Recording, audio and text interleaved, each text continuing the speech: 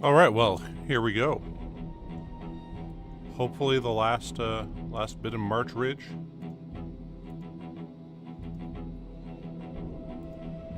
Ooh. Already clicked continue, so that's why it's a black screen here at the start rather than the usual Project Zomboid menu. Started a bit late, so I figured, hey, save 5 seconds by calling the game Tim Apple.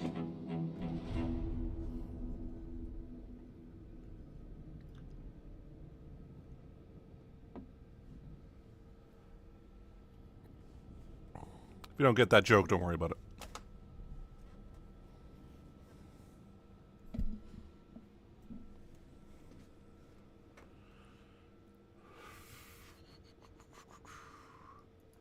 Alright. So yeah, I think we have less than 4,000 zombies in the city, maybe 3,000. So we should be able to get it done today.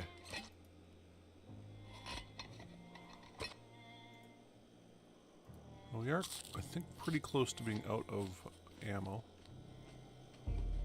Because this should weigh 3.8, so...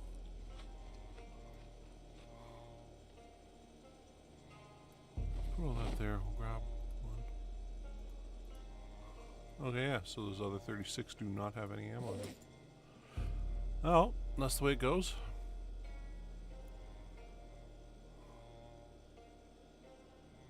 Okay, this isn't dangerous uncooked. How the hell can you eat instant popcorn uncooked? I mean, it'd just be like a bunch of kernels in a bag.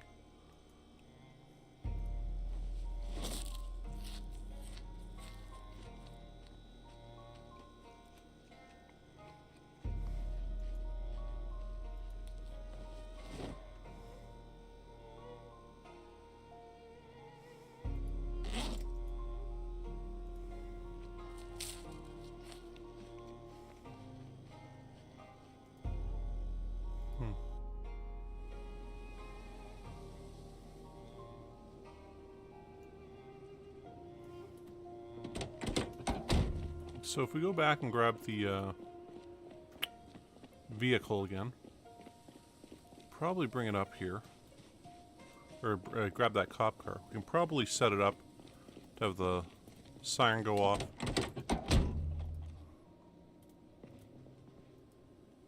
And so we'll get rid of those now. Like what other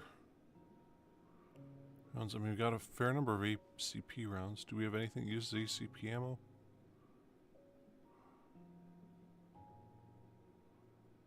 No, we don't. Unless it's in here.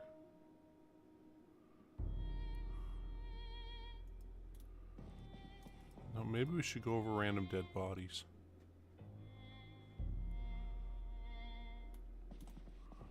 Okay, well. Good to know. We'll throw those 357 Magnum rounds there.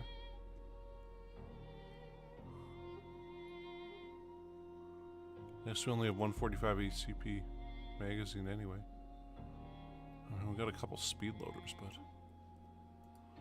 Oh, we'll see if we can find some more bullets. Might be able to.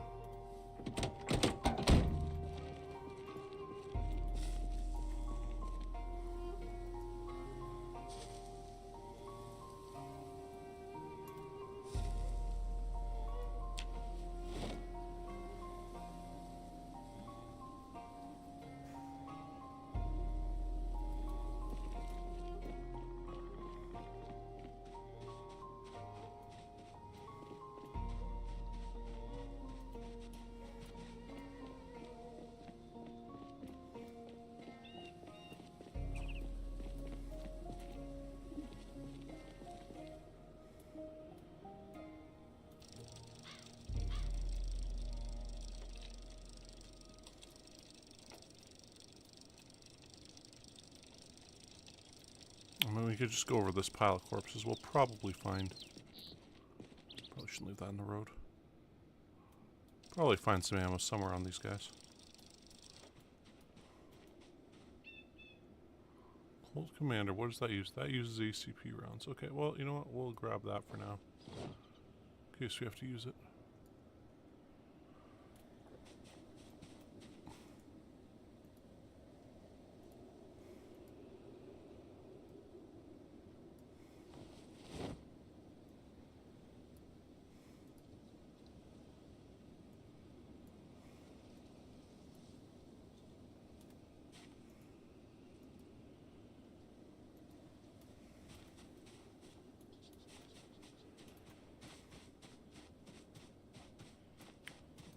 anything here?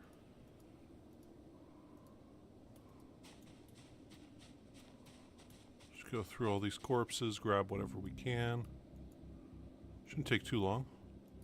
Only one digital watch. There's 8 bodies. 38 special rounds. No, we'll just leave it.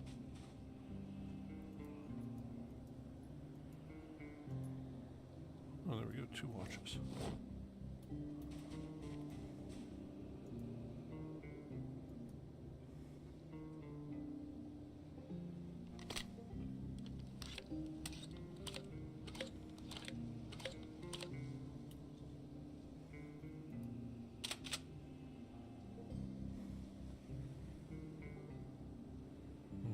I don't think we can put this shotgun down on this body. Not waste too much. We just need to find another. We can't throw it on this body.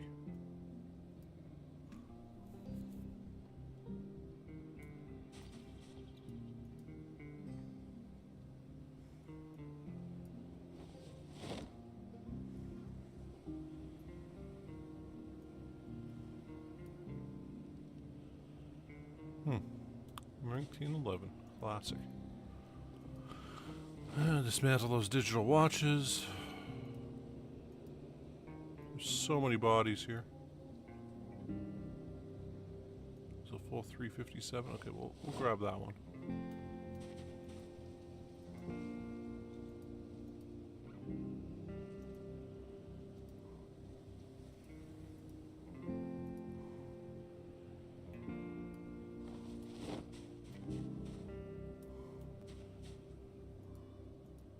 Standard edition 13-inch blade. Hey, more ACP rounds along with a decent magazine. We'll grab those. Ooh. That's actually okay. We'll grab that one. I think we got enough.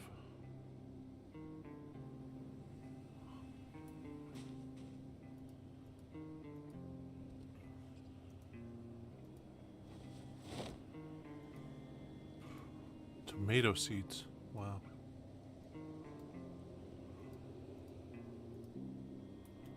I wanted to start this off with more zombie killing, but we could use a bit of ammo, so there is that.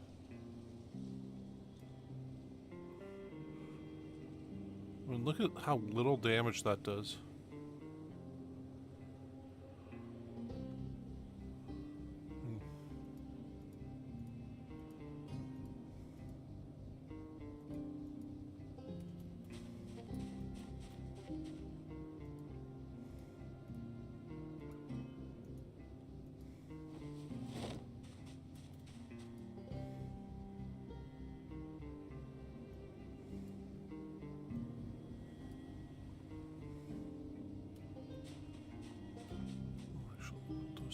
That's where they belong. We'll dismantle this.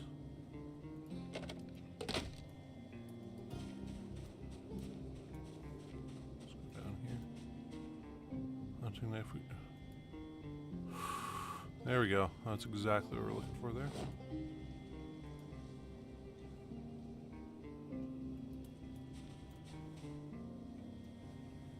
Another box of them.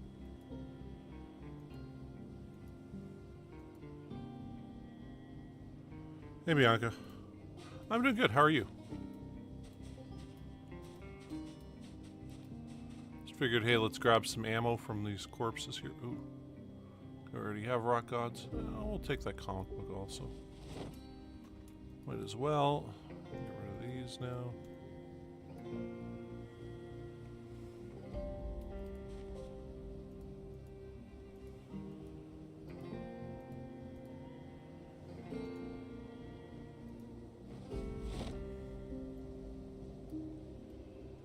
Dump that there.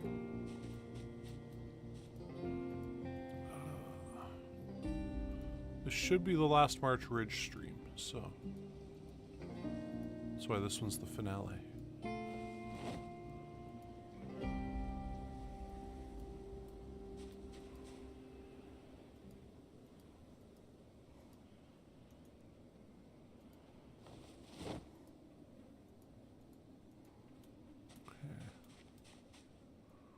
go more 919 rounds.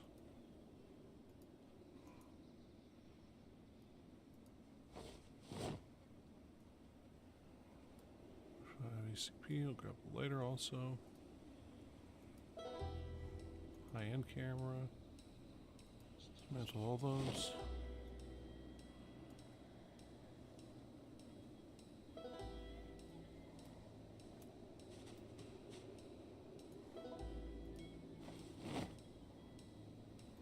Throw that there.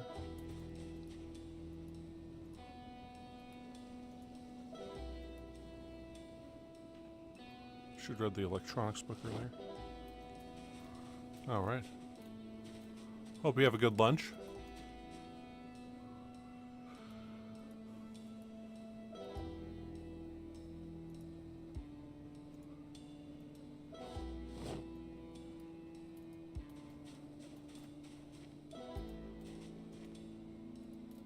We'll get to something more exciting than looting corpses for bullets in just a second here.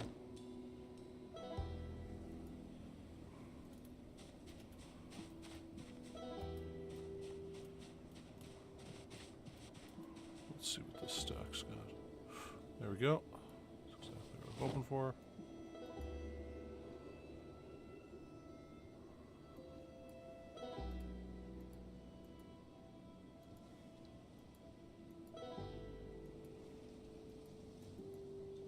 Oh wait, if I hold shift. Yeah, okay, yeah. It just improved productivity.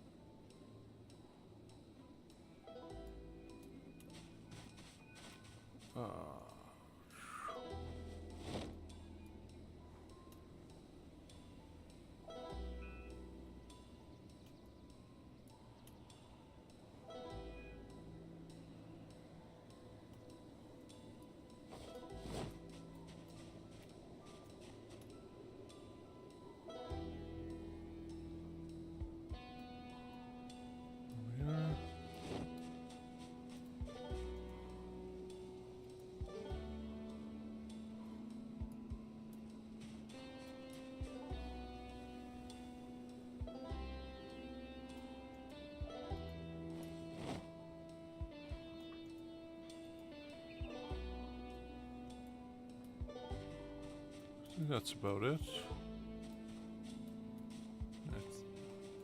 Alright, God, we can just keep going through these guys.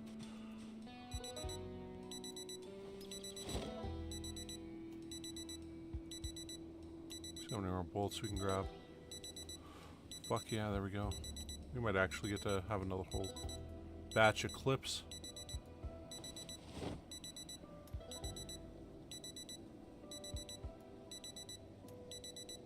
God, I really wish we'd gotten that digital watch that's going off right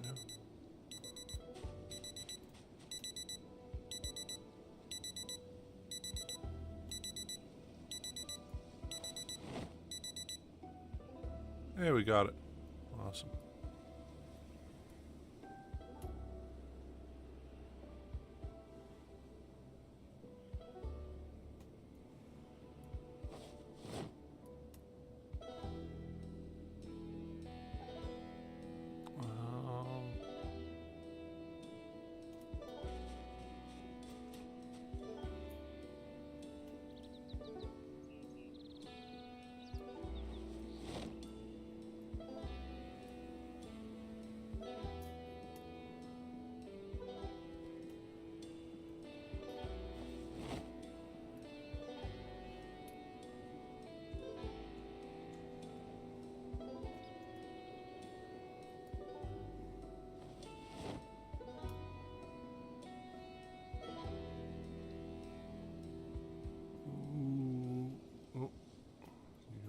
Too.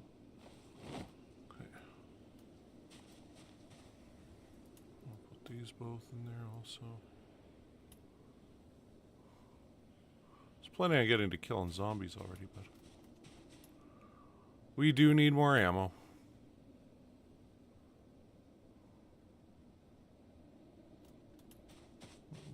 stack of bodies here. The advantage of having all the bodies stacked up like this is you can just quickly go through. Oh, we don't need beta blockers.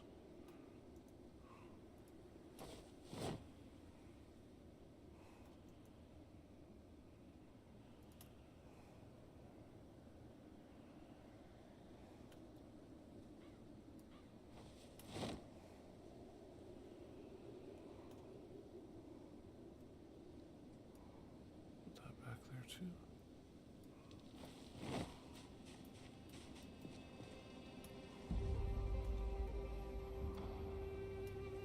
Special rounds, full double stack magazine.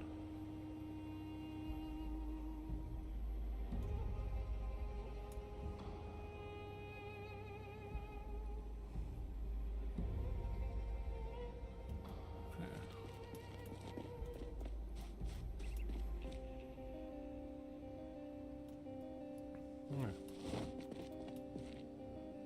Pack of smokes.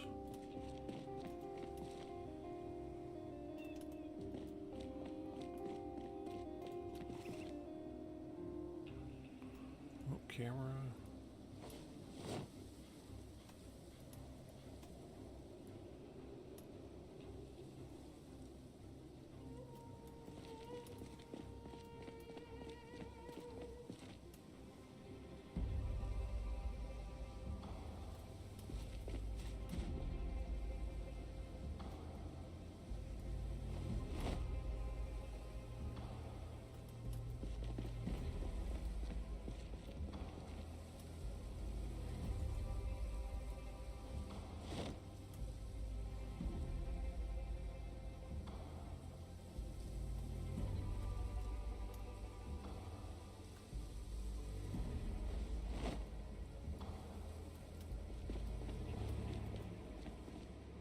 Oh, I didn't know you guys were right there.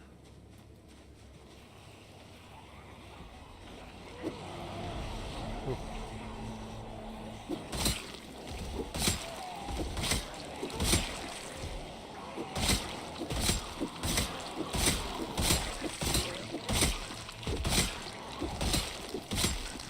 All right. Try to get you guys all in one nice little stack there so we can just quickly go through like this.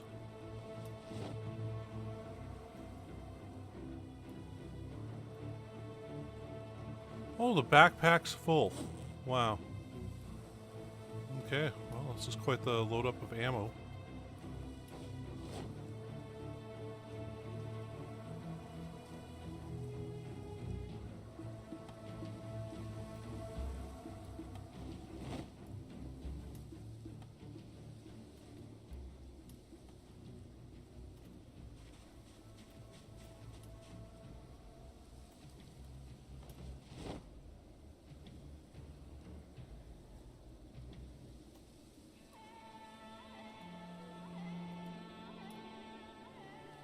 Okay, well, there we go. That's,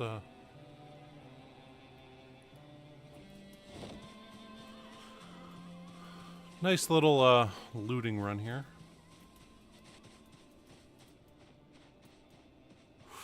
Actually, we might as well hit up these guys here, too.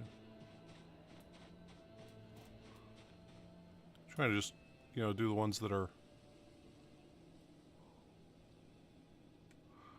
You know... I gotta say, the 22 LR just don't seem to work right for the damage it's showing there.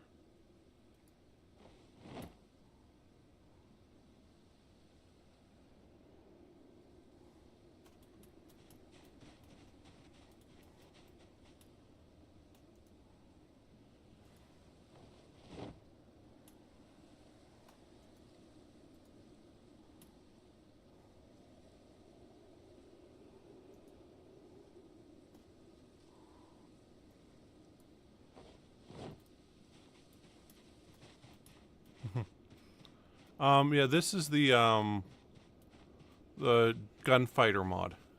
It's Arsenal 26. It's in, it's one of the weapon mods. It's in, the description of the video, actually, is all the mods in it.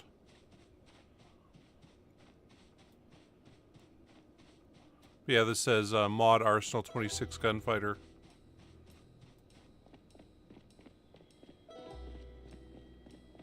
So we'll go here, we'll load up the clips, then I guess we'll go grab a bite to eat and go to sleep. And get up and go kill all the Zomboids. I gotta say, from the mod list, things I wouldn't add again is like things like the VW bug and some of the other vehicle mods. I like having the Apocalypse bus here and stuff, but some of them just feel pointless now. They just aren't working as I'd hoped.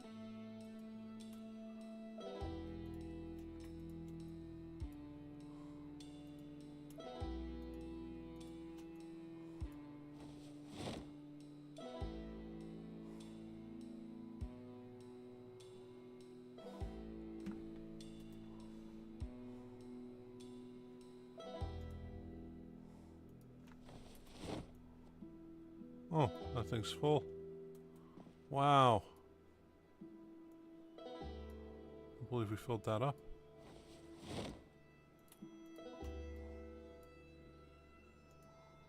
Okay, 2 boxes there. We'll put our shotgun ammo here.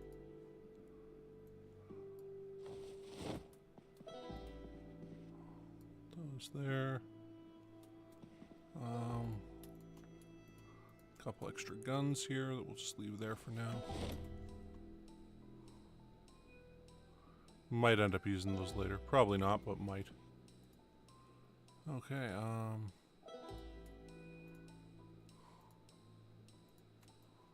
we'll put all those there.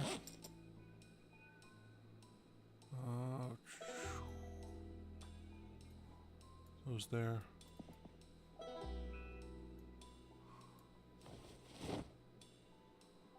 Stay there. We'll get rid of those there. Okay, I think that's about right.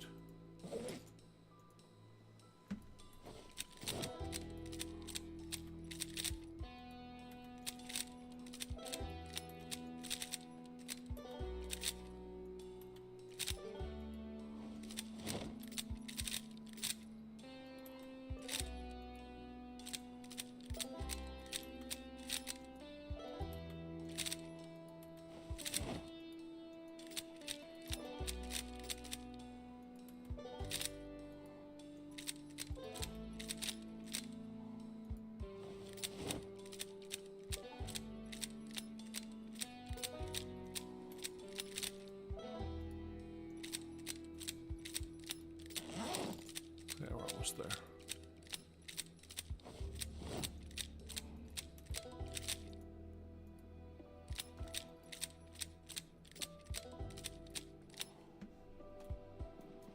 I don't know how much damage that super soaker does, if any. Okay.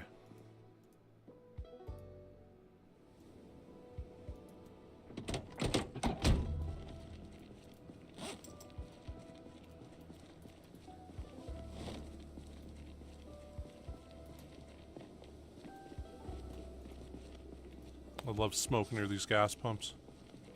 Makes me feel like such a badass.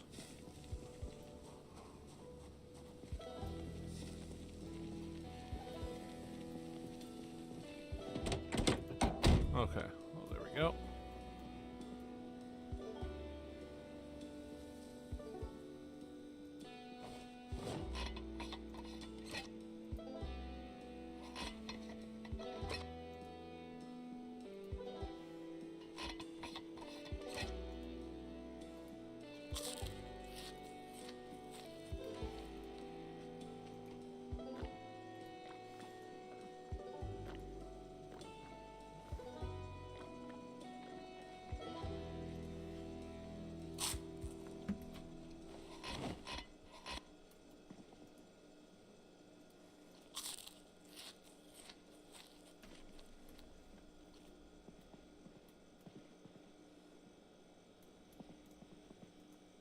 Okay, there we are.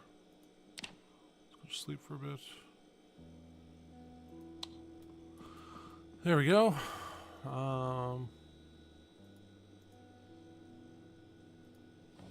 Need it. Open that. Open that. Take that as an extra thing. Okay, so we're gonna eat these beans. We'll eat the fruit cocktail. With the canned peaches open in our backpack. And then we will fill all our waters. Drink some. Okay. Now we will kill as many zombies as we can. So once again, yeah, there should be, hey Lynn. There should be 3,000-ish. I mean, plus or minus a couple hundred in the city still.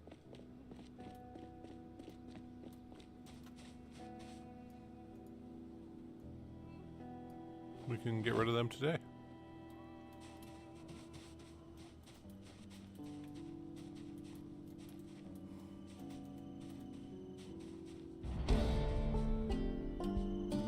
Oh, that makes sense. We really earned that strength there.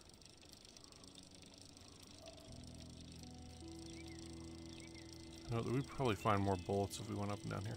Well, we'll go up and down there if we need to.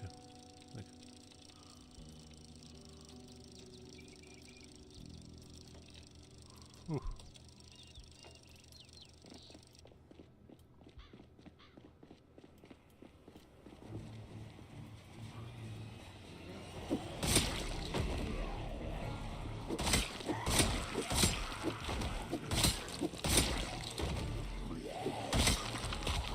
I'm like, is there a zombie behind us? I don't see him. I see one coming up between those two houses there.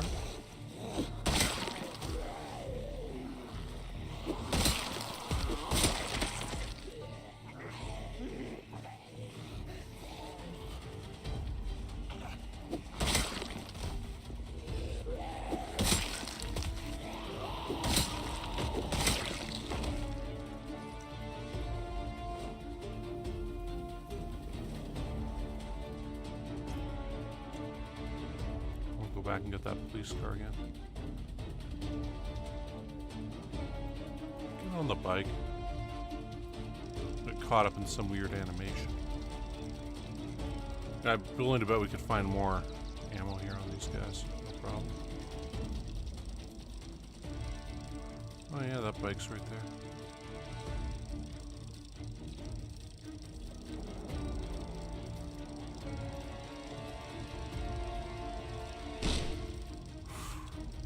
So, yeah, that's a lawn gnome. Okay. We will have to grab that guy pretty soon.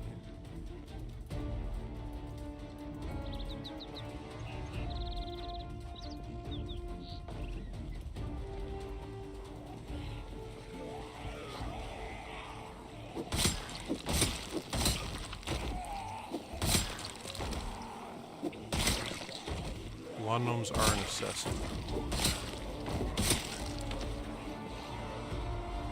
Ooh! I didn't realize you fellas would be silly like that. Okay, and we got a cord right there, huh?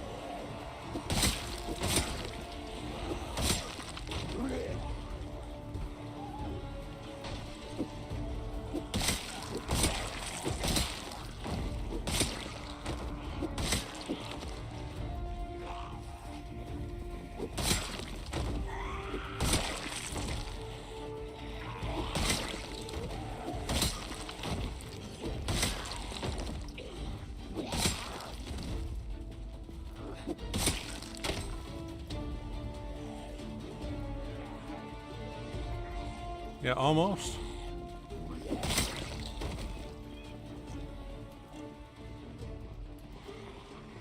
Zombies can be a bunch of sneaky Pete's on us sometimes.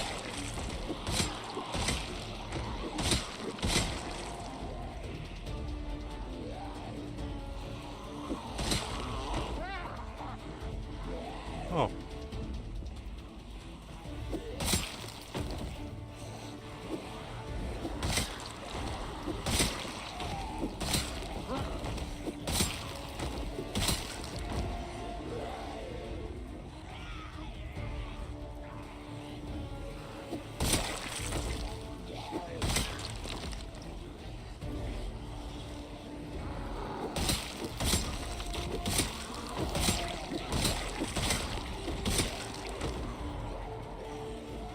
Keep trying to make sure no guys are sneaking up behind us. So that could become a bit of an issue here.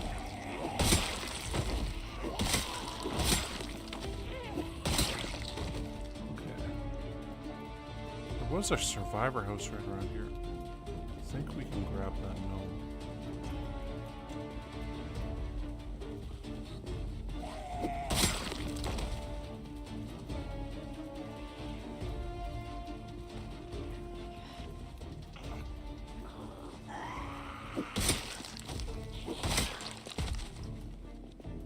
Just leave the gnome for now. There's bound to be more in these neighborhoods. Do a quick gnome slash barbecue run or something sometimes.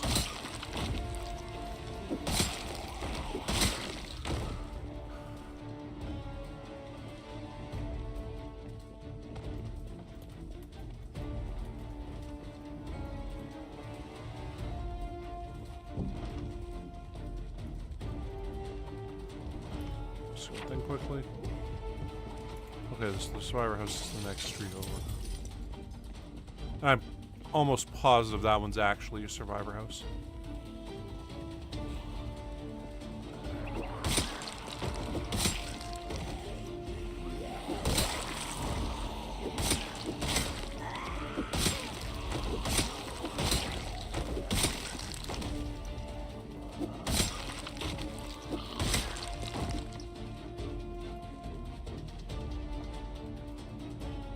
I don't think we'll be dealing with too many groups left up here.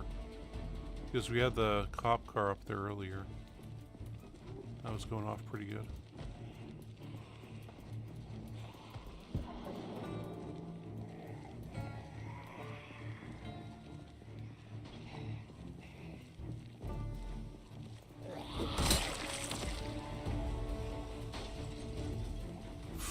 Another gnome.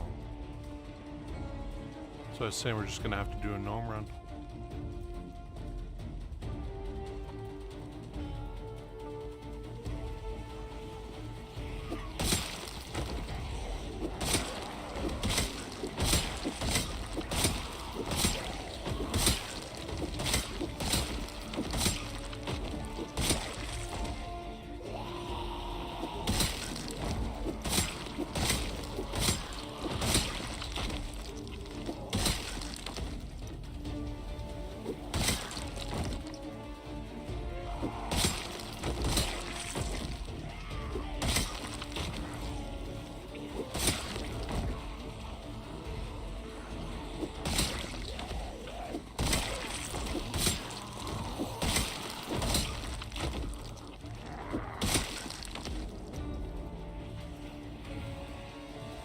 This is why I wanted to use the cop cars. That keep getting all these little stragglers out of here, there, and everywhere.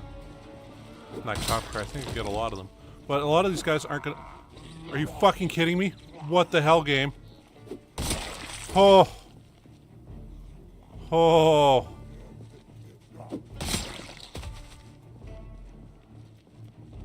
That could have been it. We missed the, spear animation there. And suppose we could go over these for a bunch of extra ammo too. Well, let's see what there is here. And like, look at this stack of bodies. One digital watch amongst them.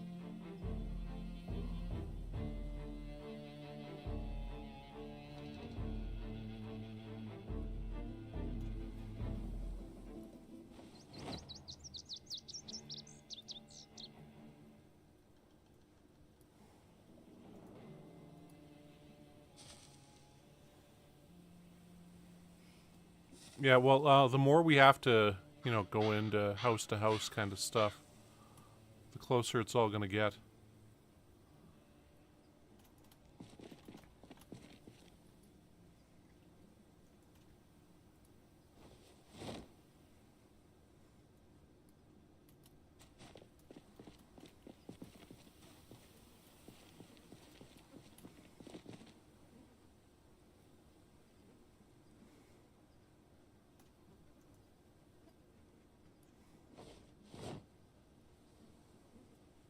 Oh, forgot we had this bike up here. Huh.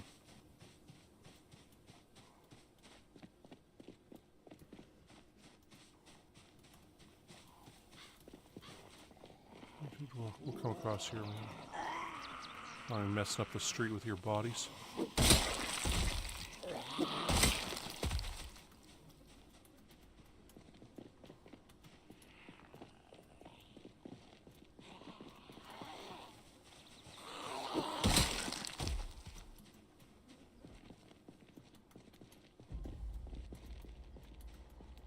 Which house?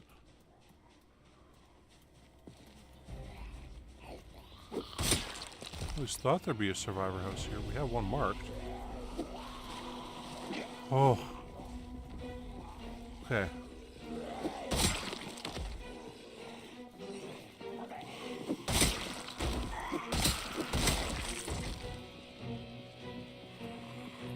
I read who it was that describes these guys as coming out of trees like Viet Cong soldiers during Vietnam or whatever.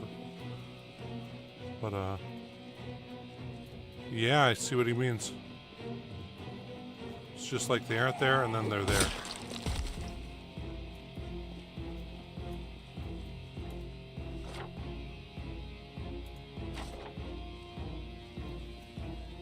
So that's this house here that we got marked, right? Make sure there's nobody behind it. There's some guys down there. We can crawl in here though.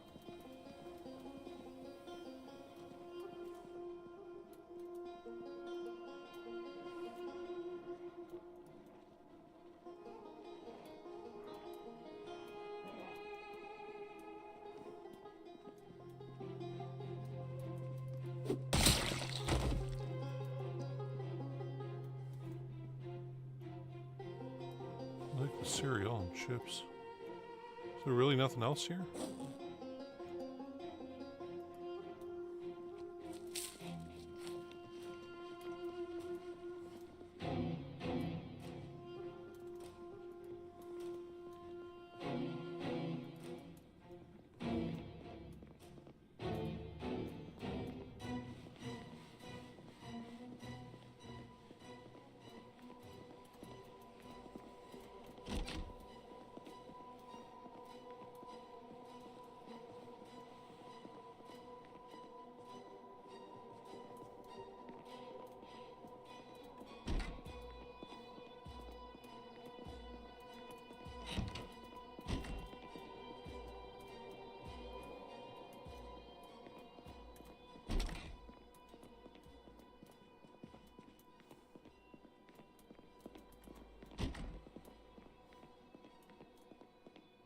A duffel bag, that's I think the good stuff.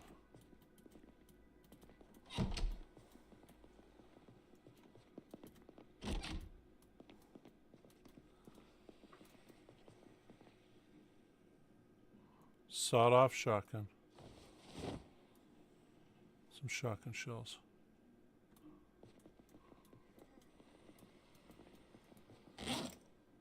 Oh. Sermon on the Mount. Okay.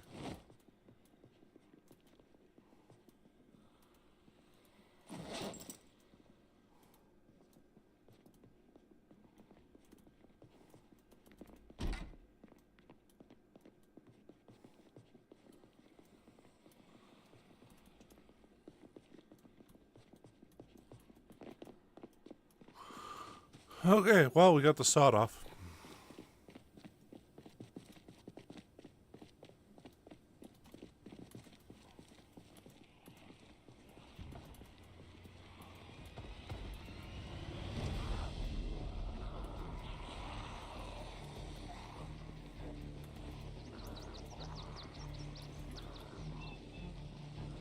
Like I said, we haven't found a single survivor house here yet.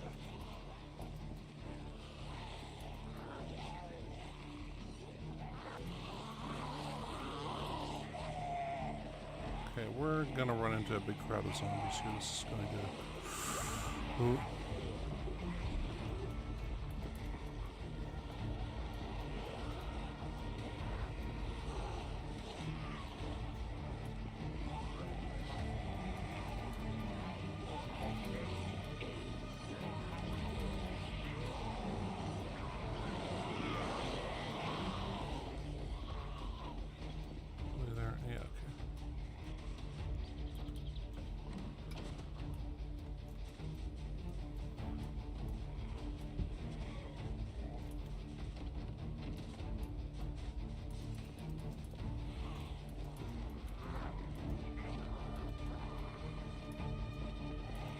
get them to kind of come down these streets here and kill them on the way.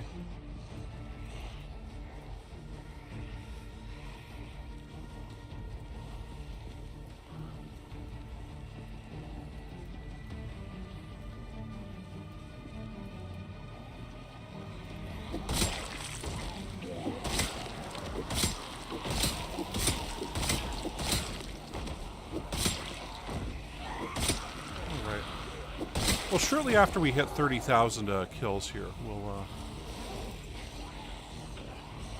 oh, would you look at that?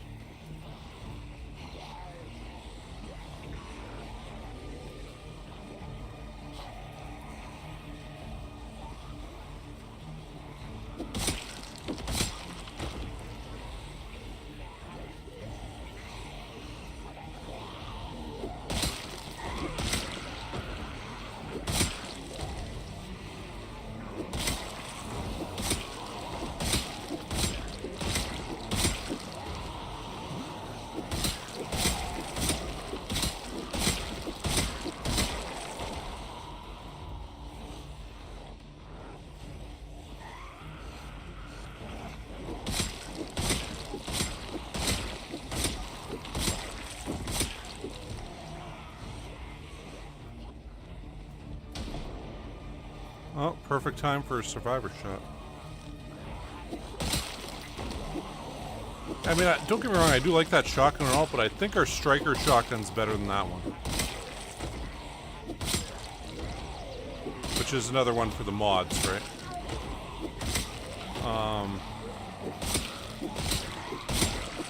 That's right, I don't remember to look at chat until it's like, hey, you got a bunch of zombies chasing you. Let's see what the chat's saying. And then I, you know, almost get bit. I'm like, hey, I should probably look at the chat when things are a lull. But it's like right now I know that hey, I gotta get back to paying attention, take 2 seconds, read this. Otherwise, you know, I'll take my time with it and get distracted.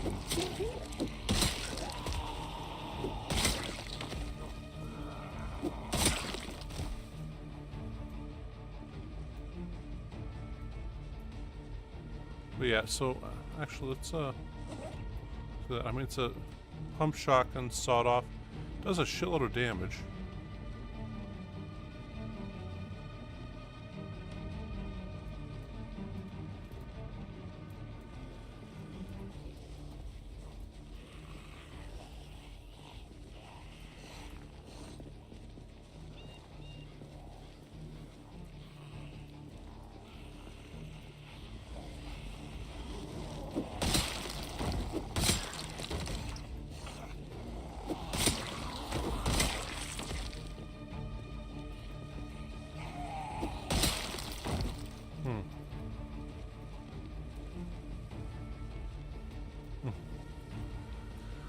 Well, the striker holds 12 bullets and it doesn't pump, it just, yeah, it automatically reloads like it's like a cylinder. Although there is something to be said for a sawed-off shotgun.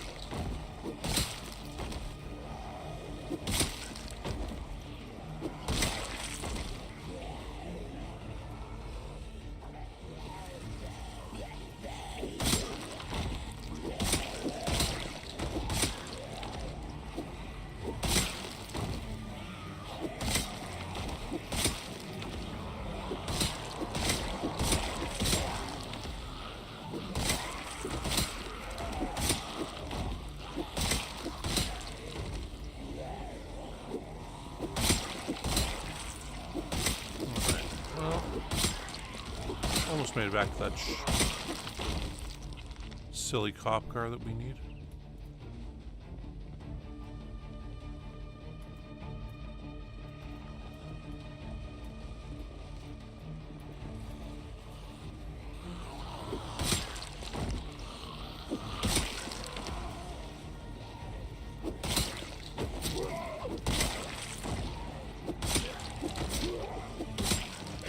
What the heck? Oh, a bunch of lag there.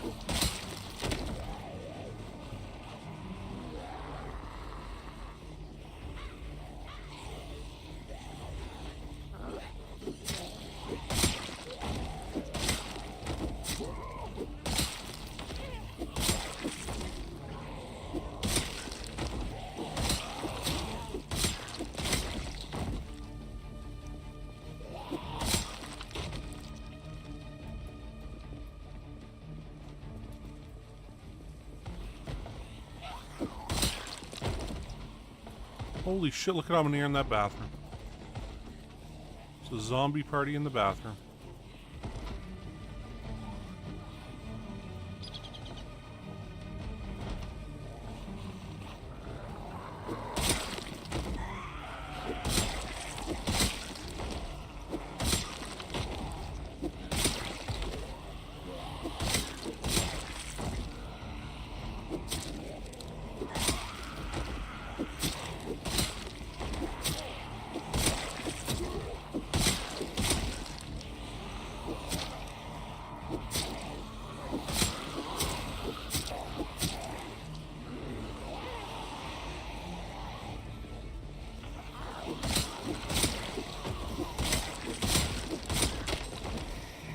Whew. And our final normal spear.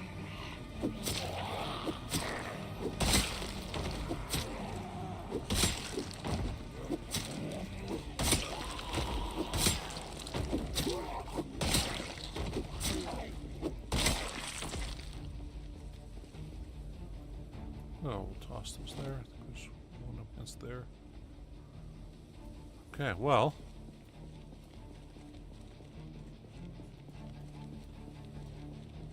So we've killed about 350 zombies so far. This stream. So that's 10% of the remaining zombies. Okay, I want to see what's in that shed.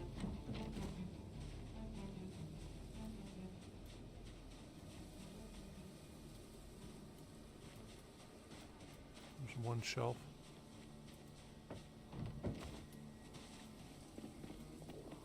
We'll see if we can actually reach the police car now. Okay, so there's some guys down there. A few guys there, a few guys there.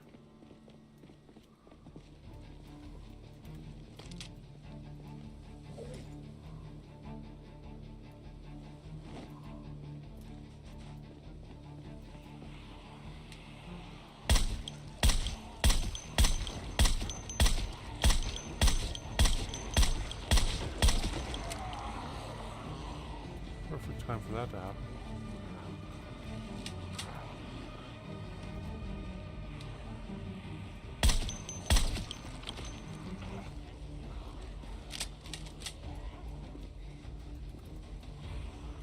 Those guys up over here.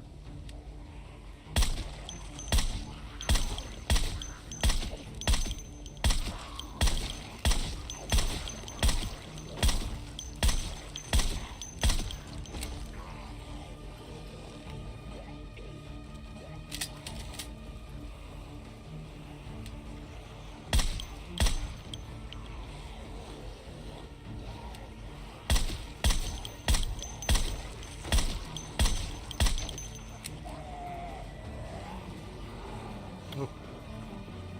Oh, here, we'll just go across over here.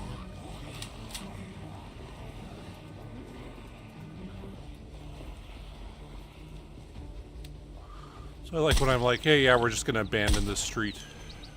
So then we get all this room to run around rather than trying to go along the sidewalk.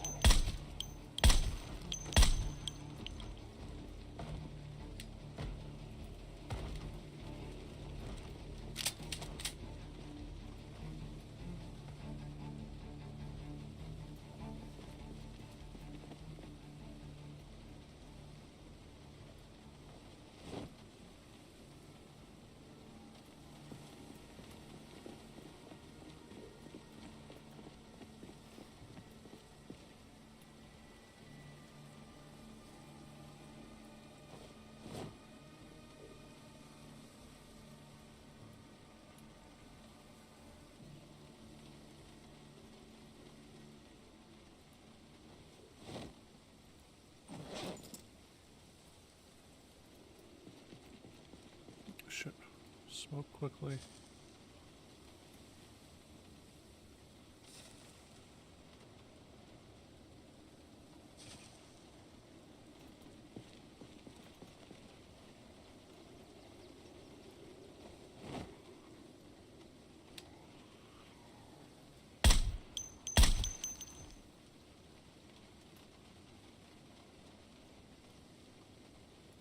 I don't even know what guns use that type of ammo there.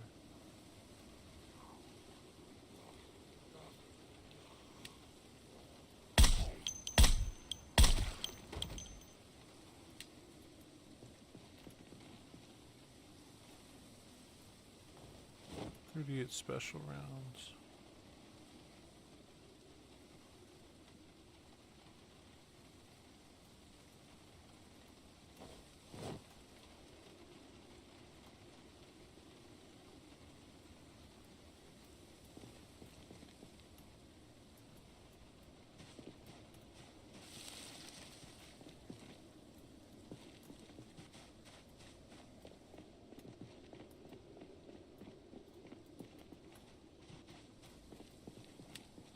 There are a couple houses on fire here.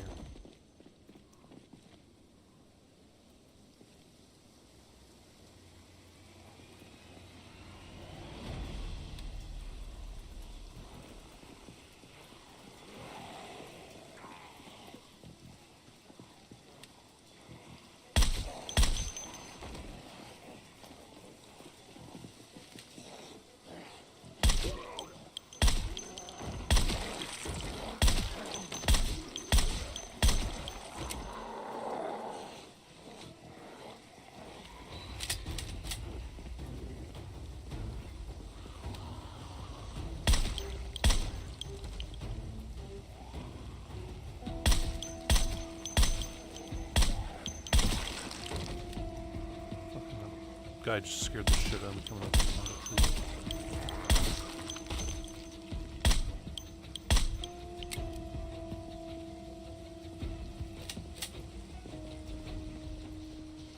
Okay, well, we almost got the cop car back. I wanted to get that back before the end of this day.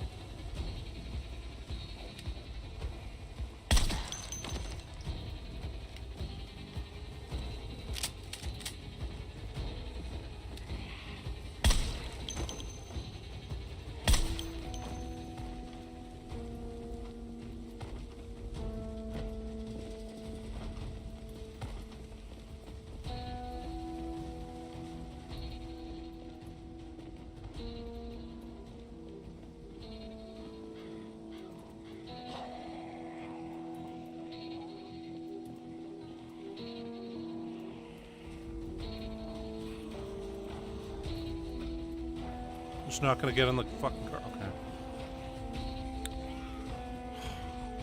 I had a plan.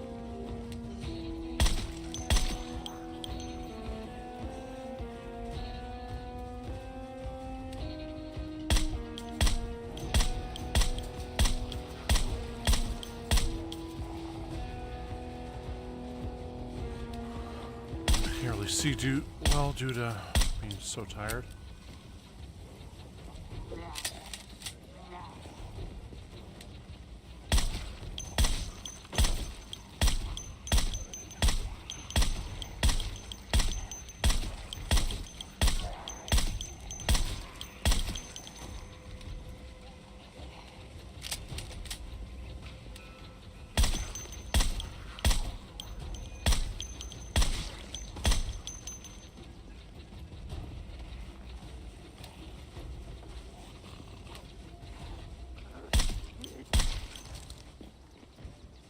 Actually get the cop car now. Okay, it looks like it. Looks like we can finally grab this beast, okay.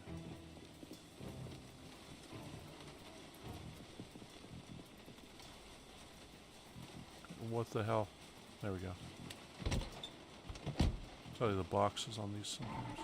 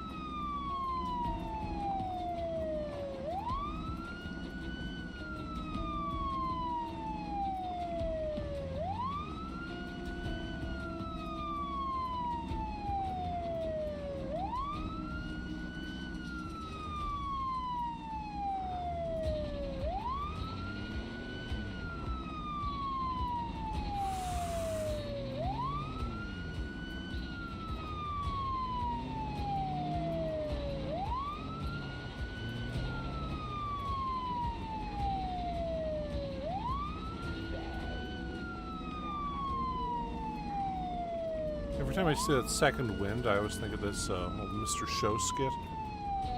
I'm not sure if you guys have ever seen Mr. Show. It's actually quite good. It's Bob Odenkirk and David Cross. Way before they did, shit that made them actually famous. Anyway,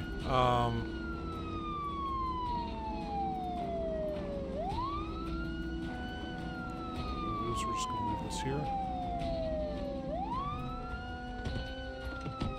Let that attract all the zombies from all around. Now we'll run back. Anyway. So, Bob Odenkirk and David Cross did this thing that was, it was a sketch comedy show, and they had one skit that was, called Second Wind. And there was it Fartin' Tom or something? Anyway, he was the world's only fartist, and he told a story through, like, farting and stuff like that.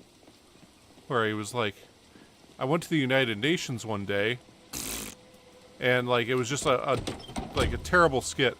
But the thing is, like, while the guy's, like, doing his routine about this farting thing that he does, this guy in the crowd, he's like, and then I went out here and then you hear this, like, loud fart. And he's like, whoa, whoa, whoa, that wasn't me. That wasn't the punchline. Who did that? Who did that? And he's, like, freaking out, and then Bob Odenkirk comes out of the crowd and goes, I'm sorry, sir, that was me. I can't help it. I've got bad gas right now. I'm sorry, I'm trying to stop. And anyway, so he destroys the whole show. But then Bob Odenkirk's character gets a show that's called Fartin' Gary in Second Wind. And anyway, it was just absolutely stupid, but quite humorous at the same time. It's Mr. Show, they do some good stuff. Anyway, well, let's drink. We'll fill all of our stuff. And we'll wash ourselves, I guess, and then we'll go to sleep.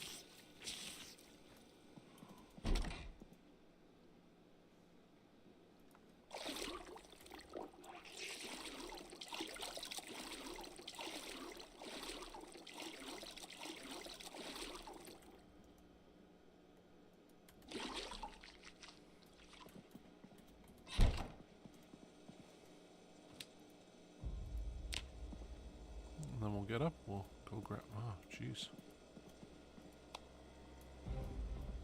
It's dark out.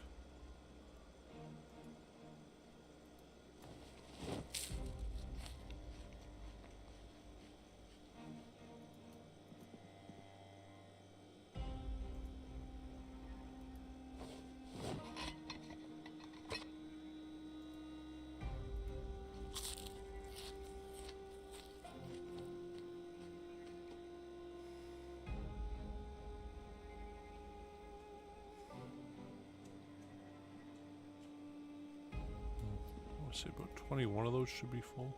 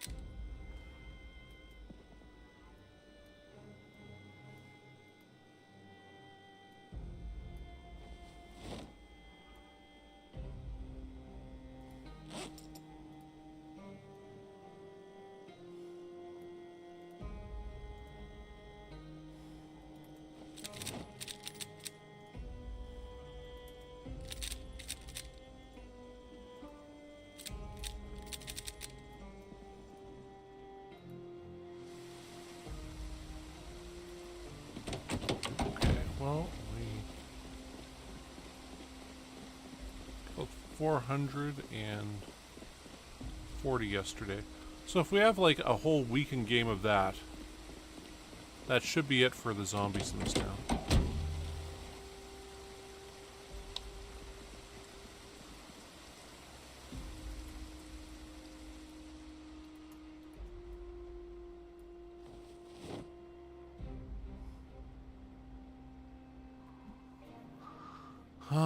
Okay.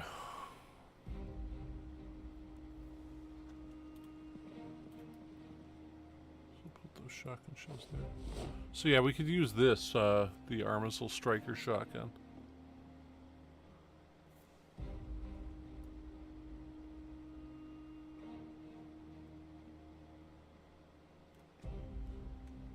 Yeah, man, it's the same damage and everything. Wonder if one weighs less.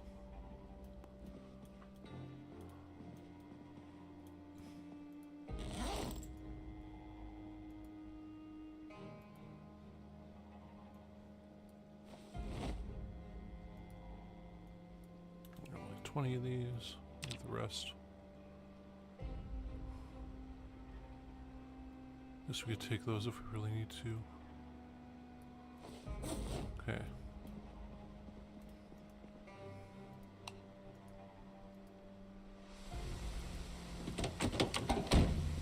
It's gonna kind of suck fighting this, but oh well. Gotta go kill the guys near that police car. See if we can, you know, fully end this thing. I mean, I said finale today because I'm like, yeah, we gotta get it done. We're gonna get it done. All that stuff.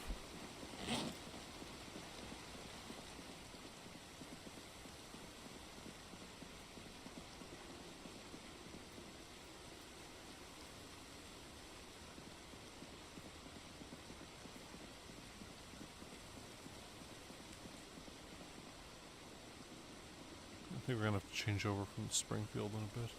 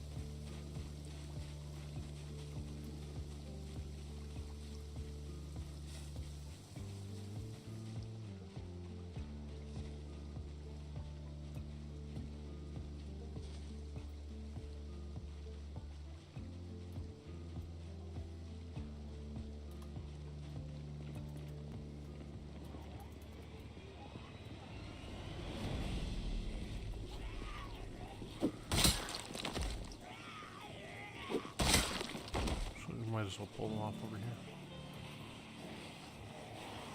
Leave the road kind of clear.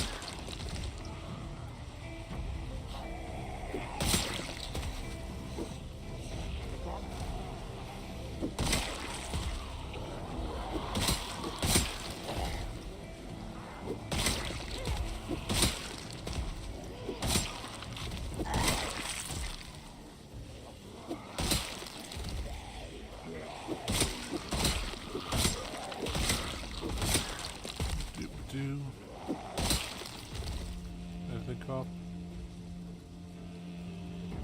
Well, you got a couple bolts for us. We'll take them.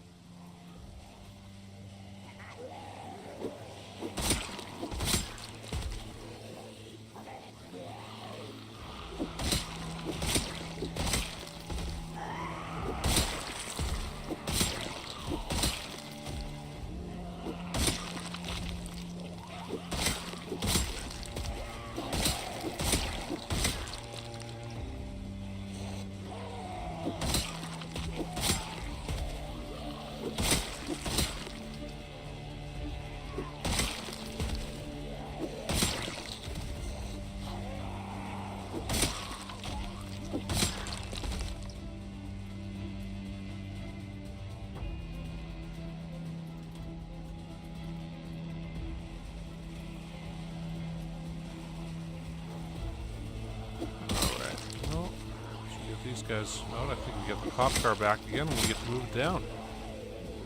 Try to attract the remaining zombies in the city. Huh.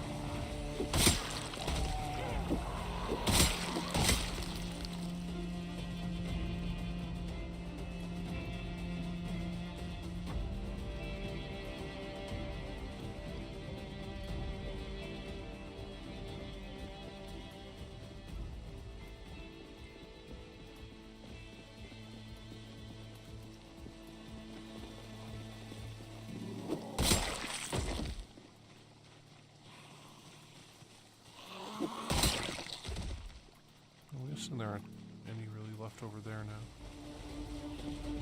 Doesn't feel like that. No, no, no. Whoa.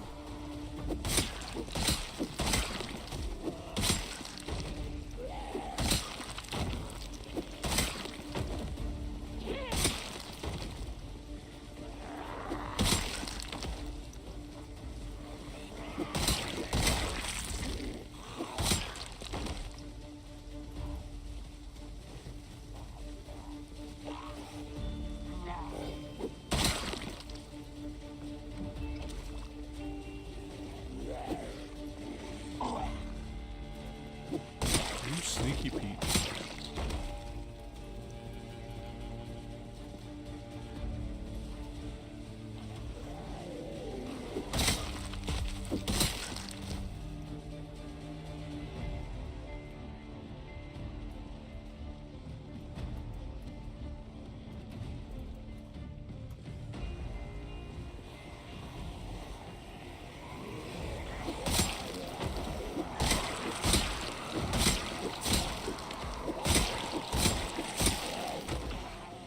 Whoa. Where the hell did you guys come from?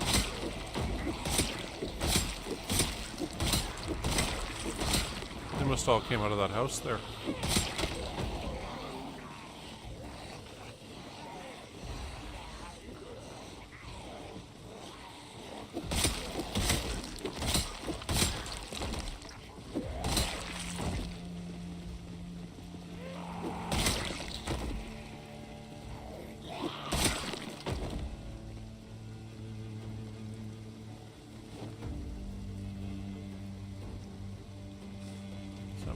Smoke. Okay, so 28.5. I mean,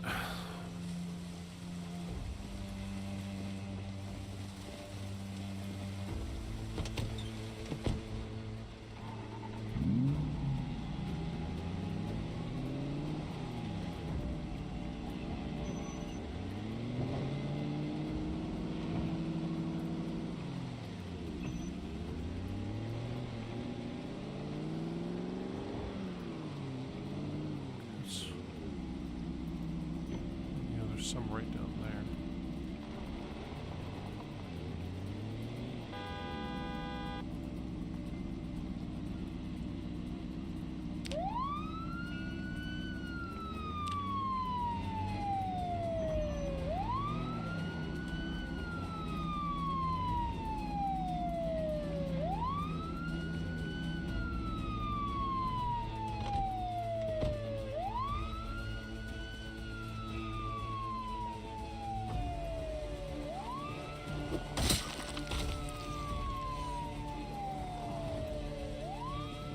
Sounded a bit closer than those guys were.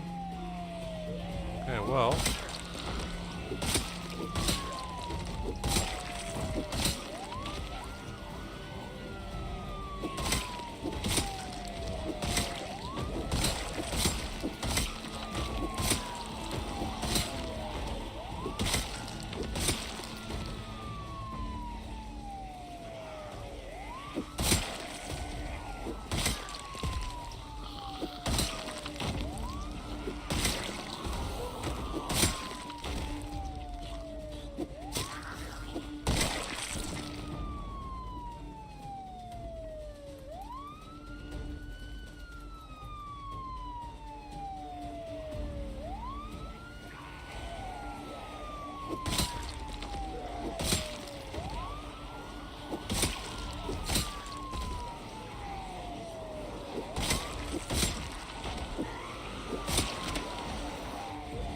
Perfect time for that to happen.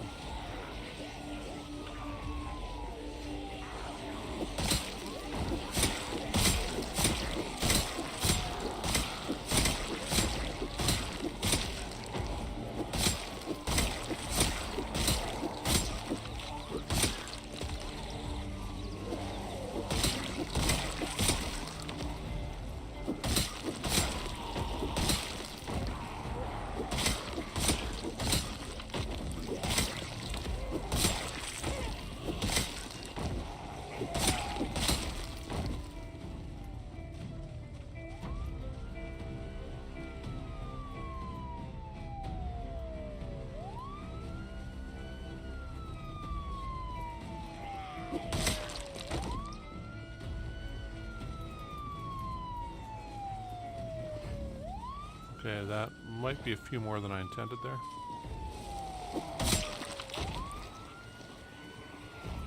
Oh no, I think we got this.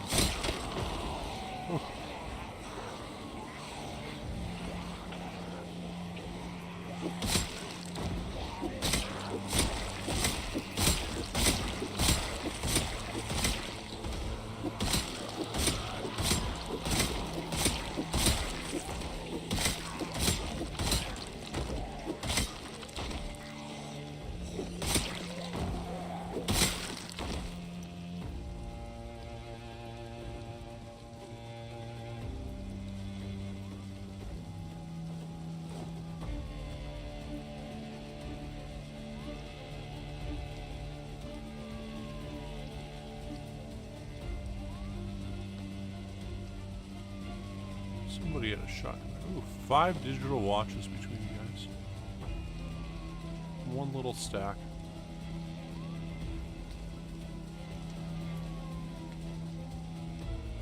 I don't want to just go in one of these houses here and grab a bit of food. 3 spears left. I couldn't find that one. There we go. Take that. Hey, that's got bullets. Awesome.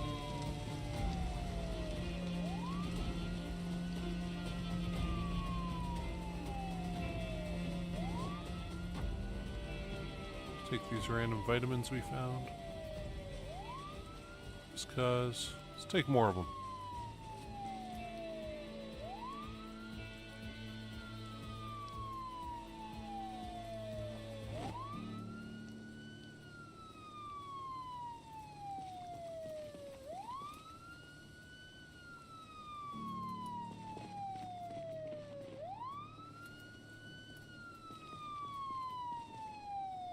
Oh shit, I didn't think they'd all come like that. Well.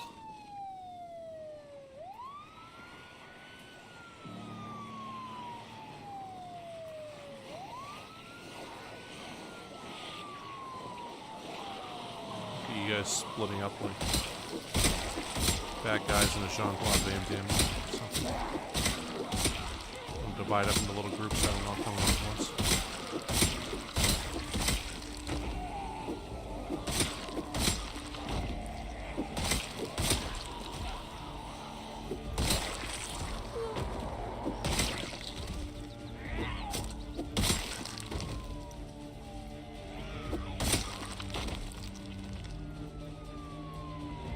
Okay, well let's free the cop car again.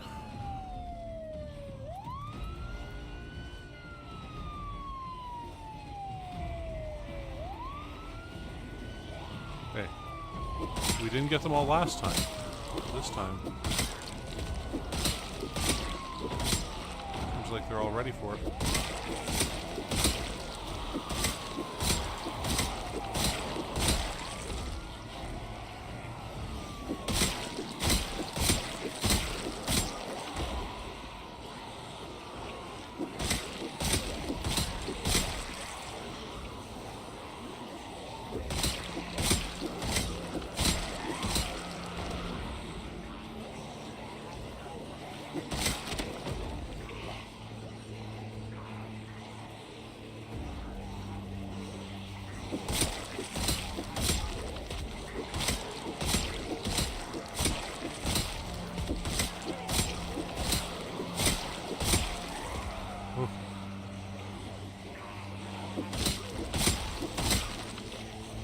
has got to be most of the zombies that are left over in this.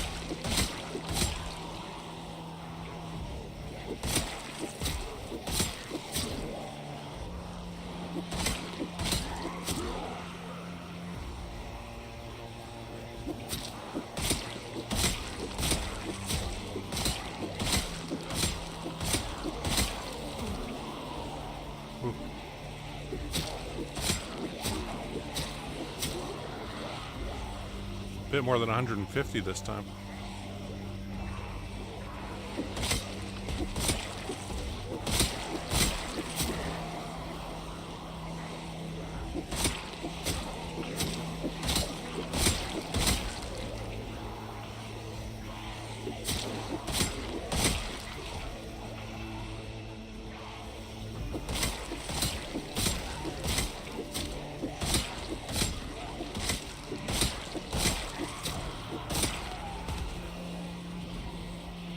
Starting to hit the, I didn't want to bring on my goddamn flashlight.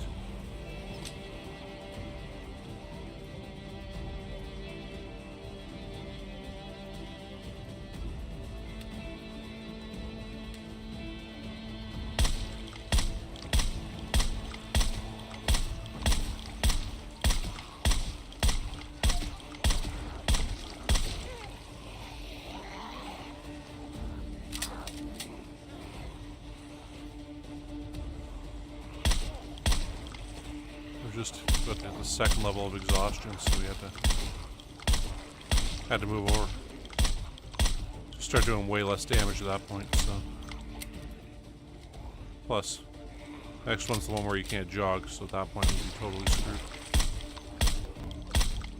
Well, they'd say can barely jog, so you can still jog with that one, but it's get down one lower, you can't anymore, right? So.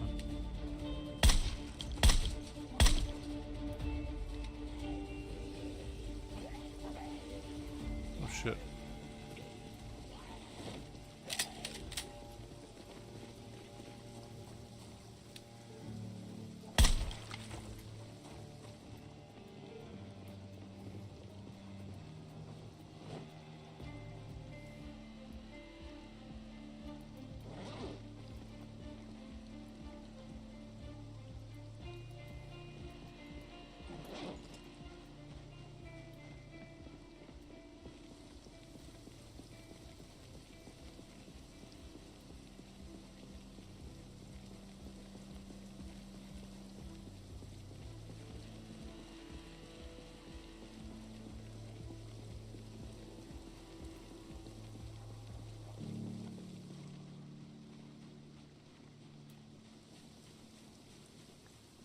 Okay, we're 75 away from the big 29,000.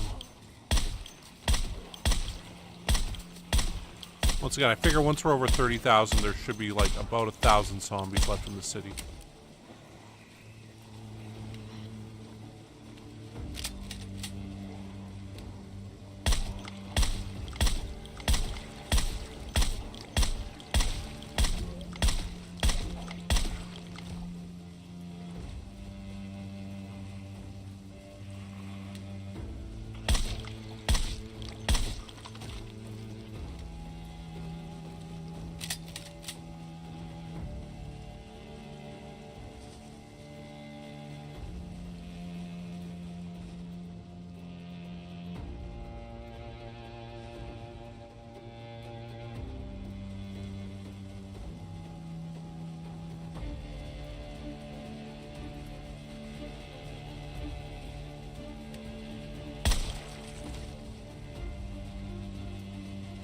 See how many are on the cop car still.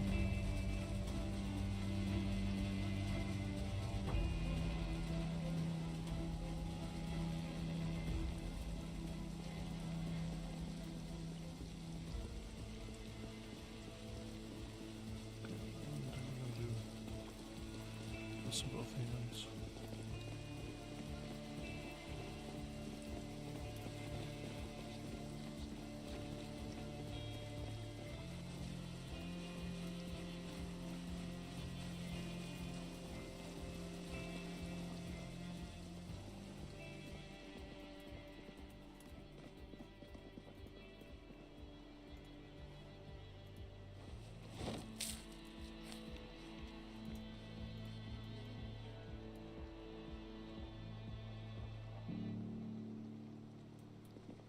actually need all that. Oh, there we go.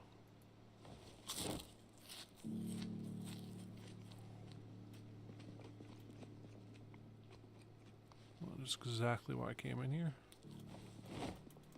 Sure, exhaustion doesn't get too high or anything. Soy sauce, we'll take that.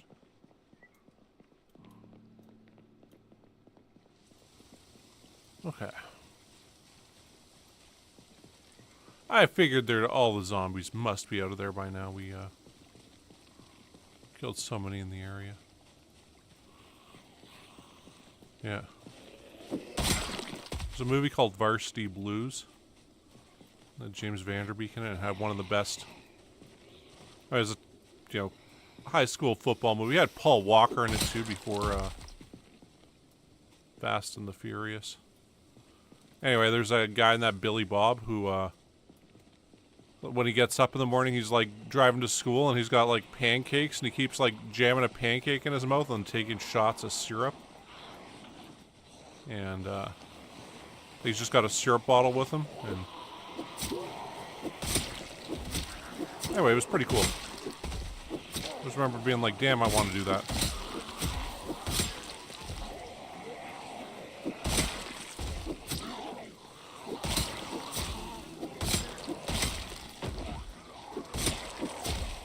Oh yeah, the great line in it was, "This game might have been the biggest game of your life, but I don't want your life." And this terrible Texas accent. Anyway.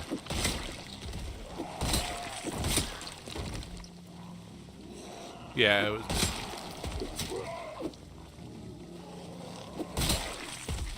Actually, it starred John Voight, too. Anyway.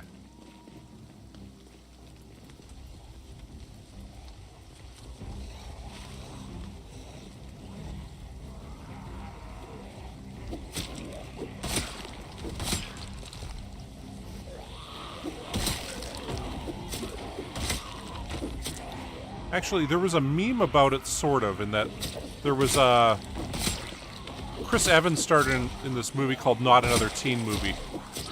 And, anyway, in that movie he wore a whipped cream bikini. And that was an homage to this. So this girl tries to seduce James Van Der Beek when he becomes the new quarterback by wearing a whipped cream bikini. So then in Not Another Teen Movie, Chris Evans, Captain America, came out wearing a whipped cream bikini. And,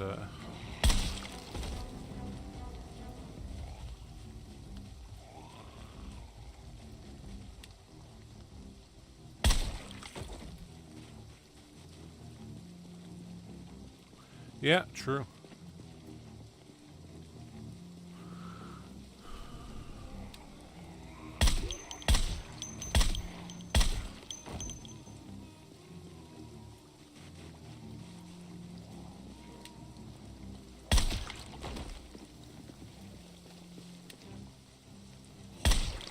You know, being from Saskatoon here, we have our own berry, which is known as the Saskatoon berry. I don't know what else that...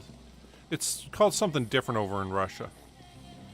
But anyway, so there's actually Saskatoon berry syrup, which I find quite fantastic. Okay, we're at over 29,000. Power level's over 29,000 now.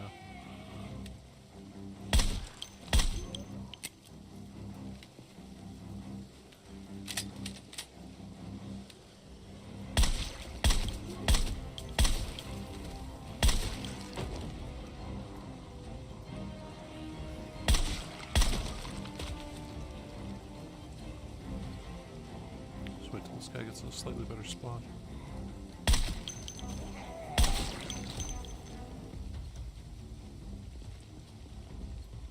Okay.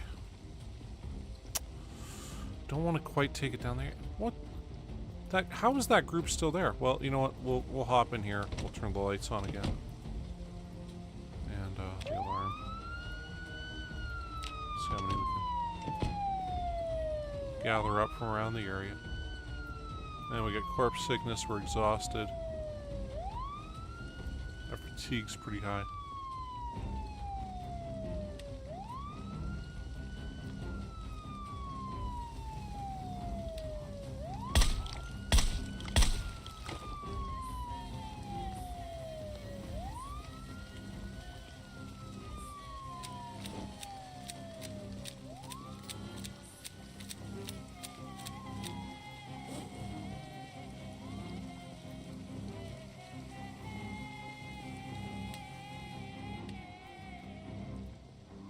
We'll go, like, read a book or something.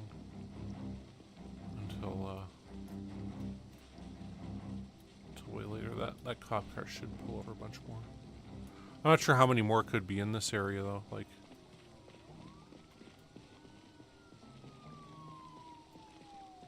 yeah, that's not really too many.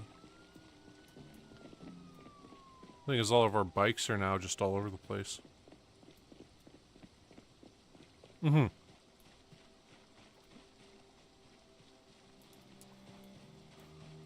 I'm not sure if y'all call them Saskatoon berries down there, if you even have them. The city Saskatoon got its name because of the berry, because when the Europeans asked the natives what's there, they said Saskatoonisis, and they thought it was the river, was what they were talking about.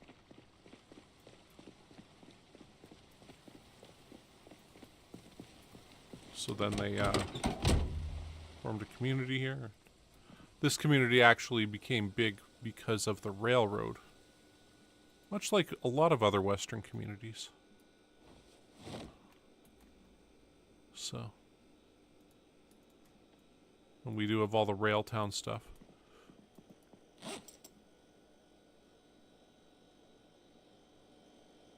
Okay,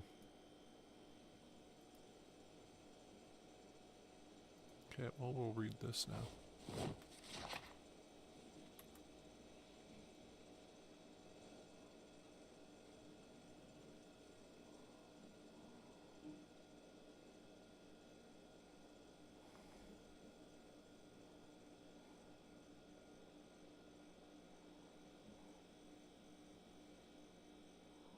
We'll be able to get to sleep by midnight, hopefully.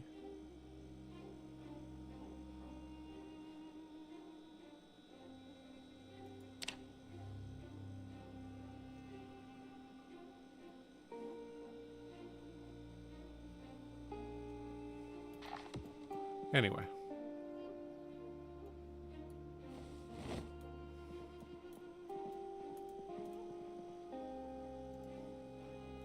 Smoke quickly.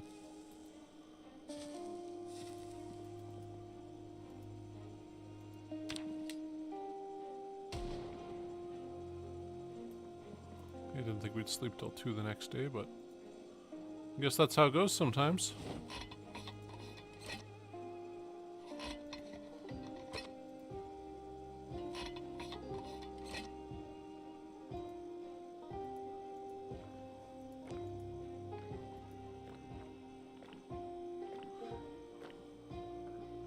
Yeah, Saskatoon berry pie is it's another big thing. But yeah, there's even syrup that can be made out of it. It's sort of like... to describe it's like people go to Nashville and they get some kind of like barbecue sauce. For us, it's like, you know, you go here, it's, hey, you get some of the syrup.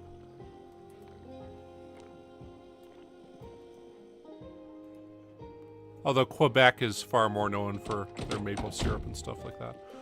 I don't think we even have maple syrup here. Alright. There that is. Oh, forgot to fill up the water, but oh well. So let's grab, what, 5 of these? Oh, I did. I'm gonna have to get them out of there.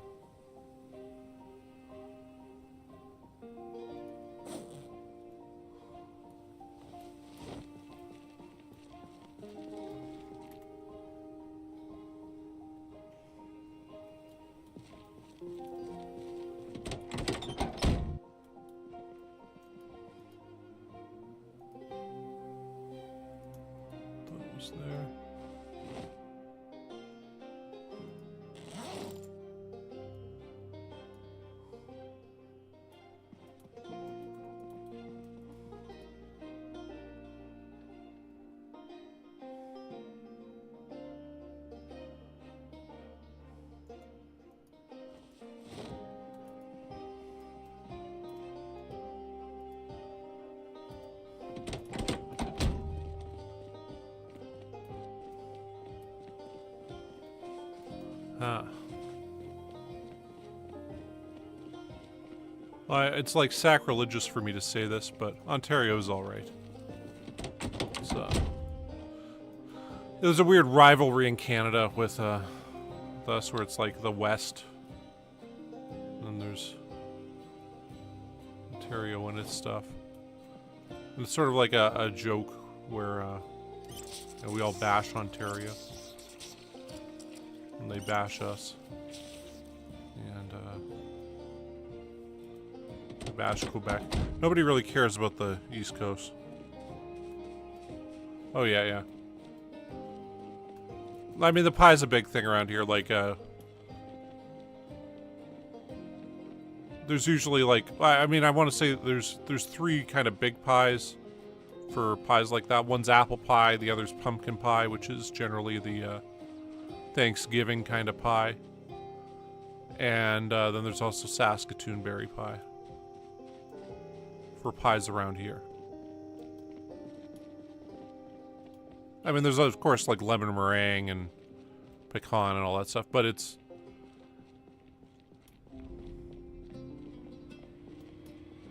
like, hey, you know, we got the Saskatoon berries. We better be big promoters of the pie too. What else can we make out of this? There's a company in Regina that does a Saskatoon berry mead once a year that they always sell out of like the day of. Anyway.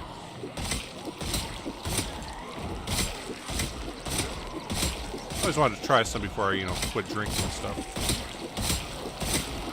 But, oh well. One of those things that I guess will just have to be a mystery to me.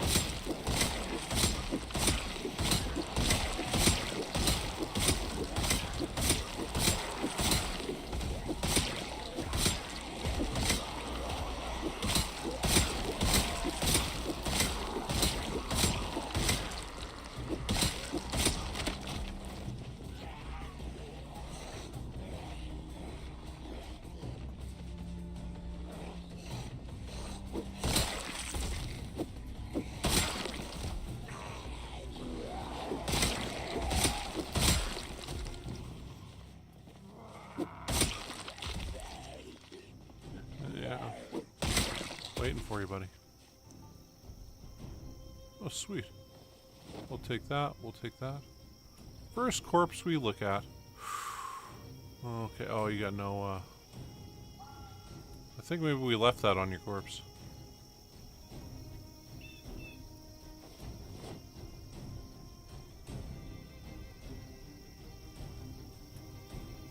So what happened to that Glock? Not quite good enough for us. This one.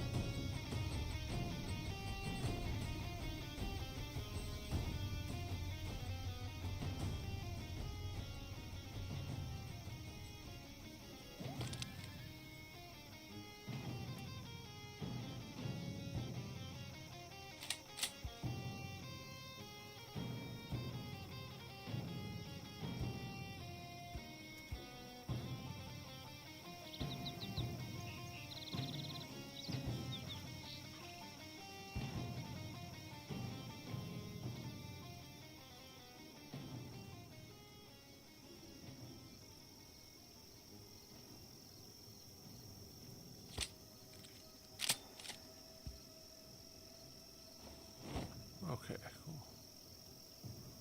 Go to the Springfield XD. I don't think there's anything else here. Nope. We'll dump that off on one of these bodies here because it's too damaged. Oh, there we go. More bullets. Perfect spot to find some stuff.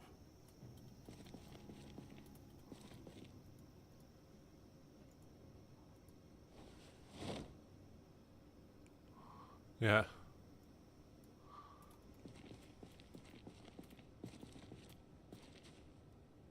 For me, I always think of Sweeney Todd whenever I think of pies and stuff.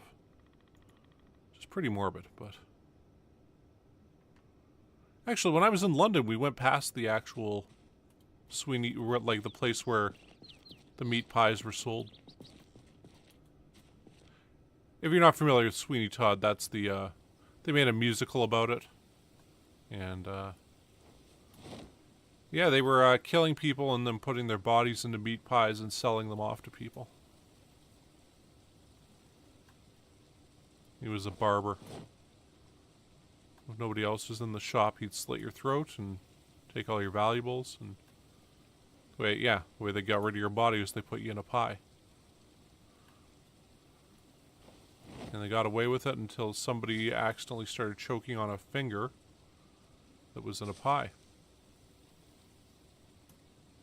And they said, what the hell's going on here? And, yeah, rest is history.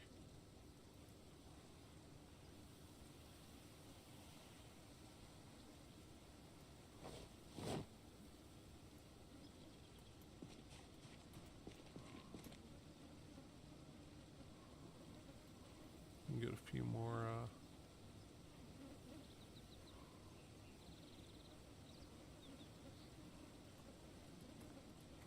random bullets here.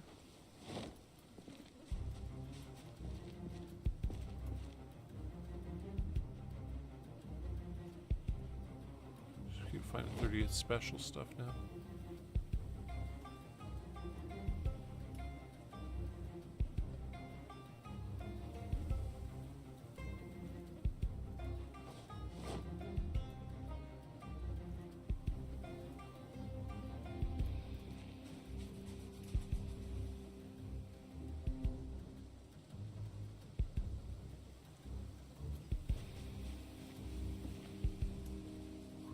Yeah. I'm not sure if you guys have ever seen Mindhunter, but apparently Ed Kemper is the guy who inspired Hannibal Lecter. Like the character Hannibal Lecter.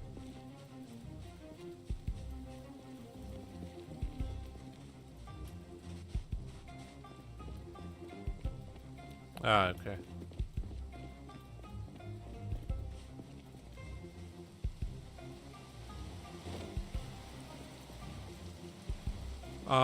Ed Kemper, he's the co-ed killer. He was 6'9", 300 pounds. Yeah.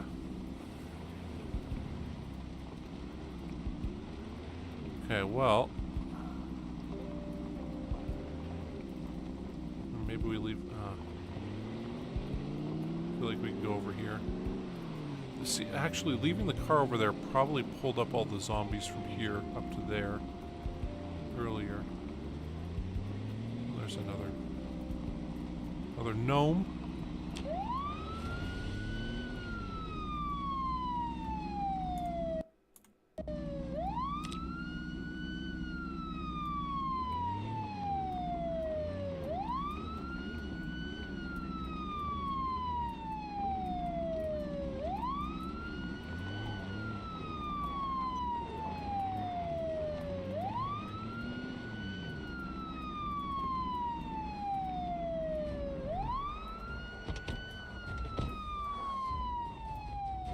Yeah.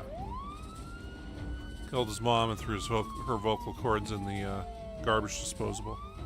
Okay, yeah, for sure, animations. School is more important than my stream. I will agree with that much.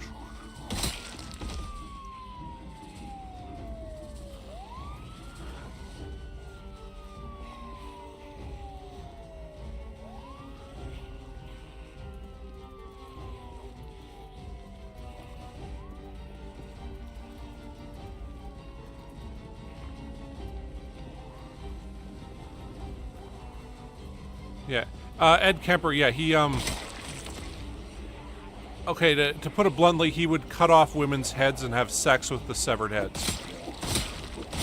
That's, but he's the guy who inspired the art of criminal profiling and figuring out the psychology behind why these guys do what they do. And, anyway, they kind of show that in Mindhunter that, because he had like 140 IQ or something like that. And he grew up in a mental institution from the age of 15. So he knew all the, like, psychologist lingo and everything. And he got put in a mental institution because he killed his grandparents. And then they said he's rehabilitated when he was like 21. They sent him back to live with his mother, despite the psychologists and psychiatrists saying no, he shouldn't live with her. She's a terrible influence on him. And anyway, so like he knew all the lingo and, you know, would talk to the guys who came up with the art of psychological profiling of criminals, and he could tell them, like, you can watch actual interviews with the guy, and like, I mean, man, okay, like there's this part where he's talking about picking up hitchhikers, because that's how he like lured these women in. And he explained that, like, if he pulled his car over and was, like, smiling, like, oh yeah, get in the car, everybody was always hesitant about it. That they didn't want to get in the car. They were like, why would I get in with this guy? This is creepy. But if he pulled over, looked at his watch and said, hey, look, are you getting in or not? I've got places to be. People would get right in the car. And he said it was like... Well, he was describing, he's like, you know, the psychology of it, or wait, not the psychology, the sociology of it. And I'm like, what kind of nerd differentiates between psychology and sociology of something? Like, it's just, I mean, it's one of those mundane differences, but it's like the fact that he would actually go out of his way to, you know, say, oh, wait, sorry, not the psychology, the sociology of it, is... I mean, to me, I'm like, wow, man, like, you know your shit if you're actually, you know, going that far with it to be like, hey, my bad, I didn't mean psychology, I meant the sociology of it. I misspoke. Anyway.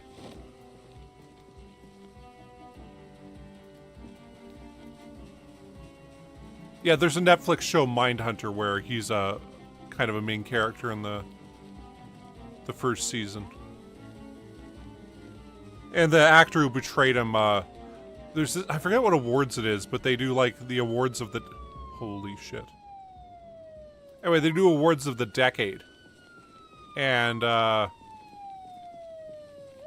he got the runner-up to best guest star of the decade. Okay, wow, this is that is a lot of zombies. The winner was Pedro Pascal for Game of Thrones. Which, yeah, he stole that whole season as the Viper.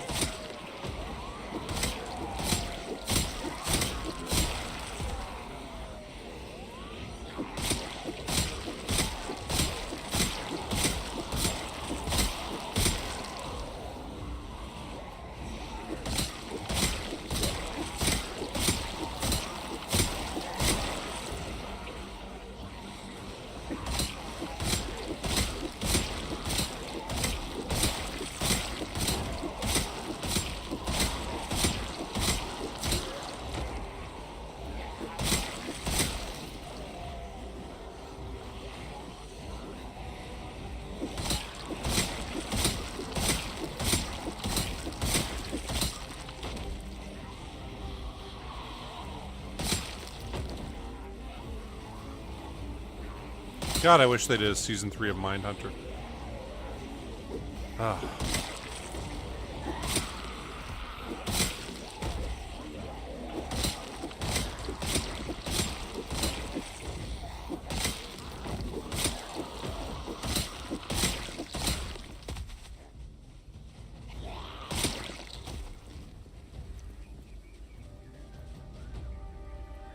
It was one of those shows that was just...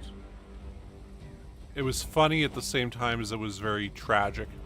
And I mean, I wouldn't say it sensationalized the kills or the killings and stuff like that. Because, like, unlike other shows, they're not, like, showing these killings happening and all this stuff. It's all just interviews with the guys afterwards when they're in prison, talking about their crimes and trying to figure out, like, why did they become the way they did, and yeah, it was quite the series.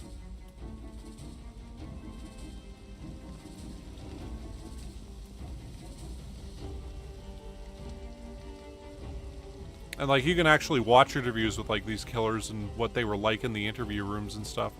And David Fincher pretty much caught it, as far as I'm concerned. Like it was just, it was the right on. You know, this character's going to be in it for, you know, 15 minutes here. Like the Charlie Manson interview was. I mean, that was like exactly like some of the interviews he did, where he just dominates the conversation and yeah.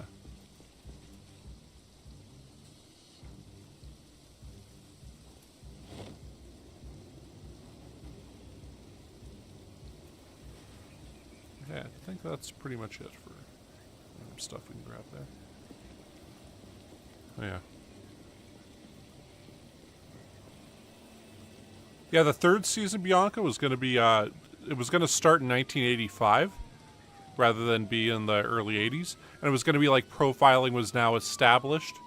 And about Jonathan Demme, who wrote Silence of the Lambs and Red Dragon. And Michael Mann, the director, popularizing the, I guess, crime genre dealing with serial killers. And how the FBI dealt with Hollywood and attention and stuff like that. The press. I'm like, geez, that would have been a great season. So the thing is, it might come back because it still hasn't been 5 years since the last season. So they could just age everybody up 5 years and keep going with it, right? Because they'll actually be 5 years older. However, they released all the actors from their contracts, so they don't have to show up for a third season. But I'm pretty sure they would. Anyway.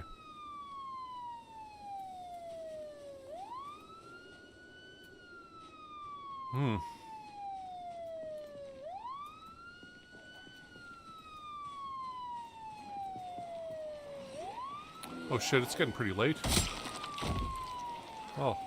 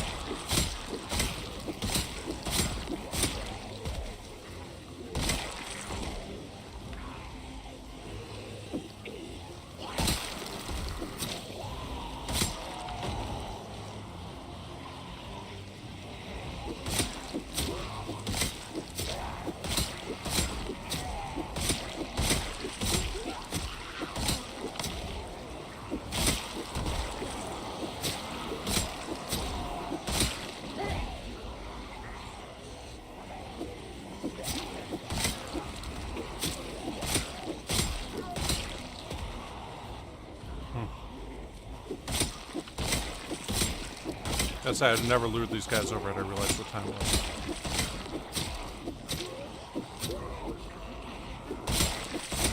Oh shit.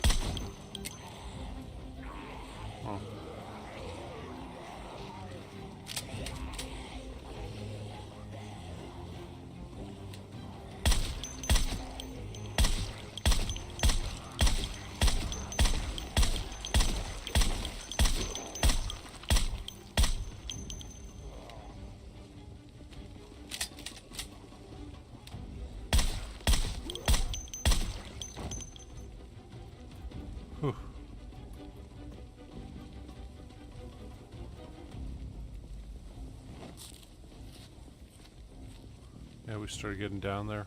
So now we can, you know, barely jog at this point. Oh. That spear with the hunting knife on it lasted a hell of a lot longer than I thought it would.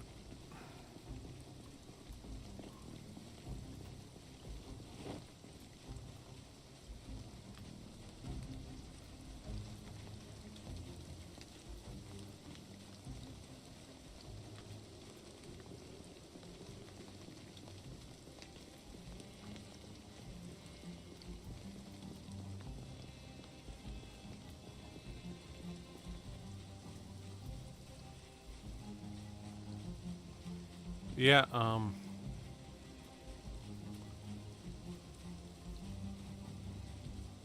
but yeah, you can watch like so many interviews with these guys and like, I mean, they're all over YouTube.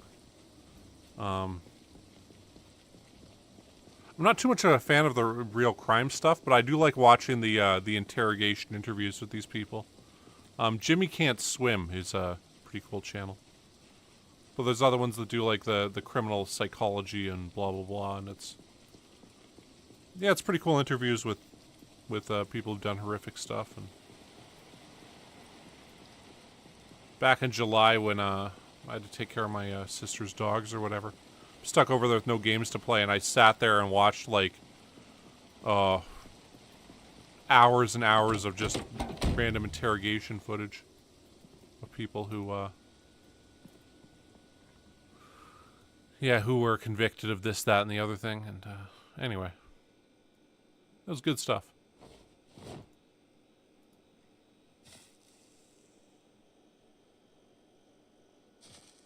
Yeah.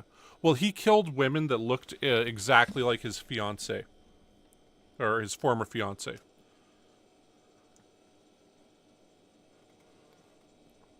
Because, yeah, they were, they'd been going out for a while, and then he proposed to her, and she said no, and broke up with him, and, went to, ATL.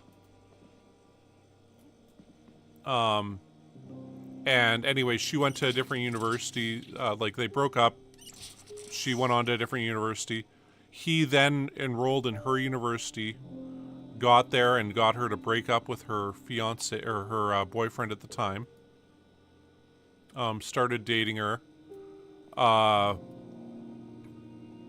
convinced her to, like, propose to her, like, eventually proposed to her, and, like, a second time, and got her to agree to marry him, at which point he said, "You fucking bitch, now you know how I feel," and just dumped her on the spot. I mean, this is like, it took him like a year and a half to get to this point. But yeah, that's Ted Bundy. Like, I mean, that's the ultimate, like, revenge breakup I've ever heard. Like, it's one of those things where, like, I thought he was crazy as fuck before, but that, that's a lot of dedication to just, you know, get revenge on somebody for daring to not want to marry you. Like, it's... yeah. Anyway, and then he started killing women after that. But, I mean, he'd done some stuff beforehand, but, wasn't as crazy as he ended up being. But, yeah. Yeah, Ted Bundy is, it's pretty crazy. You know, my parents lived in Victoria at the time, so, it was like they got a lot of news, because Victoria is, like, right on the border with Washington. They went down to Seattle a bunch. And, you know, a lot of the women he killed were in Seattle. So it was, like, it was big, constant news there, and, yeah.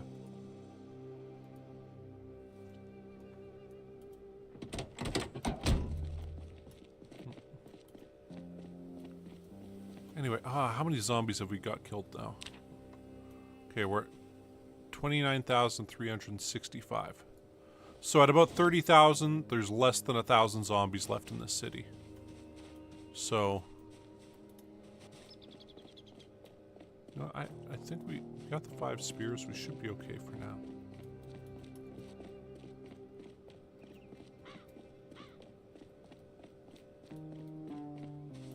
Yeah, that he did too. Well, his he was raised where he was told that his mother was his sister because she had a out of wedlock birth when she was like 16 or 17. So, and at the time, like, this would have been, you know, the 50s. It was like this was a horrible thing to be ashamed of. And, I mean, it isn't like it is now.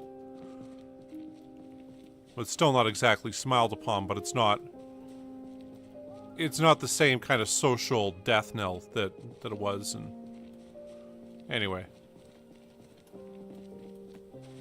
That's one thing a lot of serial killers have in common is that and adoption. And it's, I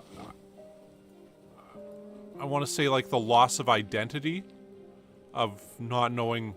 Like, a friend of mine, he was a psychology student, he was adopted, and he talked about the loss of identity but by not knowing who his birth parents were. And he referred to it as the Bruce Banner effect, who is Hulk from the comics. That you feel angry at the world for, you know, for, I mean, it's just, you know, I don't know what it's like. I'm not adopted, so I don't have any idea, but the way you described it's just you got this kind of underlying anger about how you got rejected. That you might not even necessarily feel like, oh, well, I got rejected, this was terrible. But it's like, part of you always feels that way. It's the way he described it.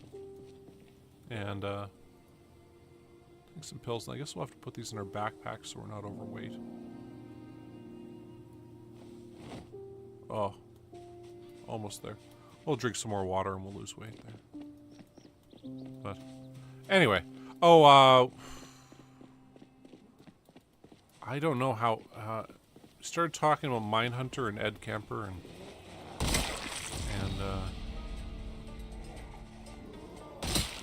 oh, Sweeney Todd was what brought us to this. We're talking about Sweeney Todd. The Demon Barber of Fleet Street.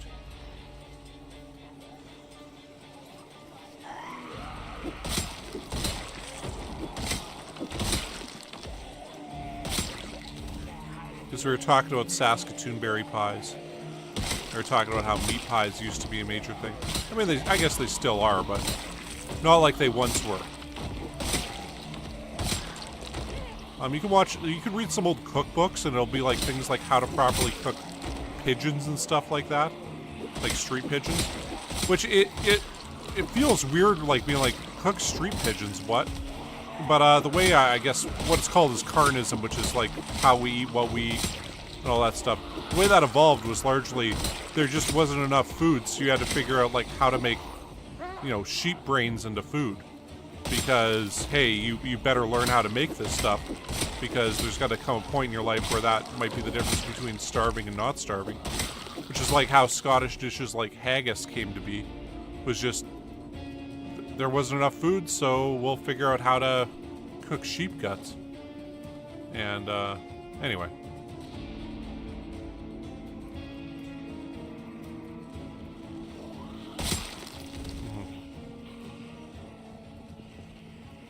Yeah.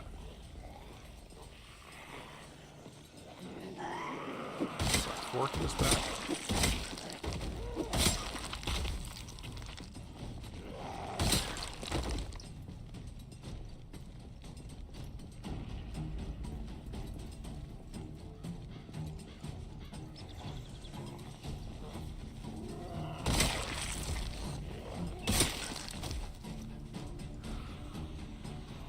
Now, speaking of Netflix stuff, there's one that's... Where the hell's the cop car? Oh, there it is. Okay. There was one that was called, oh,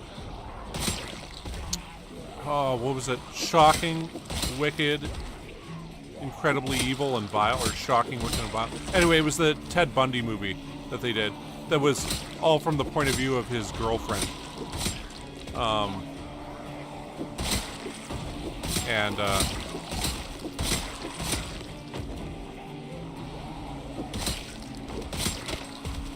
Yeah, that was a pretty cool one. Very well done.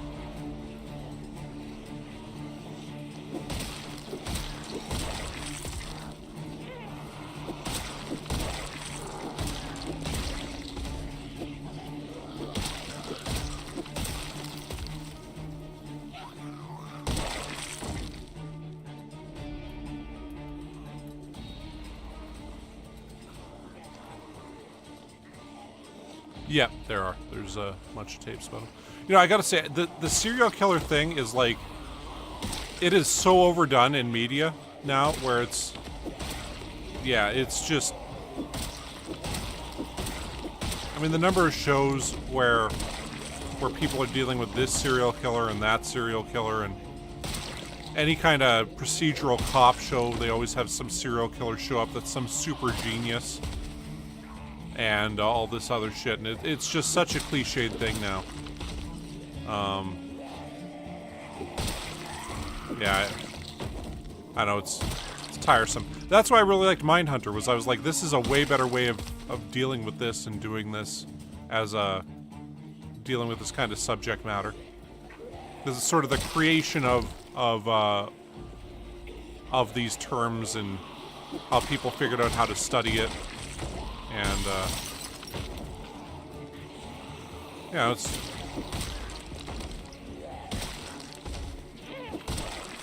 morbid. I don't know why it takes over such a huge amount of society.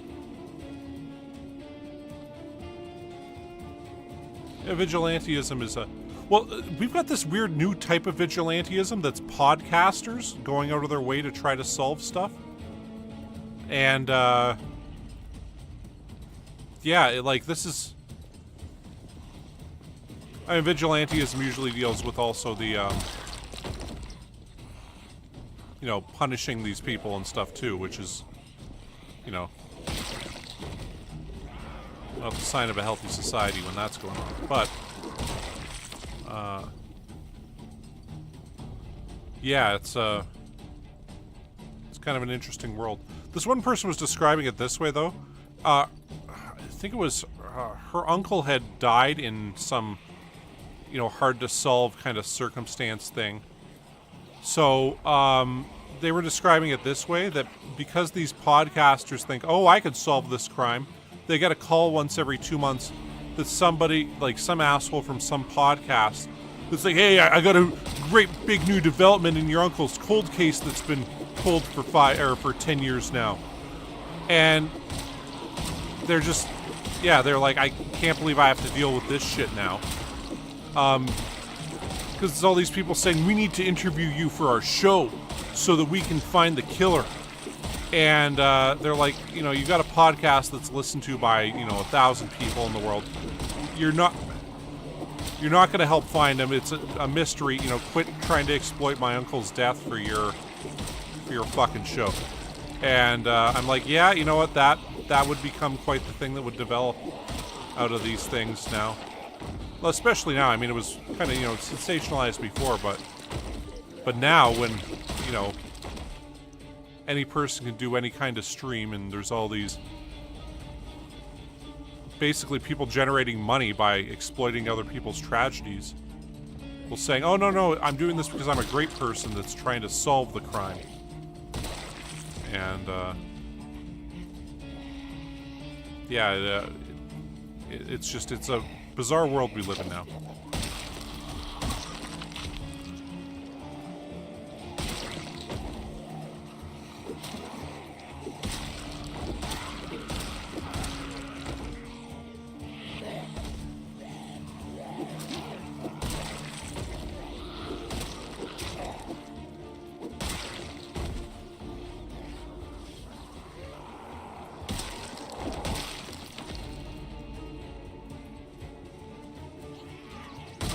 There we go. Yeah. Well, it's, I mean, they did the same thing with Mafia figures. I remember there was a Law and Order where they had this one woman, she was talking about, like, you know, they make all these movies about these guys now, and they act like they aren't just complete and total losers that are out there, you know, being parasites that are robbing people. And just, you know, cowardly bullies that go hurt people. Instead, it's this big romantic life of crime. And, yeah, I was like, yeah, you know, that is true. Like, you watch Goodfellas, which I think is probably one of the greatest movies ever made. If you haven't ever seen Goodfellas, It's one of those movies that'll really knock you on your ass. It's so good.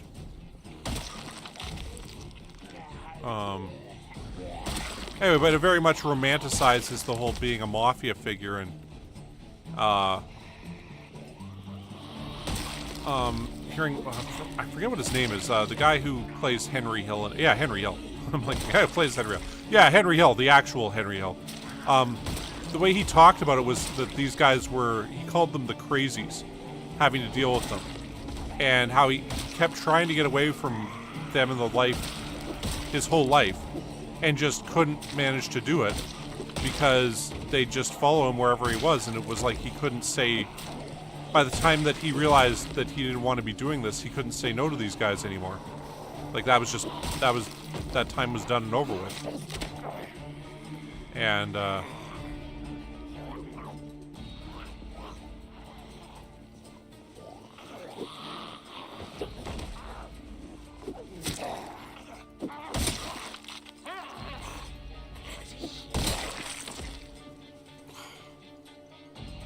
that was kind of scary there for a second.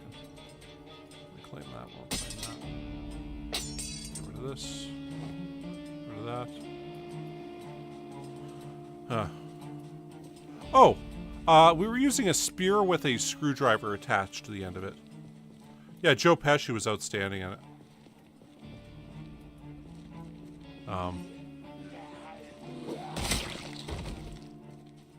Apparently that whole, what am I, a clown? Am I here to amuse you? Was like, some friend of his had pulled that joke on him once before. So he was like, let's use that in this thing. And, they did?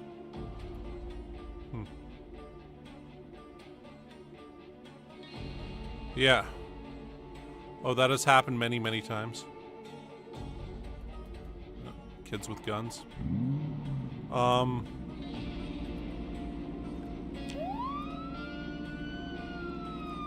Another really cool gangster type movie, if you guys have Amazon Prime. And actually, it's a Brazilian movie, one of my favorites, City of God. If you've ever seen that, that's about Brazilian gangs in the 70s in Rio de Janeiro. And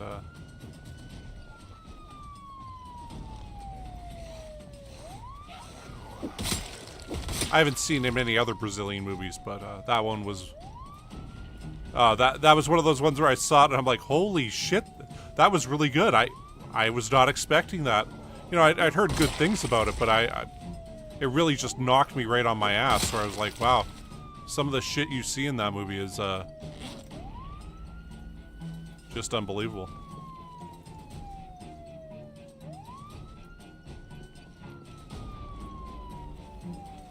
City of God. Oh man, okay, our endurance is coming back. What the heck? Why are zombies coming from this way? I figured we killed all of you.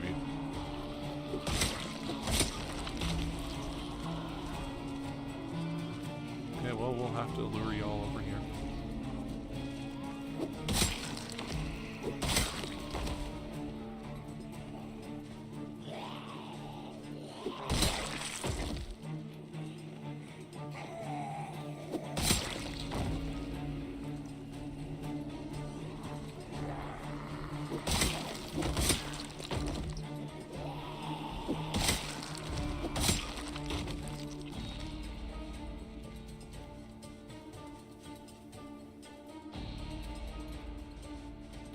Here, we'll grab some food and we'll sit down for a bit.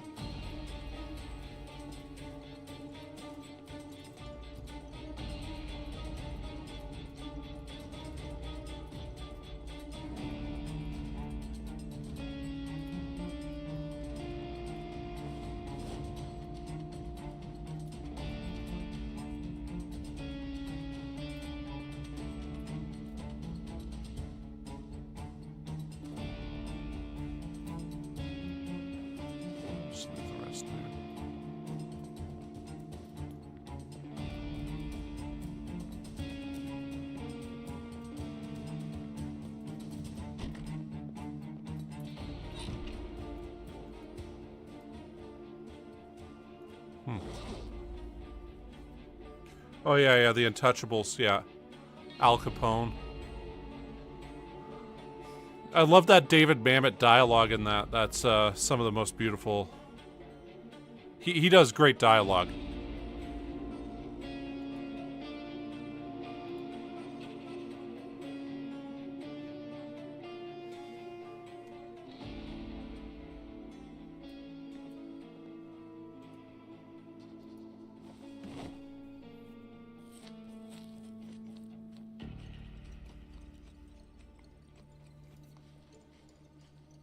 Yeah, yeah, Kevin Costner as Elliot Ness. And, Sean Connery as, I want to say Malloy. Young Andy Garcia.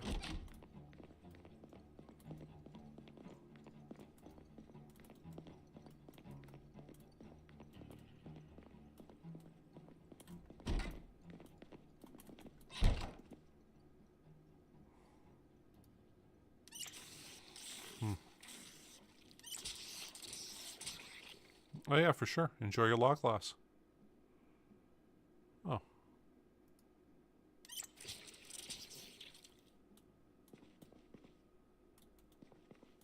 Oh yeah, for sure. I actually can't even think of another Brazilian movie I've seen, but that was one that just... Yeah.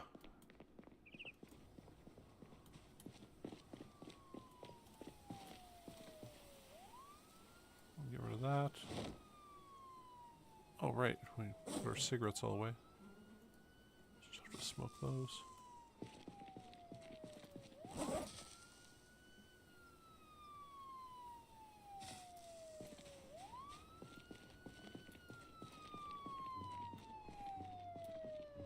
Okay, we're almost done with the zombies here. I mean, that's a smaller crowd than last time, right? Here. Come on, all you guys, just leave the car there.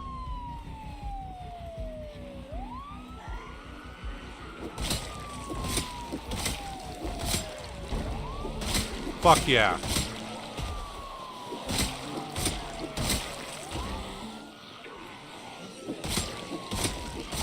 I love when our maintenance goes up.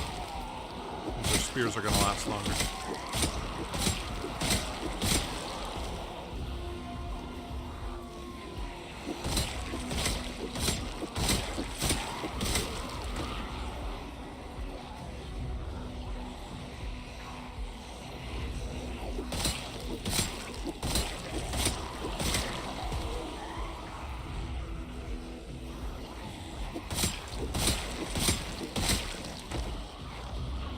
By the way, the Untouchables is like almost entirely alive.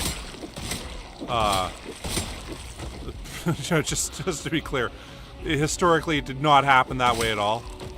But David Mamet would not let that get in the way of him writing a good story.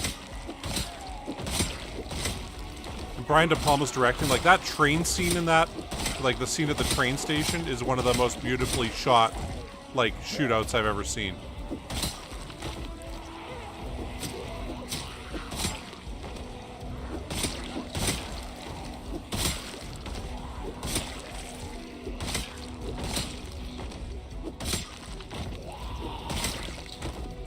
Anyway.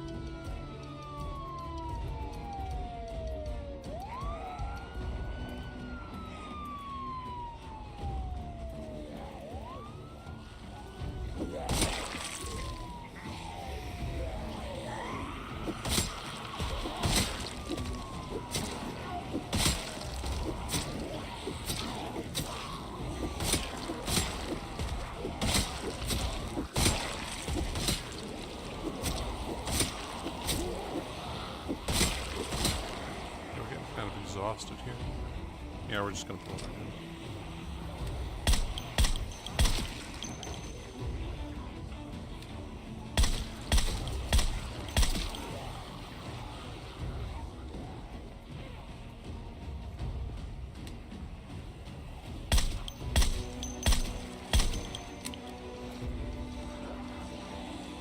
Oh shit.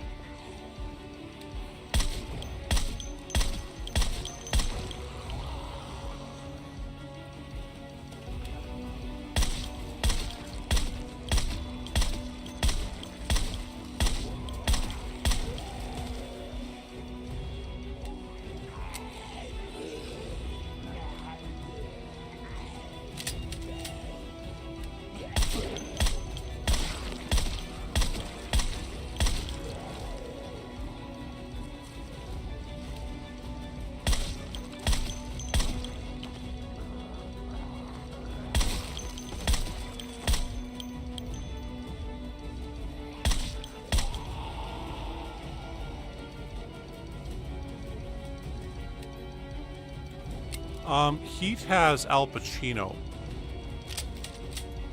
in it. Which that's another one. That's one of the great heist movies of all time. That bank robbery. Apparently they show that to soldiers to teach them how to cover each other in the U.S. Army.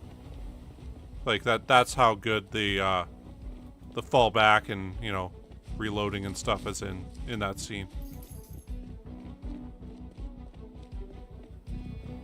Yeah, it's got Val Kilmer in it also, Tom Sizemore,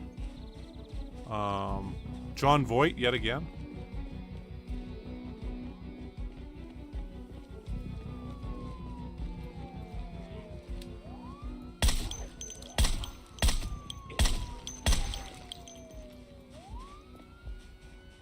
Oh man, I was hoping we'd be able to grab the car.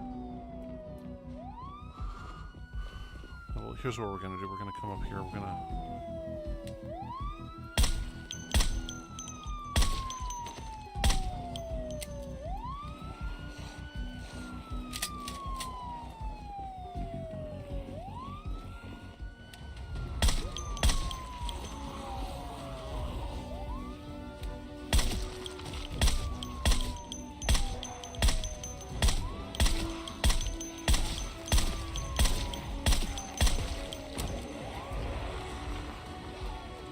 Legends, yeah.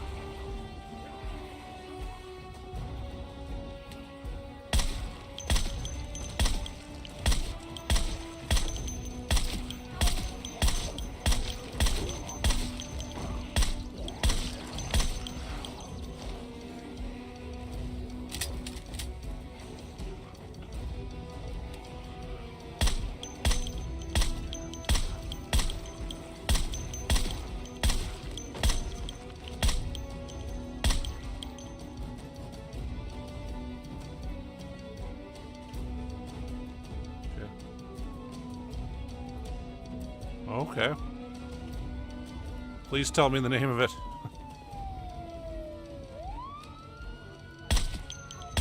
I want to see more City of God-like movies.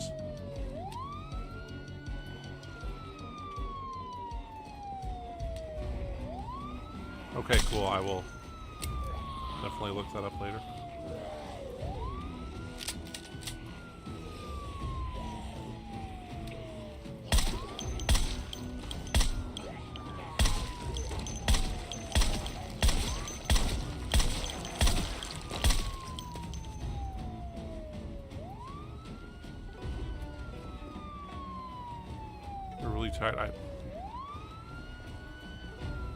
I want to take the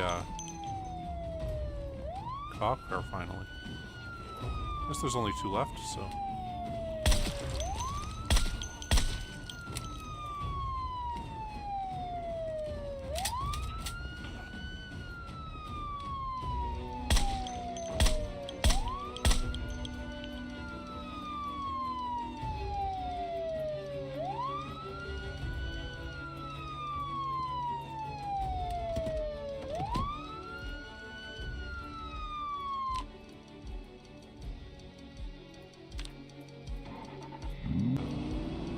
go to sleep there, and then in the morning we'll just hop right in the car and we'll take it where we need to go.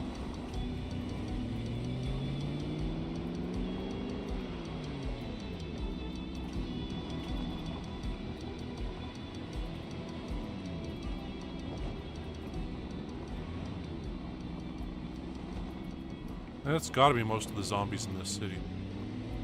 Almost at 30,000.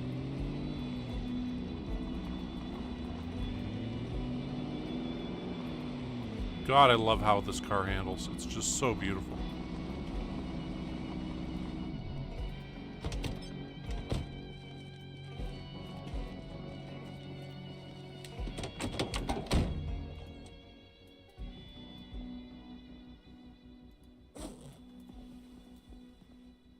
Okay, we're gonna put with that. Put all those in there. Put all those in there.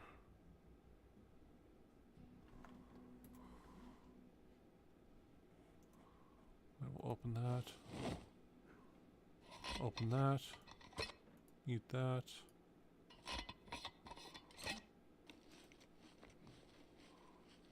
Put all those.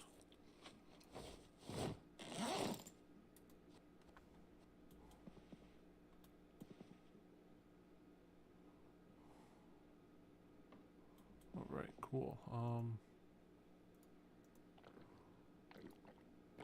Drink all that, eat all that. That should be enough calories for us for a bit at least.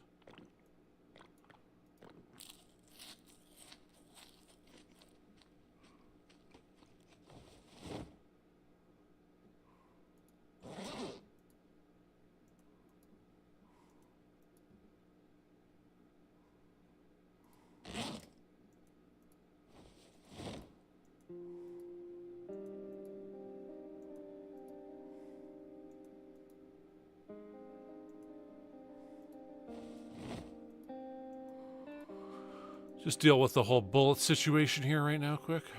And,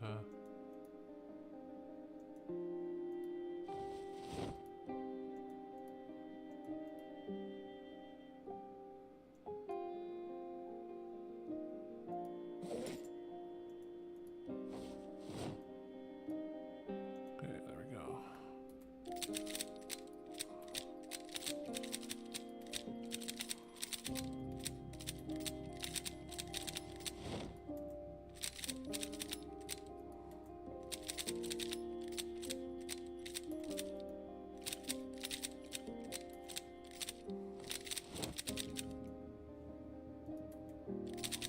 I want to say I've heard of Elite Squad.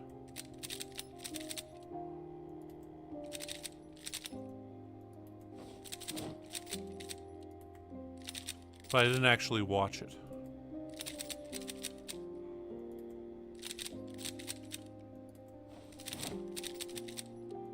It's like one of those things where you hear like about movie that came out from here. And you know, in Canada we get kind of a different thing because we I mean, most of our movies are overly Americanized already, and I mean, they're all in English. I mean, we do have a fairly sizable French community of films that come out, some of which do okay.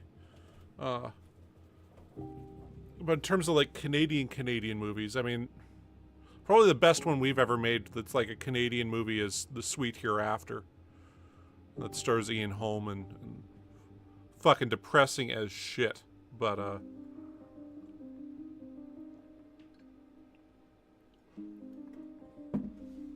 yeah, I mean, most times they make Canadian movies, they just, you know, claim Vancouver's Seattle and that it's America because they, you know, they make more money that way, right?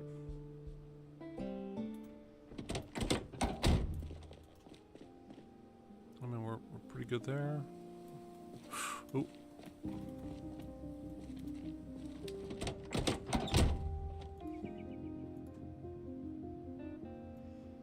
Stuff those there for now. Okay. No, don't disassemble the door.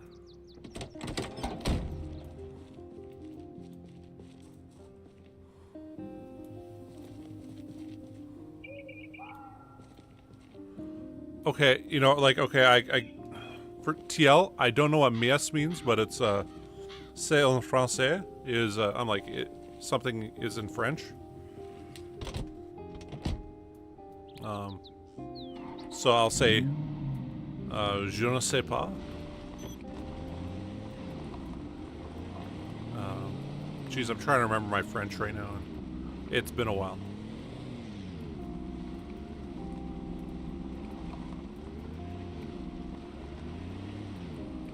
But yeah, I mean, we're so kind of heavily, I want to say, overly influenced by American TV and stuff, especially here in English Canada.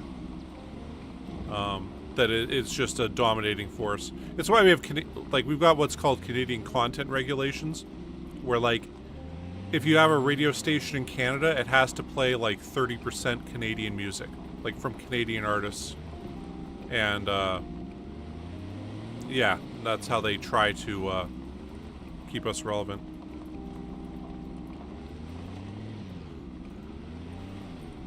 You know, I gotta say, I don't really mind one way or the other. Wow, okay, so these dead bodies have been here for a while. I feel like this would be survivor events. Okay. Like, I'm not seeing any groups of zombies here.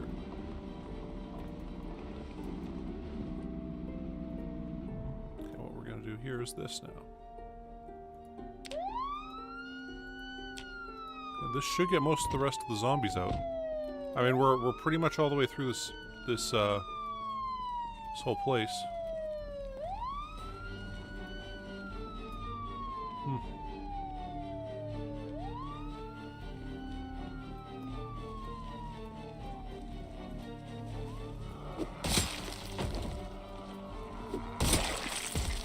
Alright, cool. Let's dump our tin cans there.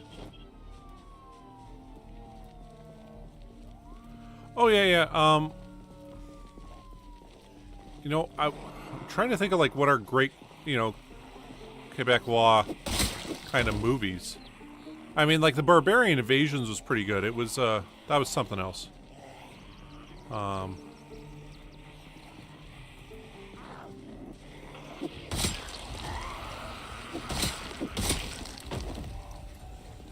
mean, they tend to do kind of talky character studies.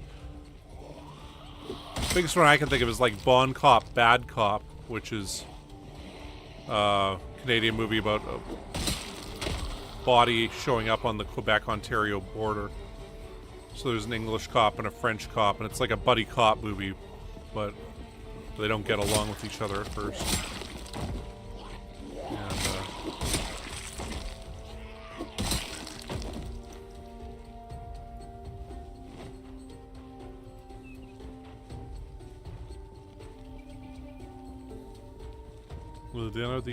Okay. And you know, it's like I watch I've been watching Lupin again on Netflix.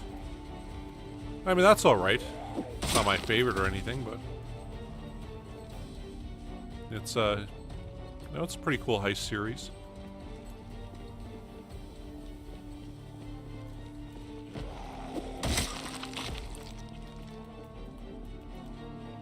Come on, you guys, get out of your houses.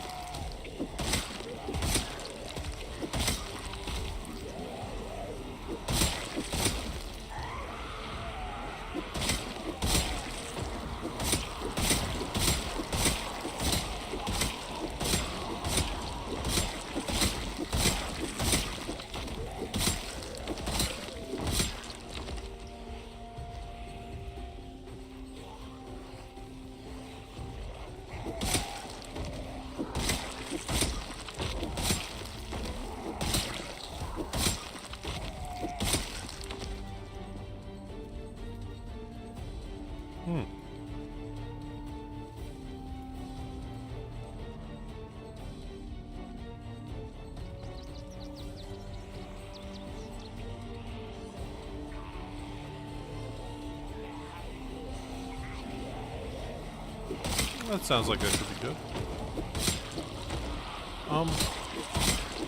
Was Triangle of Sadness French? Again, that's France French rather than Quebecois French.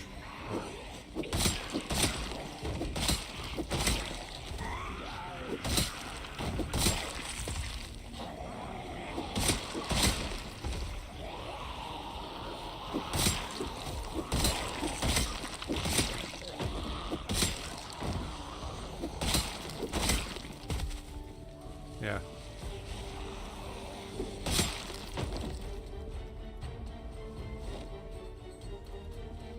Yeah, there's apparently a whole animosity there that I had no idea existed between France French and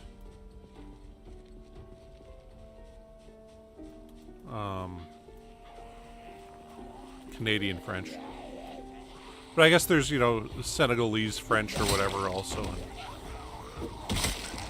I want to say Haitian Creole's like, I mean, it's Creole, but it's almost French.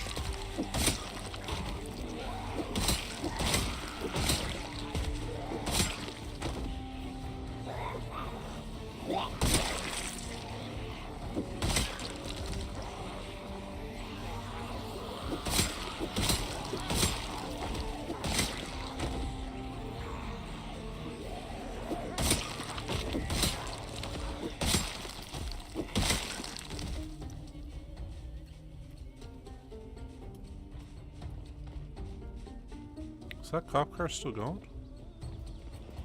The heck? Why did it stop? Did we get too far away from it or something?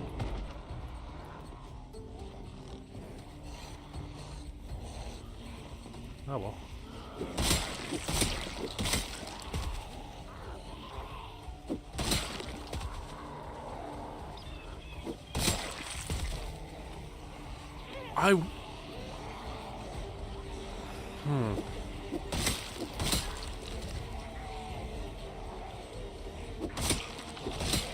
Now, I want to say I've heard of that before.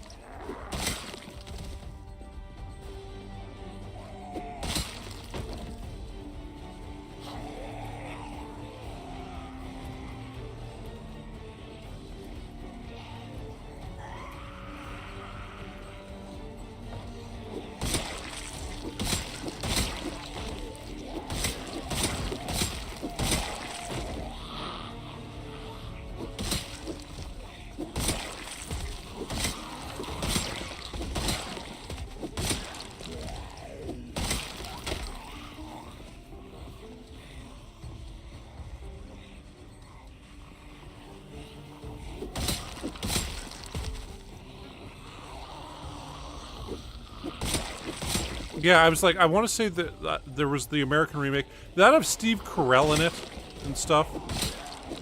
I didn't actually watch that, but I want to say I remember that being based on like a French movie. In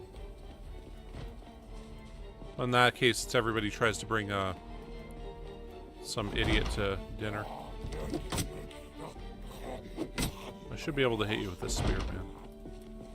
I'd do it if I could.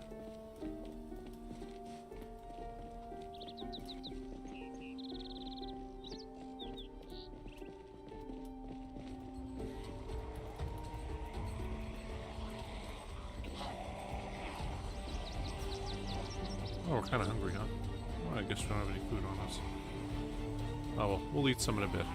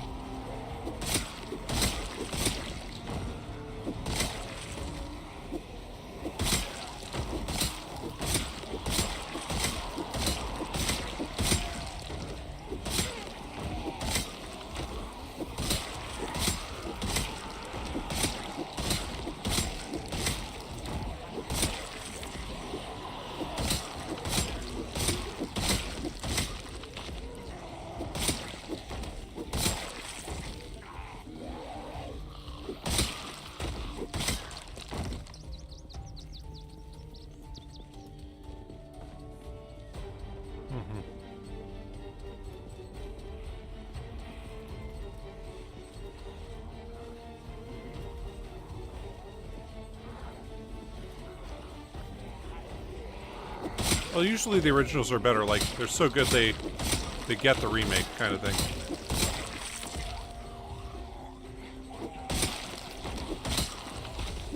I actually say The Departed's one of those ones that's actually... I mean, I don't want to say it's better than Infernal Affairs, but it's like... It's as good kind of thing. And,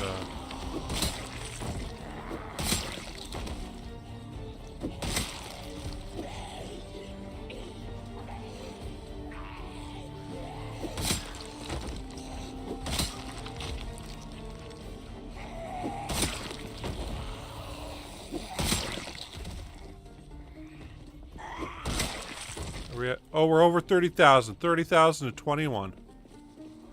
Woo!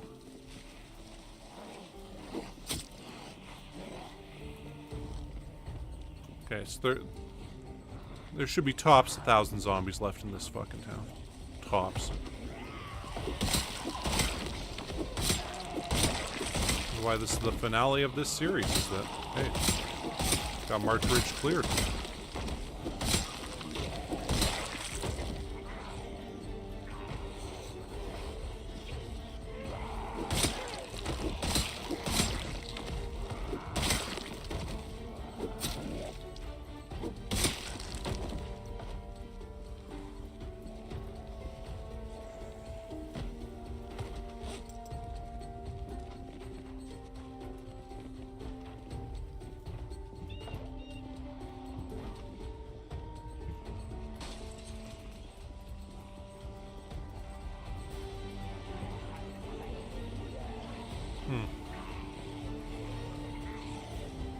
Yeah, my main comment about that was that, like, The Departed at least holds up.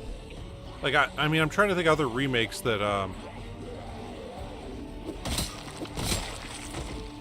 that kind of held up.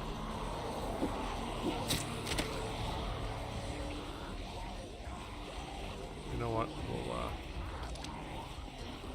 pull this up. Most do tend to fall flat on their face kind of thing.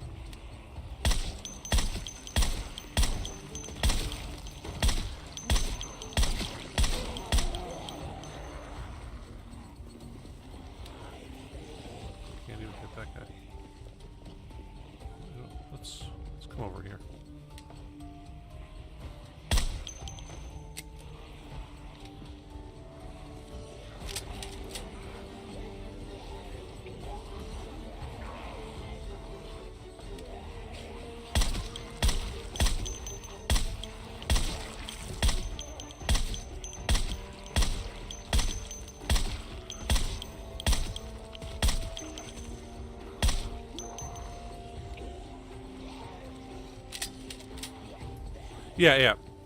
But yeah, that's what I'm saying is like The Departed, like it's most remakes are just, they're noticeably worse. And I'm like, that's one that I just felt it held up. Like, hey, you did what you needed to do to stay kind of on par with the original. And,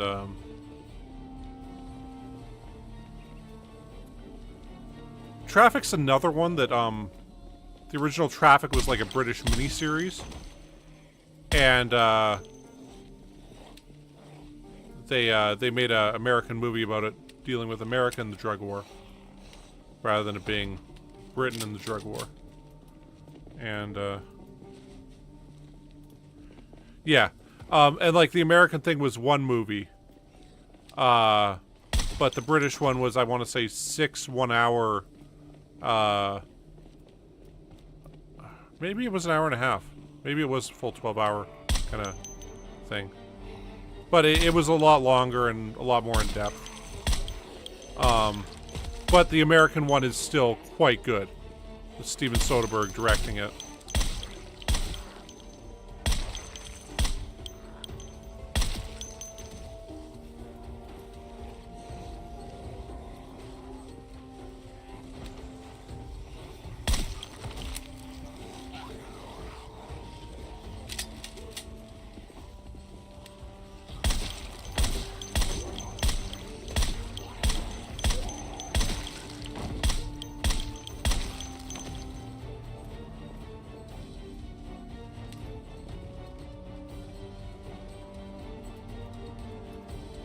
So there's some back here now, I guess.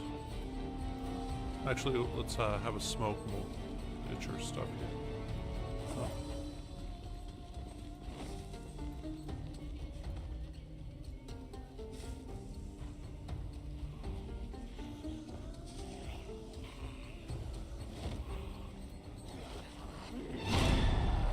I knew you were coming, man. I heard you. Why would you play the scary music like that on us?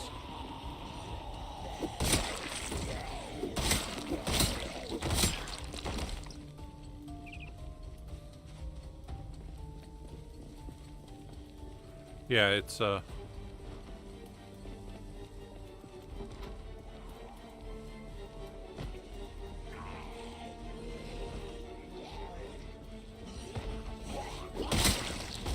outside of, like, The Wire, I think that's the single best thing that's ever been done on explaining the follies of the, you know, drug war as it is. If you've never seen The Wire, that is a show that'll knock you right on your ass. It's a bit old now, but still, there's a reason why people are like, oh yeah, it's the greatest TV series ever made. And it's right up there. It didn't get anything, like any awards or whatever in its time, but now it's just regarded as like, no, that's the show of shows. Yeah. Well, The Wire, it shows it very much as like, I mean, it's largely it deals with cops and drug dealers, but it's about how like within the inner cities of America, the only thing that's hiring is the... What the hell?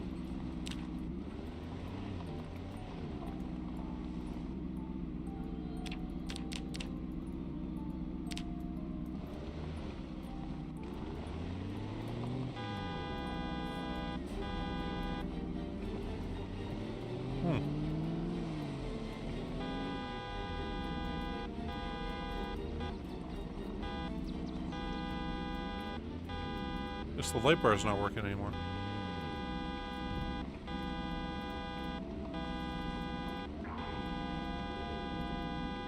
Yeah, I would agree with that. That alcohol is largely as bad as the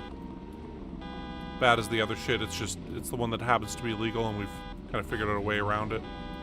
How to our society's used to it as a drug. And, yeah, I did not mean to do that. Oh, there's a little path here we can go up. I did not know that. Oh, we're gonna go up this little path. Just because we can.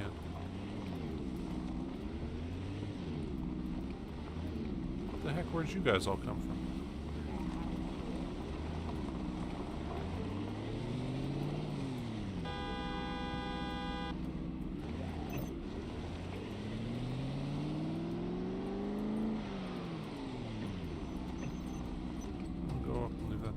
I guess the light bar must have been destroyed on this thing.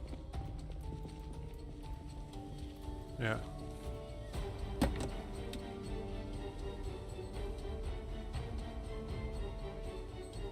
Yeah, the light bar got destroyed. Huh. Same thing with the right front door. I guess that's from leaving it going.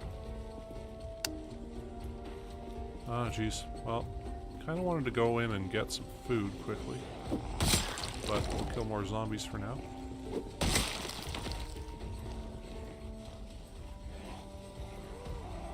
Which, can we even repair the light bar on that thing?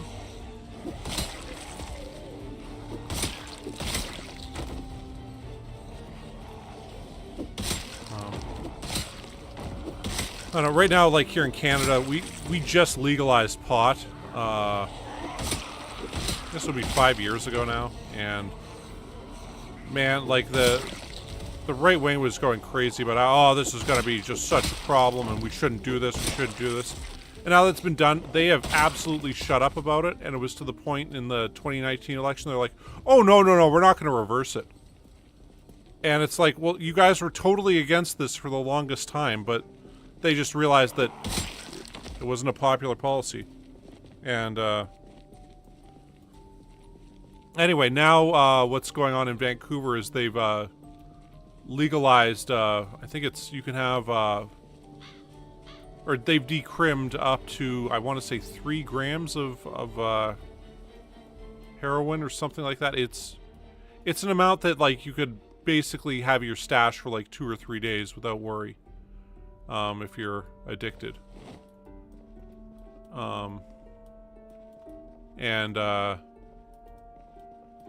Yeah. So that's been kind of a pretty big change there. And, you know, now they're talking, like, because we've had a massive problem with fentanyl, which has been just killing people left, right, and center. Like, the number of overdose deaths has gone up by, like, 10-fold. In the last, you know, just couple of years. Yeah.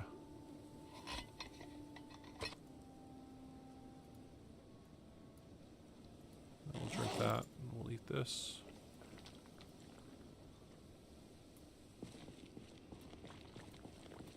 So we'll just have to try for some food over here. Just give us a second, dude. We're eating our pineapples.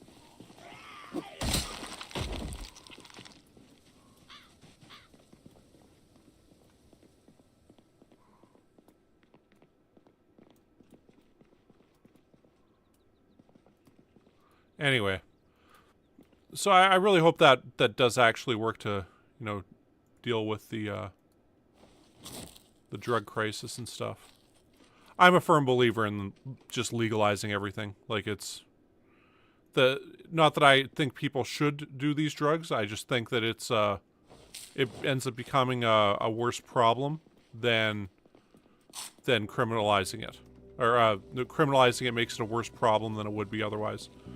Much like with alcohol, where when that was criminalized, well, you had, like, things like the Untouchables happen.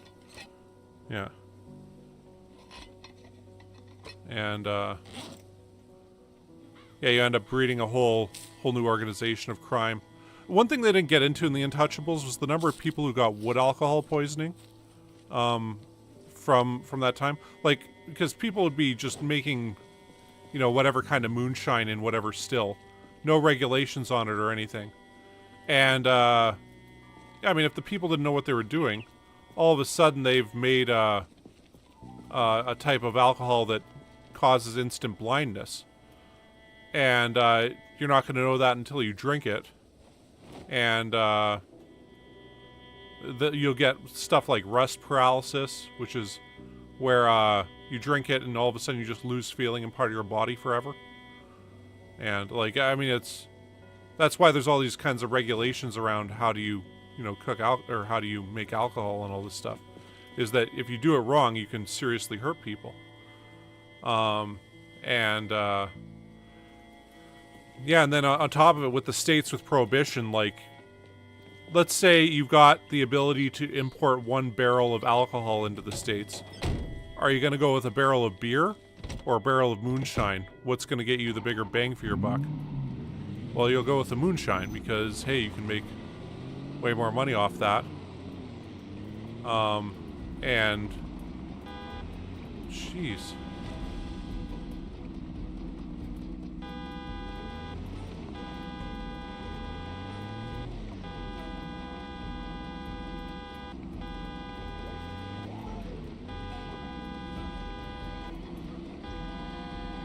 I thought we cleared out all these areas.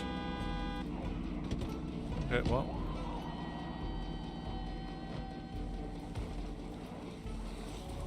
Oh man, I didn't turn off that car, did I? Oh well. The light bar doesn't work in it.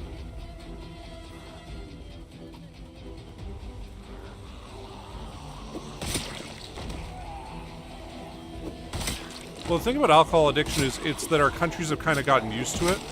Well, we still, like, have it. Whereas the opioid addiction is something new. And we haven't figured out how to properly... I mean, we haven't really figured out how to handle the alcohol addiction thing.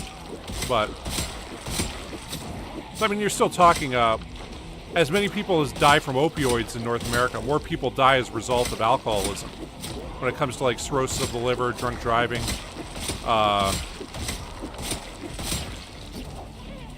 other issues. Like, alcohol does a pretty good, like, the big alcohol companies do a pretty good job of covering it all up, but, or at least having it be blamed on more user error than we've made a substance that's terrible that, you know, for people. Like, I mean, most cancer, well, not most cancers, but a lot of cancers are caused by alcoholism and alcohol use. Holy fuck, that was close. Ooh. Okay. Wow.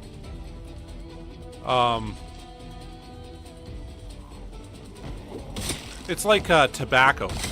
I mean, tobacco kills more people than all other narcotics combined. Like booze and all the opioid overdoses, all that combined. Tobacco kills more people. But it's just, I mean, it is still seen as such, but yeah, it's rarely talked about anymore. It's like, this is the worst drug for people in terms of death. And it's largely because it's become part of the, just part of the, common society. So.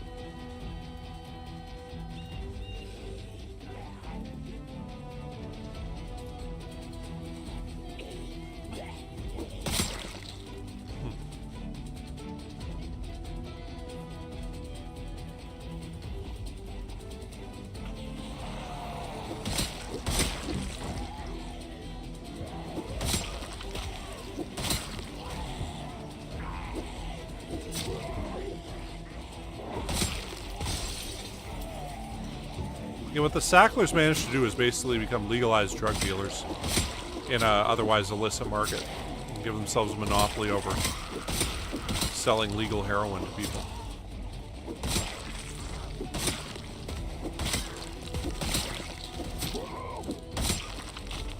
It's pretty incredible. But yeah, if you haven't seen it, The Wire deals a lot with that, where it's yeah, it kind of deals with the parallels of the situation. It just shows. I want to say that the most incredible thing about it is just how everybody relies on heroin remaining illegal. That's the large thing about it. Like the drug dealers, the cops, everybody relies on things staying the way they are. That it doesn't matter that it'd be better for everybody if things were different and if things were handled different. That the police services would work better, that the communities overall would work better. It's just too many vested interests that are in keeping everything the way they are,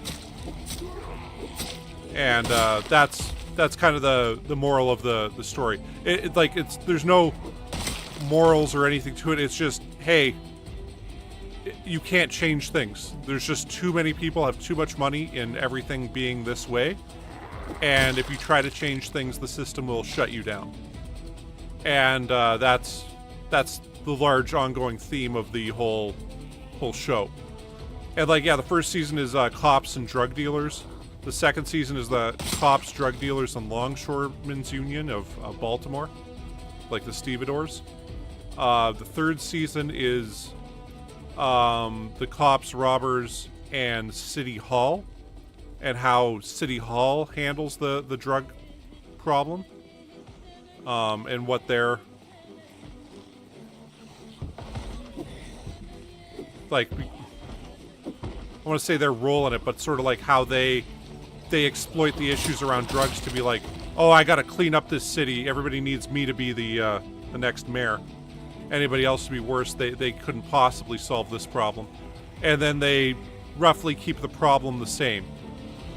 And just act like they've solved all kinds of issues.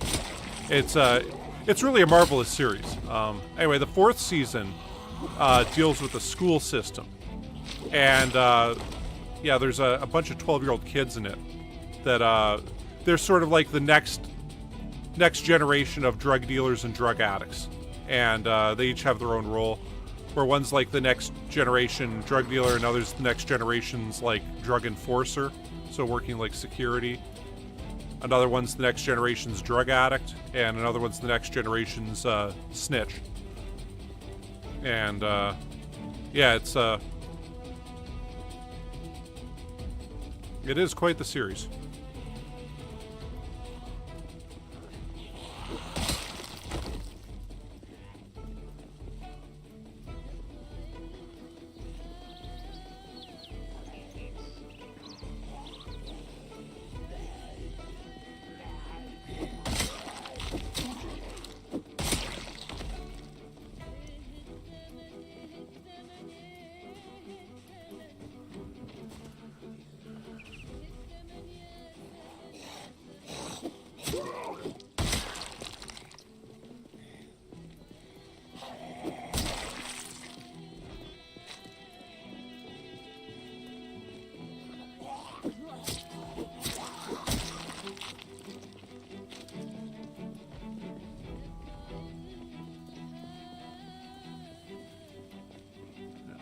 This way and we'll get back to our trailer. Yeah.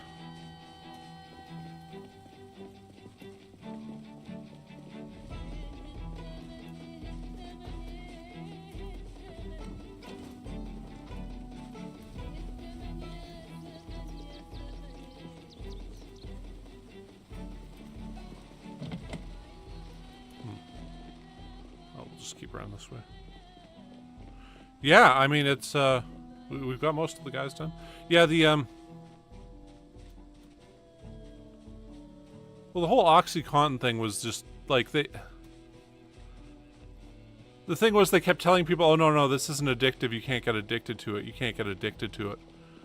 Like, if they'd warned people, hey, these are dangerous opioids, watch out, I'm sure things would have been very, very different with the whole OxyContin thing. But, you know, it was that they lied to people, you know, like if they lied to people and, you know, destroyed a bunch of stuff for a little bit of money. And that's pretty fucked up.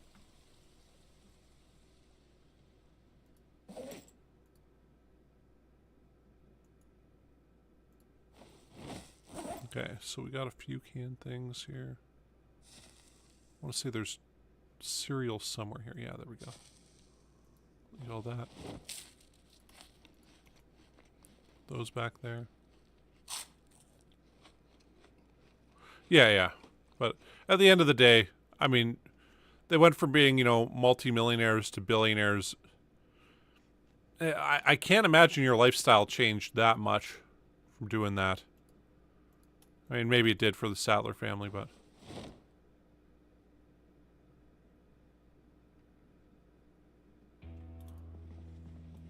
the way they were portrayed in Dope Sick, it was, apparently they are very similar to that, so... Oh, shit, we ran out of juice with another car battery. I'll grab one.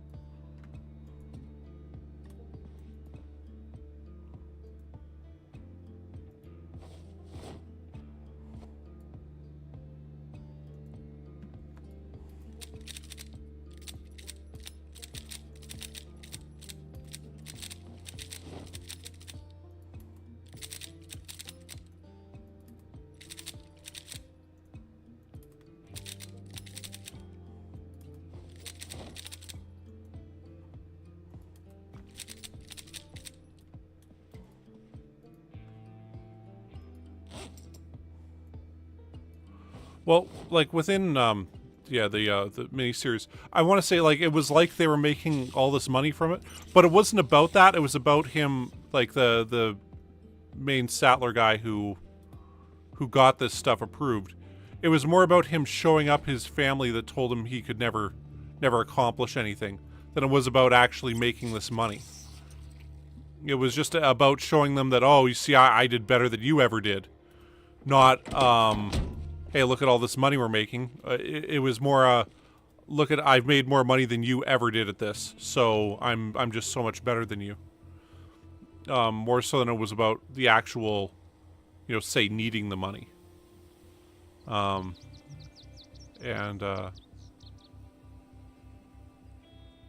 Where is, oh, there it is.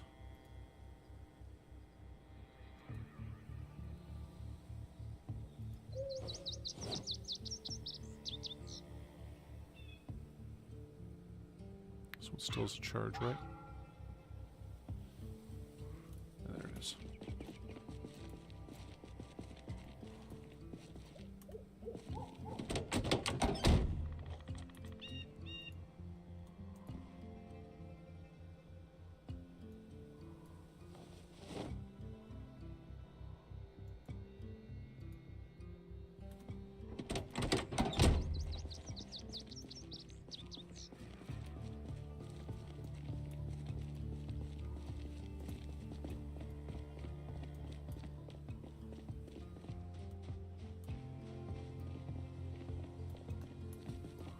I feel like we should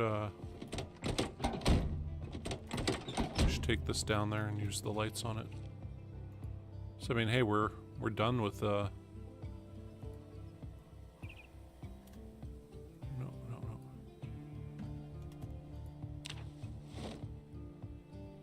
We should be basically done with this whole city now, right? So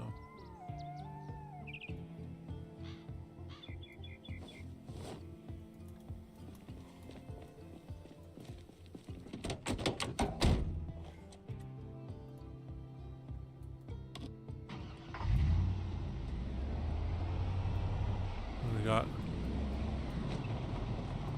30,000 summed up.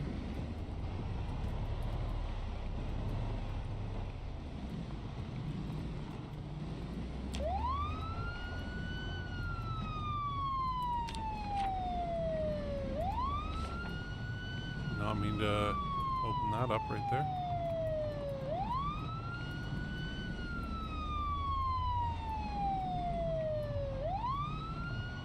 Just a big pile of death everywhere.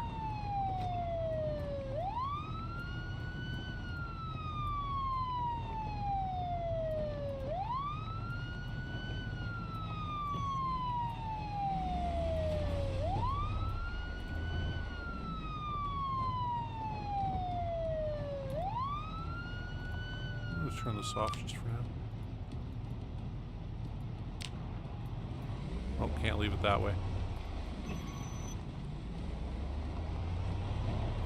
Don't want to get killed again.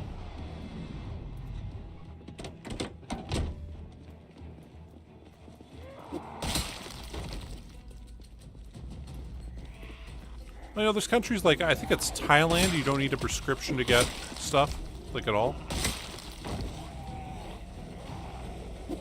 So you can just go get a prescription for morphine if you want. And, so I mean, there are countries that sort of do a different thing there, and I mean, the question of how best to handle drug addiction and how to best deal with the issues that surround the whole drug industry. And yeah, I mean, it's one of those things that's been ongoing for hundreds of years to try to figure out exactly what's the best way to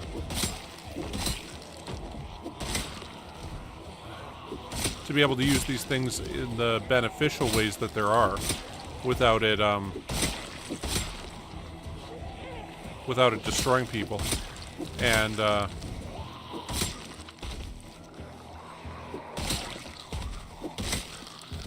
how do you get rid of those negative externalities?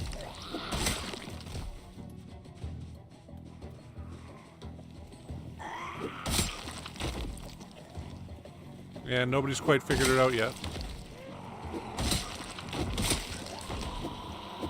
Personally, if I had a magic wand and I could make this system whatever way it would be, I would say, yeah, you can have access to basically any drug there is. However, you need to take a class and education as to what this drug does, what to do if somebody overdoses on it, how much you can take, all this stuff like LD50 levels. Even then, I mean, people are going to be complete idiots with it. But it'd probably be better than what we currently have, which is sort of like, you know, my buddy, you know, Joe Rogan said this about this drug kind of thing. And that's really the only information people have. And then they're taking this stuff without realizing the short, medium, and long-term consequences of it. And, even when they realize it, like, remember they just kind of stay with it, like, well, it's like smoking. How many people know smoking's bad for you? Are they going to stop? Well, no, but they know that, you know, you smoke cigarettes, you got a 1 in 2 chance of that being what kills you. I mean, that's pretty incredible to think.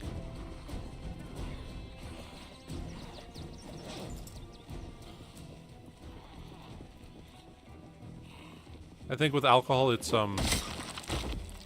actually, I think it recently came out that, within North America, 12% of people consume over 50% of beef that's eaten. And with alcohol, it's, I want to say 4 or 5% of people consume 95% of all alcohol. And, like, that's how much money the alcohol companies are making off of alcoholics. And,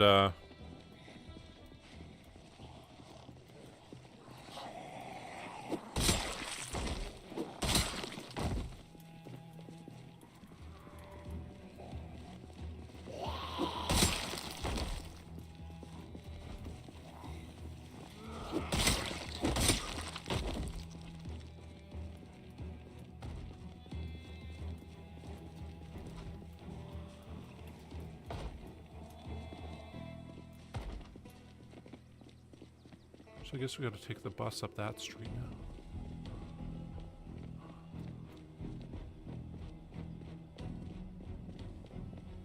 Yeah, like, you guys have very few regulations around alcohol. Here, you can't even drink outside, like, at all.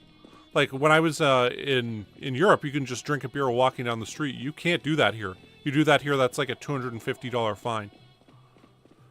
Like, it's... yeah, it's pretty nuts. They were talking about maybe allowing permits for people to drink in the park. Like when special events are on.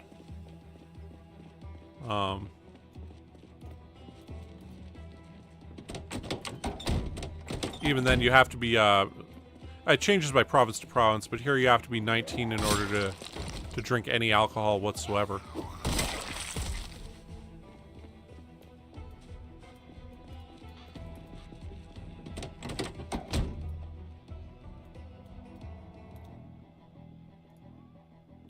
To do that.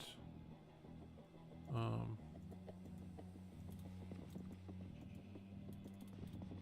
me exit. Okay, there we go.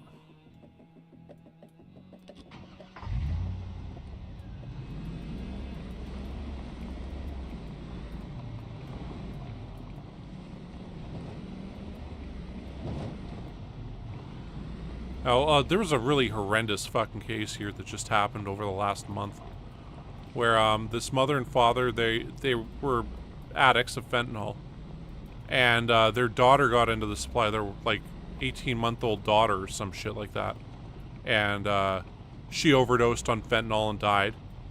And then a month later, the mother overdosed on fentanyl, or no, the father overdosed on fentanyl and died. And then 2 weeks later, the mother overdosed on fentanyl and died. Or no. Well, anyway, the whole family's dead from fentanyl overdoses.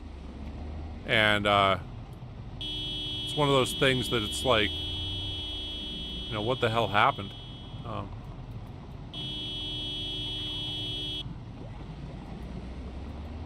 Like, to us as a people and as a society. Okay, so, I mean, there can't be too many more guys around here, right? Oh.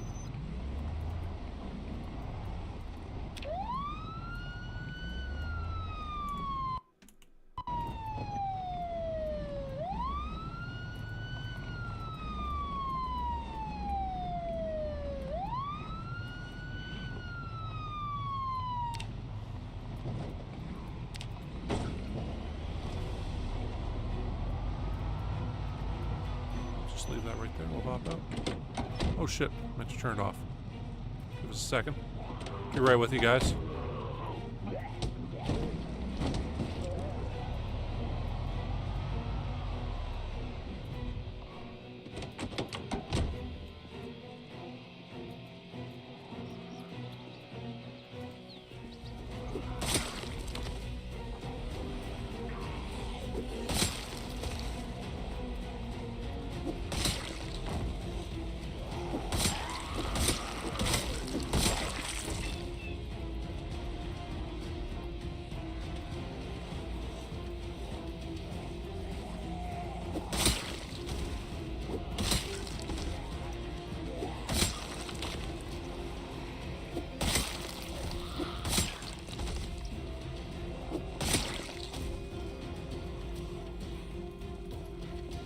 Well, here it's weird because,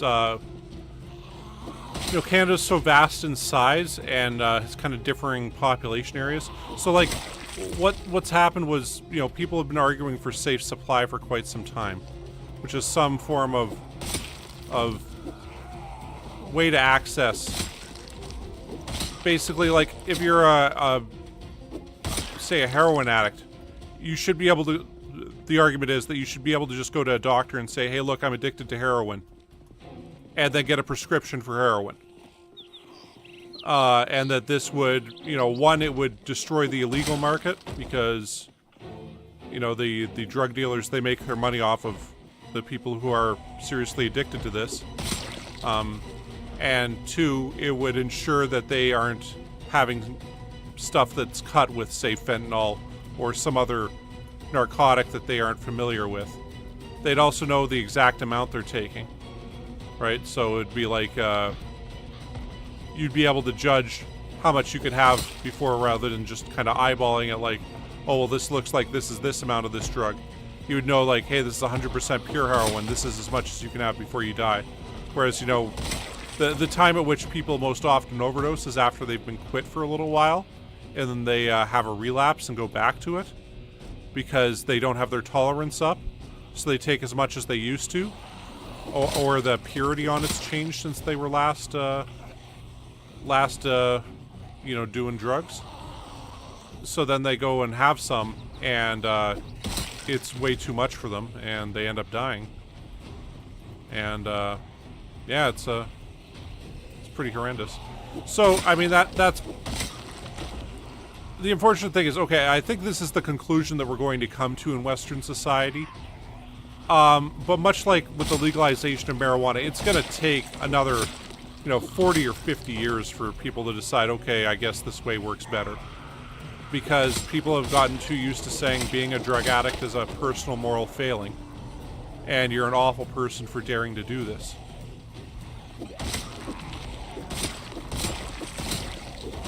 And, no, you ain't getting our feet.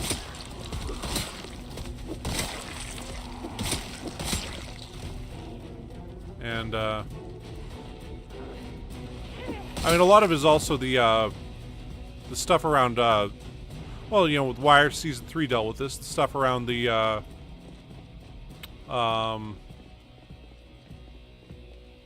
just the politics of it. And how much, how many people's jobs are caught up with keeping drugs illegal, both in prisons and police forces and hey, alcohol companies were one of the big people that were behind, we shouldn't legalize marijuana because when people can smoke marijuana, they won't drink alcohol as much. So they just managed to cost themselves a fair bit of money.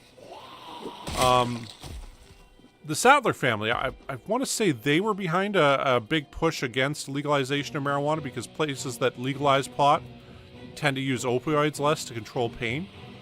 Like a marked drop in people who are addicted to, OxyContin and stuff like that. Because, people, they just need something to control their pain. And it's, if they can just, smoke a joint when they are in trouble, then they'll do that. Yeah. And, when it comes to public policy, I always think, I always kind of do the magic wand thing of like, if I could just make this whatever way I wanted to right now, like start over, there's no history, no nothing, we'll start from scratch, what kind of system would I come up with? You know, I gotta say, I don't know exactly the exact details of everything I do with narcotics and how we handle addiction within our countries and stuff. But I gotta say, I don't think it would look like this at all. Like what we have. It's just like, this is just a terrible... It's a terrible system that doesn't work, but we're like stuck with it due to legacy issues. And they don't want to tell a bunch of cops, judges, and lawyers, like, hey, you were wasting your time doing this. This was actually the worst way to handle the addiction problem. Instead, we're going to handle it this way. I mean, the difficulty in doing that, saying, hey, this isn't a criminal issue, written the way it was they were in part thinking that, okay, one day being homosexual will not be a crime. But at the time, there was a case in Canada where this guy had gotten his third conviction for gross indecency for having sex with another man in his house. And as it was his third conviction, he got 10 years in prison for having, you know, consensual sex with another adult. And that sounds absurd to you. Well, yeah, it's pretty absurd. And, like, I mean, it's weird to think, like, this was, I want to say the 60s this happened in. You know, so, like, I mean, not that long ago. It was a while ago, but not that long ago. And, anyway.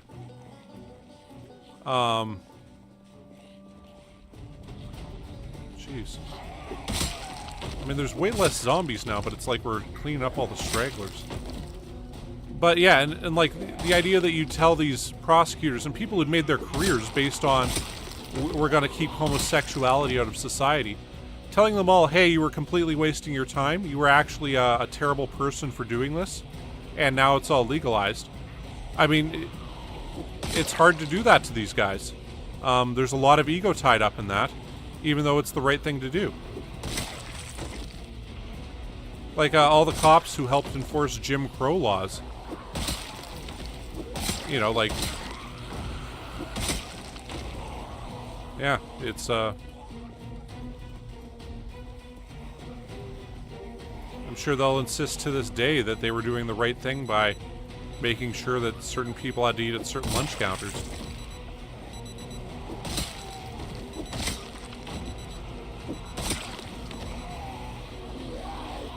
Oof. Didn't see that guy till the last second there.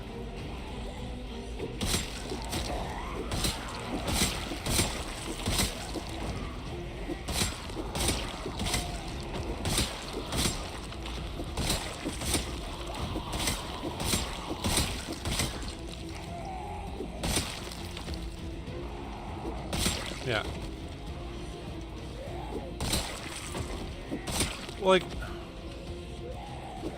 Okay, can you imagine what it would be like to have been a guy that was like, oh, I caught a witch. And like, how do you know she's a witch? Well, she floats in the water when she's supposed to be sinking here.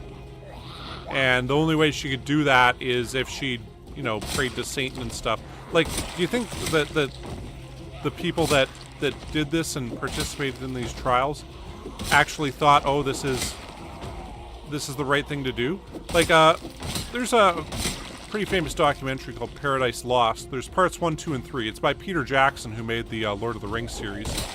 And it's about 3 teenagers that got convicted of murdering 3 children in West Memphis,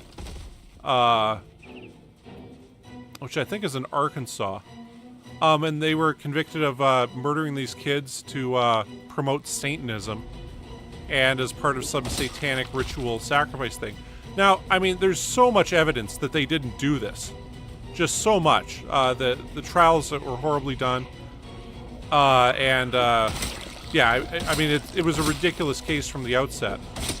But there was this satanic panic on, And as far as the judge and the cops involved in this case are concerned, no, these 3 definitely killed these children. They did this in support of Satan and as part of, you know, listening to the heavy metal music. It convinced them to do this. And, like, you cannot convince them otherwise. Anyway. Yeah, it's, and it's kind of like we're in that scenario where, I mean, you think of all the people that were arrested for, you know, marijuana possession and smoking marijuana and stuff like that.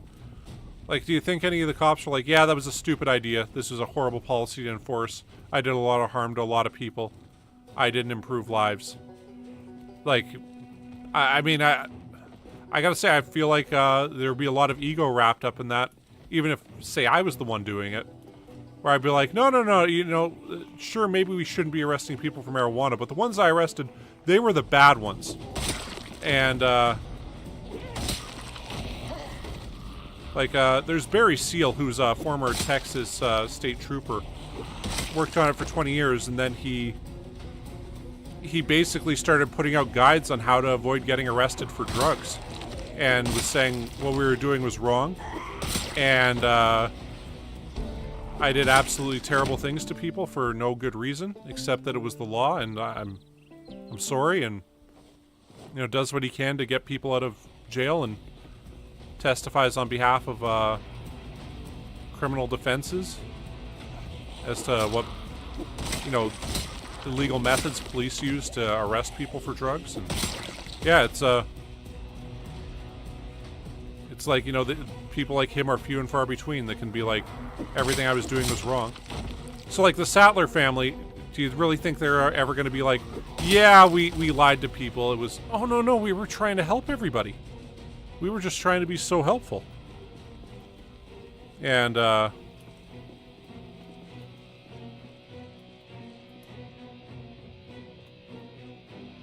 ooh. We are kind of hungry. I think we can get this group here though.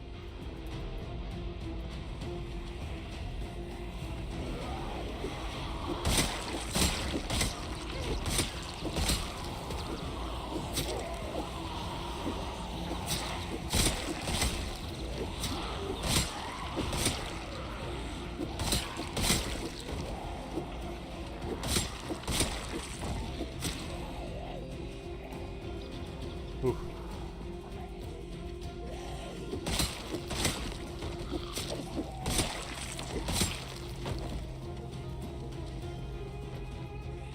Well, I liked, one thing I really liked about Mindhunter was how all the psychopaths are all victims of circumstance and everything in their own minds.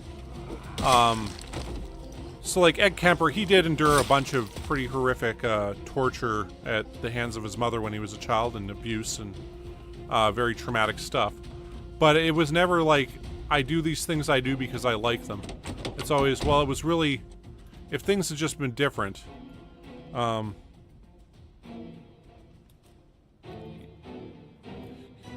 yeah, it's, anyway, yeah, I could go on about this for a while, and,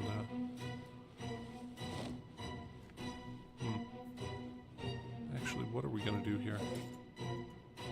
I mean, okay, so we're at 30,500. I mean, there's very noticeably way less,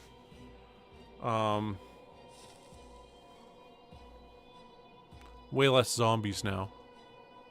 But we're...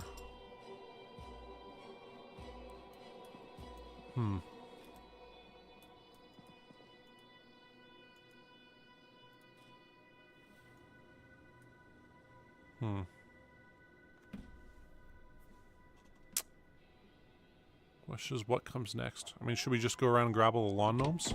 I think we should.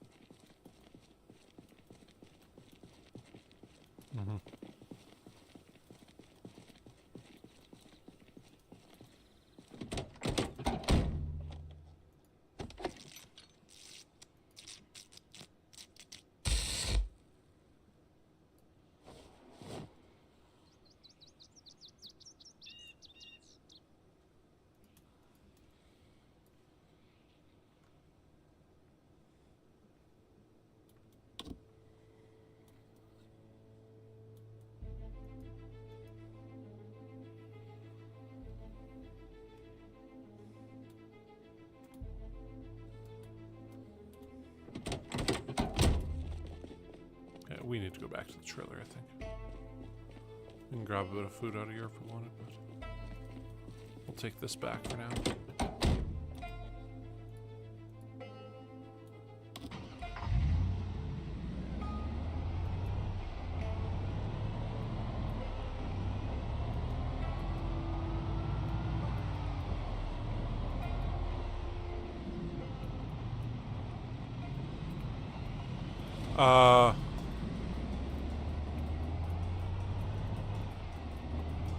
Okay, TL, are you talking to me or somebody else? I can only see your chat here.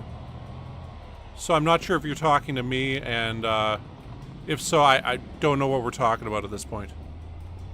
I did kind of ramble on there for a bit. But.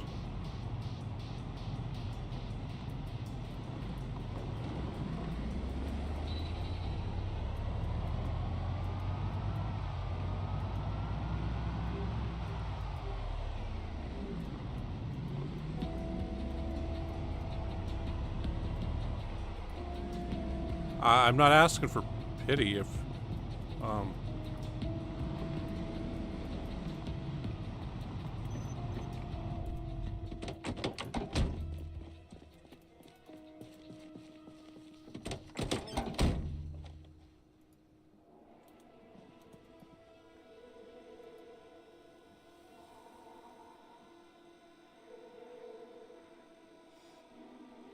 yes, yes.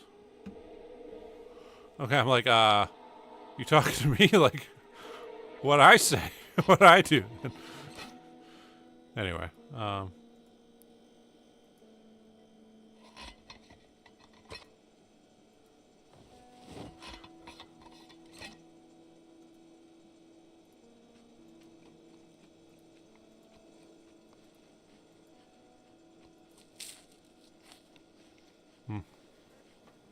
well, yeah.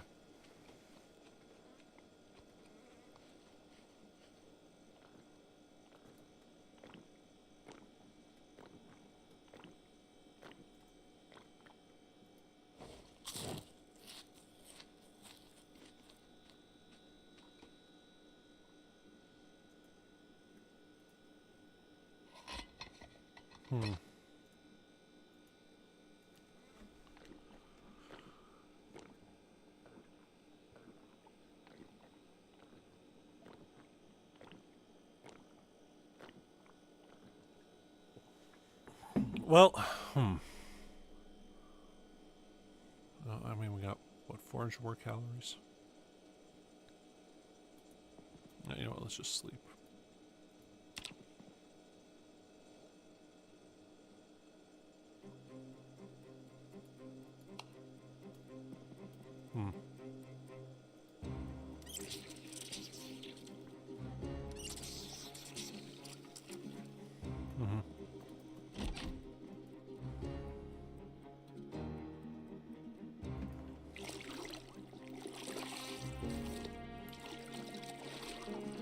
Well, you know, when I lived in Vancouver, there was this one woman, she would always walk around and ask for 25 cents for the bus.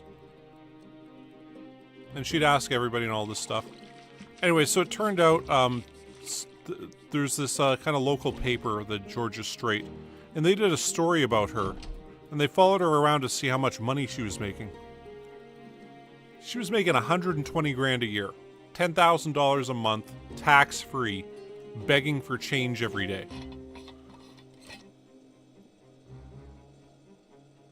And, yeah.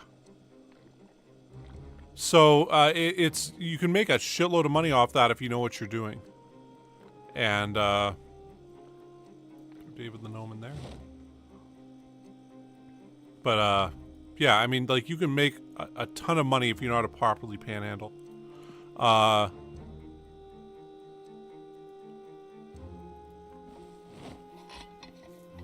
Yeah, I'm trying to remember all the old homeless people in Vancouver I'd usually see. And there was a guy, he sounded like there was this cartoon character, there was an old Hanna-Barbera cartoon. There was a droopy dog, and it was a dog with these long jowls. He talked like this, and do stuff where you're talking like this all the time. And anyway, so this guy sounded exactly like that, and he'd always come up and, excuse me, sir, but can you please spare some change? And it was, I love the voice. It was beautiful. But I'm sure he got a lot more by doing that voice, which I'm pretty sure wasn't his normal voice. Than he would have otherwise. There was another guy that was an old homeless guy, and what he would do is he wouldn't wear shoes while begging for change. Because when you don't wear shoes, people give you more money. And, yeah.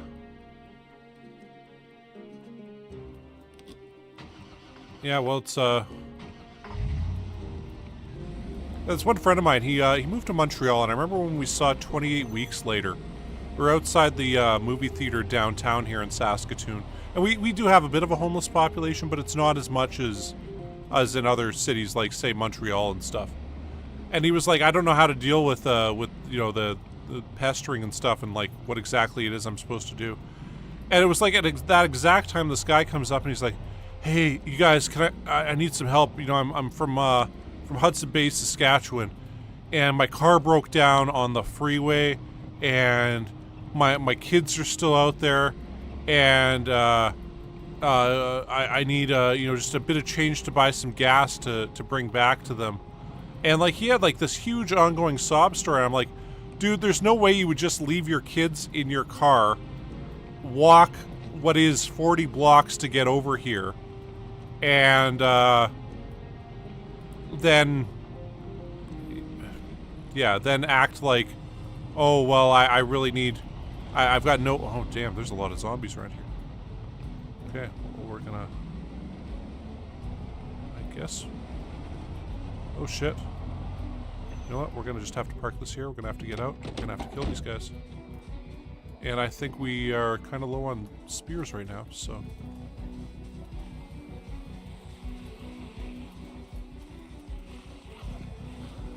Well, let's do what we can. That's all we can do.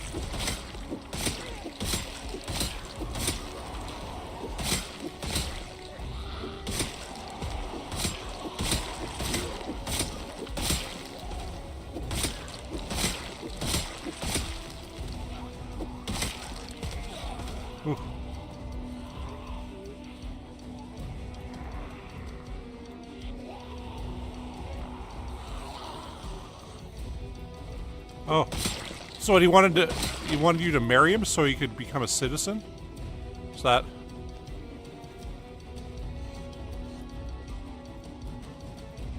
That's pretty epic.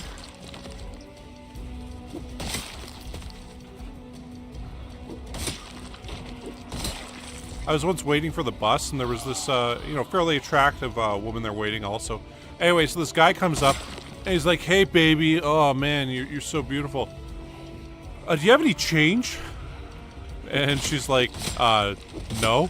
Oh, okay, well, would you like to go out sometime? I'm like, dude, you're like, you don't know what you're like, are you hitting on her, or are you begging for change from her, man? I was just like, wow, the balls, man. That's incredible. I just can't believe you just switch up like that. Be like, 1 second. Hey, do you have any change? No? Well, you want to go on a date? No? Okay. Well, like,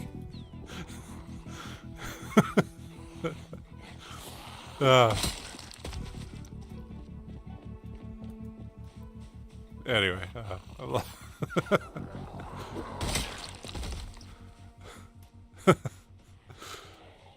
It's one of those things I still kind of chuckle about sometimes when I think about it this day, because I'm just like, wow, man, I can't believe you just did that. Can't believe you went back and forth.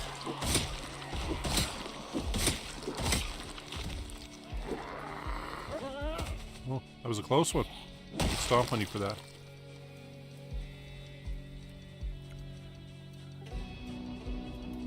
Yeah. My sister referred to it as having urban armor. And what it is you have your headphones on to show why you can't hear people. Sunglasses on that show why you can't make eye contact with them. And then you carry a book, a magazine, or a phone in front of you and use that like a shield. And it's your urban armor to not have to make contact with other human beings.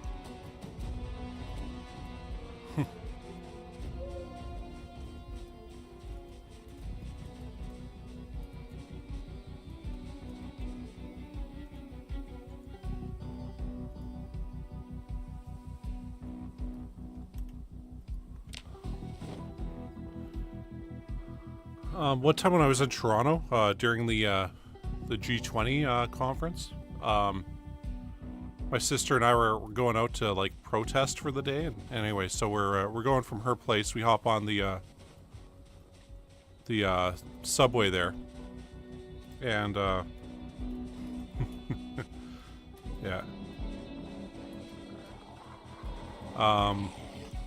So we get on the subway and like, I mean, you know, the G20 is going on. This is in 2010, so we're like, okay, there's got to be at least one or two undercover cops on this train car, because hey, it's all these world leaders are in town. So I start looking around. I'm like, man, who's the undercover cop here?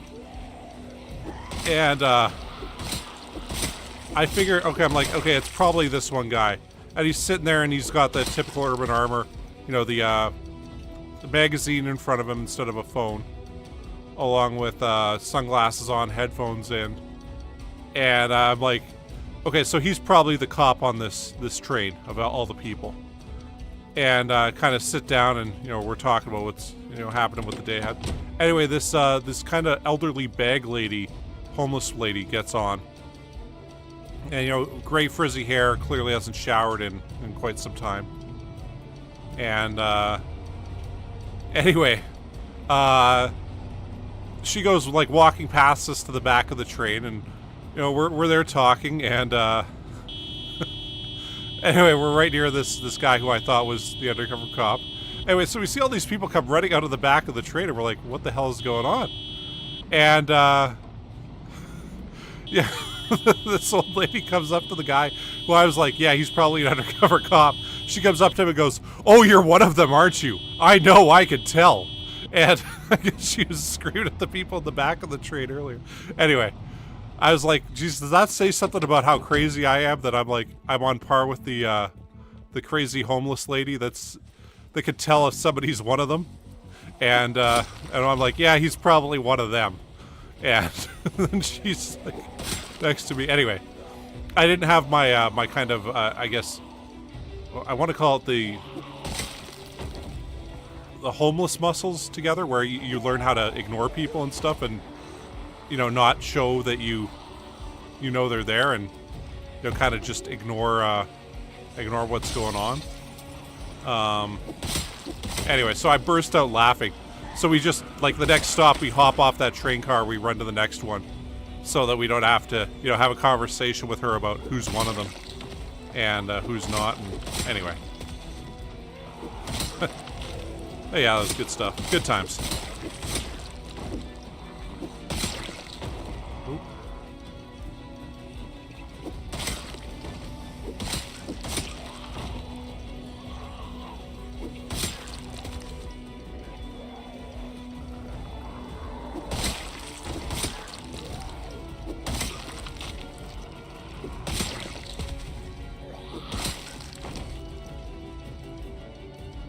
Yeah,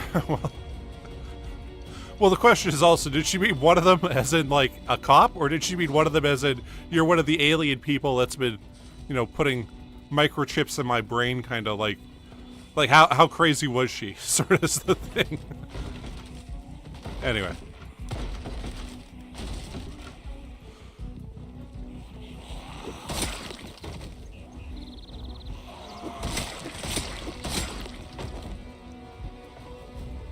Had this one happen when I was in Las Vegas, okay? So in Vegas, on the Strip, there's of course, you know, the big strip that has all the casinos. It's known as Paradise, Nevada. And anyway, they have these buses that go up and down at every like 5 minutes at peak times. So you can just hop on these buses and get all over the strip if you need to. So I'm on this bus. We're going down to this outlet mall that's like south of the strip or whatever, which is where the bus like stops.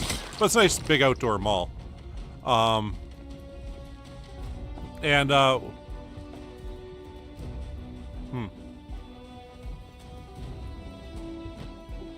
Jeez. Yeah. Yeah. Where was I? Anyway, so yeah, like I'm on this bus and there's this guy that looks like I mean, he was clearly Vietnamese and he was dressed, I want to say, as like a South Vietnamese like soldier. And he was like in his late 70s and he was talking about the planes he used to fly during the Vietnam War.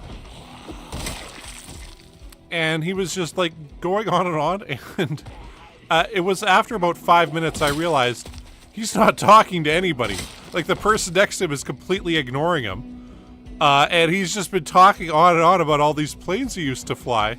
And I'm like, he's not talking to anybody at all. Like, wait, what's going on here? Anyway, and I make eye contact with this this woman that's like sitting 2 seats behind him. And I'm like, I kind of emotionally like, is he talking to anybody?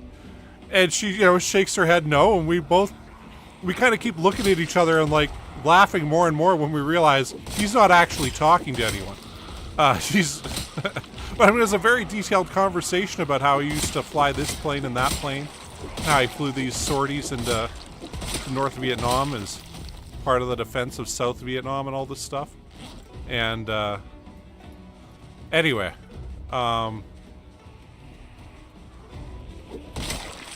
yeah, when she got off, I kind of kept laughing, and this friend of mine, Ryan's like, hey man, what are you laughing at? I'm like, dude, I can't explain it to you right now. Because by then the guy noticed that I was laughing hysterically about this guy talking to nobody about these planes that he used to fly. And anyway. It's weird, you really do need to get your ignoring people muscles together for, you know, going into big cities kind of thing and avoiding the contact there.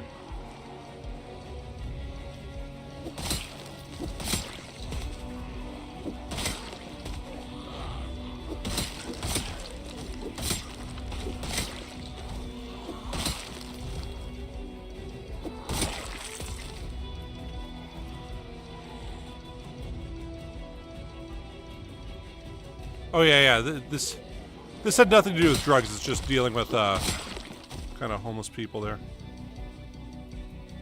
and it sucks. When I lived in Vancouver, I started actually getting kind of cruel with it and just being like, no, I'm not going to give you any change. Fuck off. And you know, in retrospect, I was like, wow, man, I was being a real asshole to people who were down on their luck, living a harder life than I've ever had to live, and. I mean, I try to be as respectful and like actually say no, I have no change for you if I have no change, or you know, if I mean, now largely I'd pay for everything with like credit cards or whatever, right? So it's doesn't usually come up anymore. But yeah, you know, it's the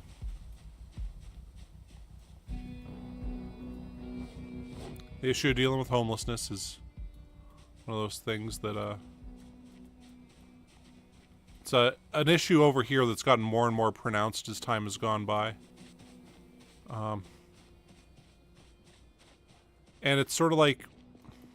It's another one of those things that nobody wants to actually deal with the major problem. Like, you know, here in Canada, we're having all these problems right now where with the cost of housing just shooting up through the roof.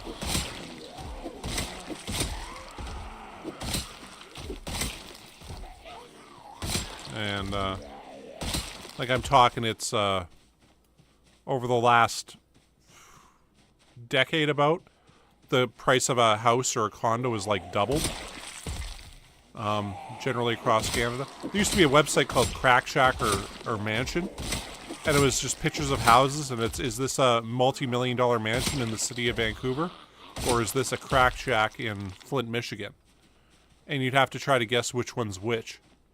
And, I mean, we're talking like rundown, crappy house, everything's got to be replaced on it because it's so damaged. And it'll sell for like $2.5 million in Vancouver. Like, it's just it's ridiculous what's happened there.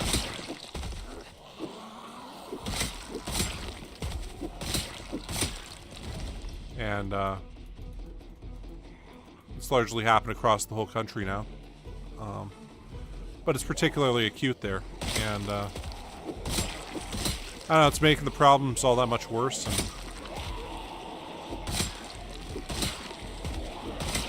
I don't know, man. It's like at the time I'd never had friends who were ever homeless for any kind of lengthy period of time, but I mean, now I've had friends who've been homeless and stuff like that, and kind of telling me what it's like, and I mean, it's exhausting. Basically, was the way they were describing it, because it's just, I mean, you're constantly having to worry about everything. Nobody likes you. Everybody wants you to just get out of there, wherever you are, and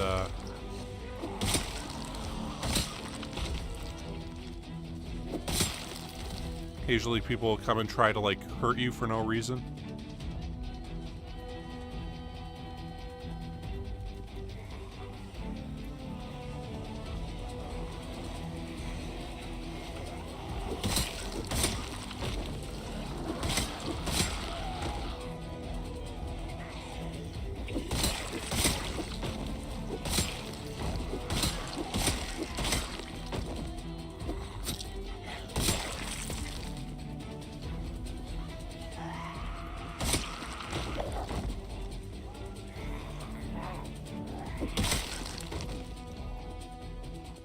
Yeah.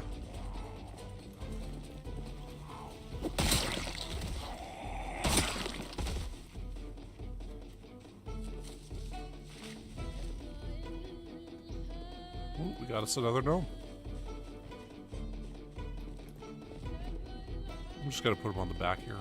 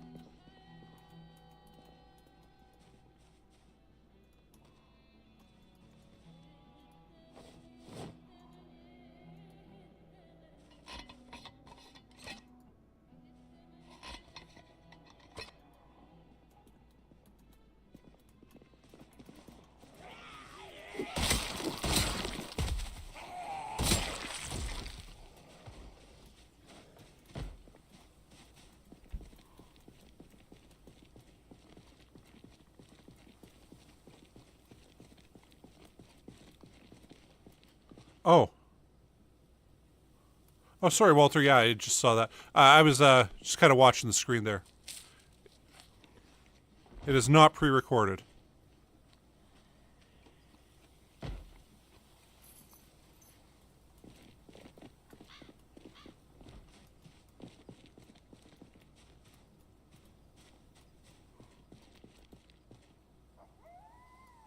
This is live animations. No, you didn't miss much. We killed almost 31,000 zombies. I mean, it seems like what's left are way down here at the bottom of the screen. Just take our bus around and... I mean, I see like that's one of the only areas we haven't actually gone through yet. On the way out at the edge near the townhomes. So... yeah, it's a pretty good game. And I want to say it's like, I want to say 29 bucks or something Canadian. Here's what we're gonna do. We're gonna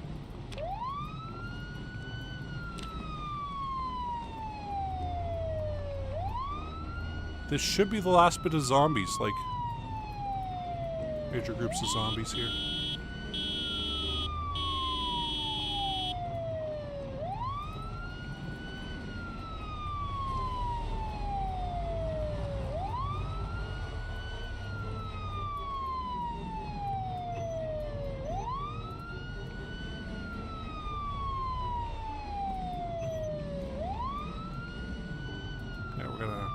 Off now. Oh shit, I meant to turn off the whole bus and everything.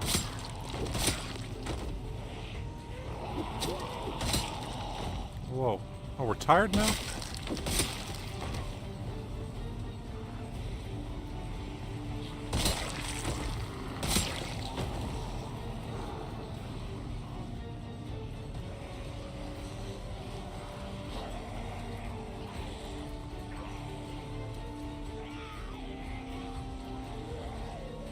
Oh, we still have that survivor shed to go through.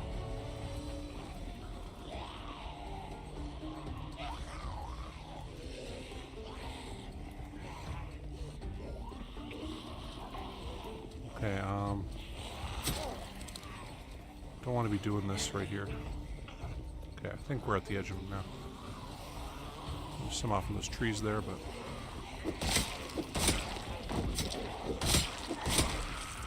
go till we're exhausted, I guess. And then, pull out the guns for a bit.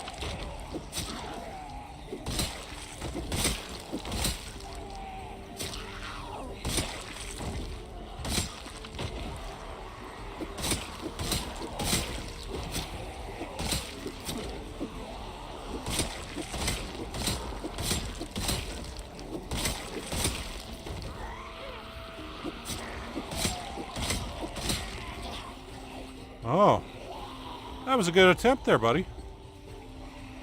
Really, you almost had me.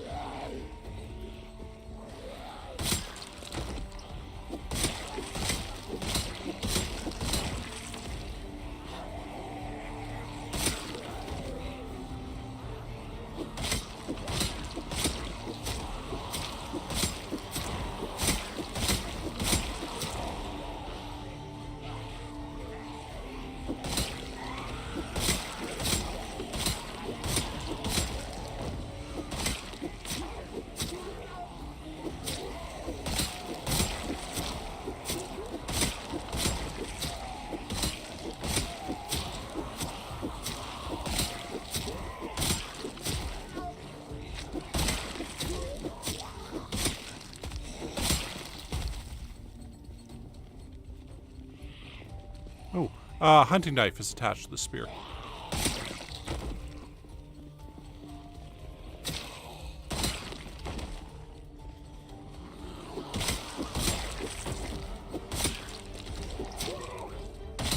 I mean, this really should be it for large clusters of zombies at this point.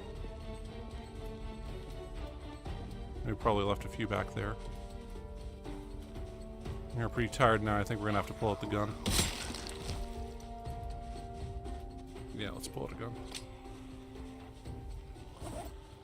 Yeah, we'll move these over here. Oh, how? No, we'll put that... No, that one's almost done. We'll drop that here.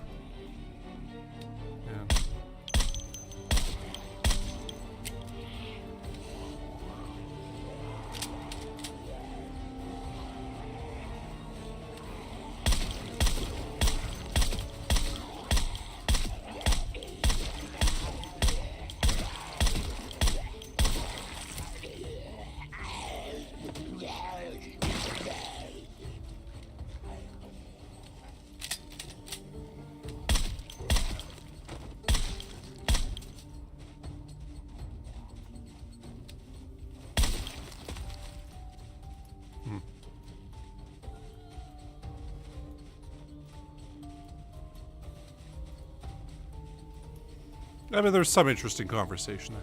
I like to think all conversations I have are interesting, but I'm sure that they aren't all bangers. Let's try to talk about stuff, shoot the shit,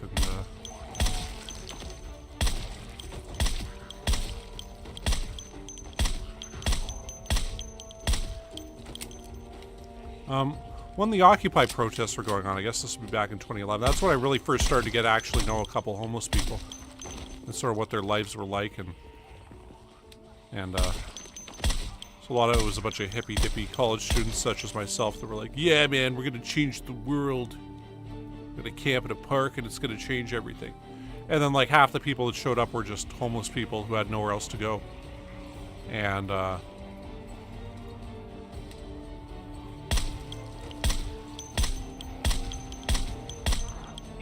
one of the guys there was Spike. He was pretty crazy alcoholic. However, he was also schizophrenic, and he was doing fine until his mother died. And then, like, he can't take care of himself. Like, there's just no way around that. He, I mean, he'd be doing okay, and then he'd have a, you know, his hallucinations would get to him, and that'd be that. He'd be homeless again.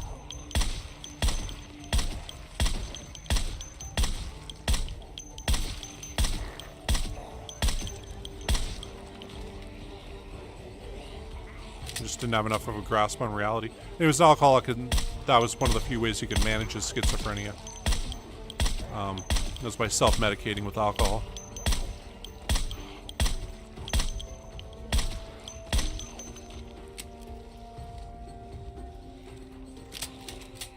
Well, he was a nice guy and all, but, you know, just had some serious problems.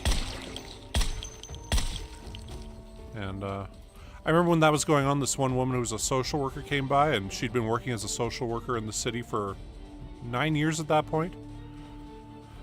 And she said the 5 worst cases she ever had, 4 of them were sitting around the campfire at Occupy. There's people that just could not be helped whatsoever.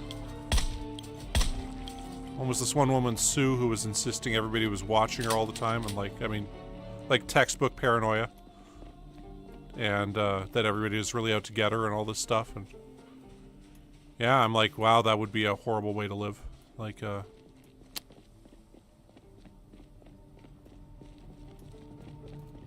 know what, we're gonna quickly have a smoke. We'll call all these guys over. We'll have a smoke. Oh shit. I realized those guys were there too. Okay, well.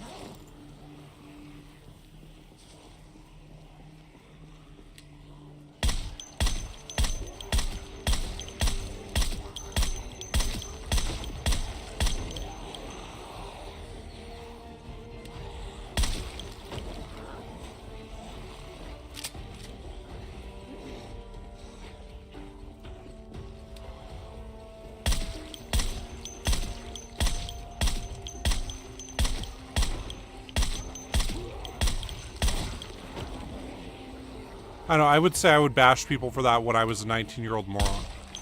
And, I mean, it sucks to be like, hey, I became needlessly cruel about it. A friend of mine described it this way. He went to India on a trip. And, he was like, I was startled by the amount of poverty I saw. Because, like, he lived in Japan. He lived in, various kind of countries around the world. And he just never seen such an incredible level of poverty. But by the end of his trip, when people would come up and be like, oh, 2 rupees, 2 rupees. 2 rupees is 5 cents. And he was like, by the end of the trip, my attitude was, hey, fuck you. You know, how dare you ask me for 5 cents? And he was just like, it was just constant and ongoing. And like, he just never thought he'd be upset, like, how dare you ask me for 5 cents? But it had just been happening so much that you become first you kind of become numb to it, then desensitized to it. Like at first, I guess very first, you're shocked by it and like, oh my god, this is a horrible situation. And eventually you get to the point where you're like, how the hell is this my problem? Like, why are you making this my problem? This is a you problem that you need to deal with. And it's a mentality that ends up developing over time. And I'd like to say, you know, I was always the perfect, most empathetic person in all the universe, and all this stuff. But no, you know, I mean, I wasn't. I was a prick, and I mean, I regret my actions. I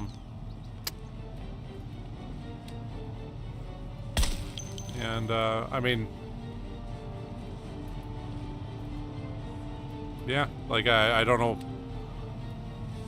I'm sure if I found those people today and apologized to them, they'd be like, "What are you talking about, man? I don't even remember ever asking you for change or you being like, ha ha ha, no."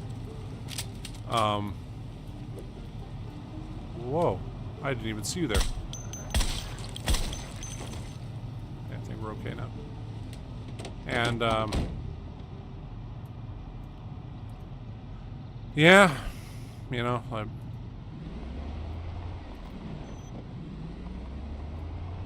I mean, I wish I hadn't taken such, I guess, callousness to it. Like it was like they were somebody asking me for change, not a human being with their own thoughts, feelings, beliefs, problems, and all this other stuff that, you know, a whole life behind them that led them to this current situation. Okay, we're gonna see if we can pop in here quickly.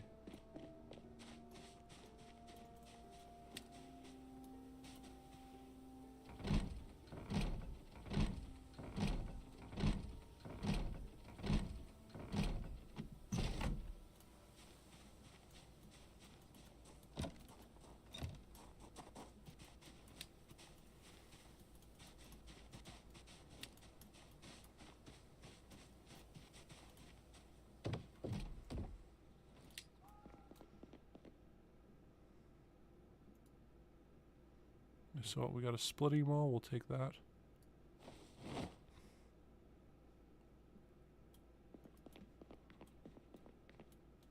Really? You made a noted map about that?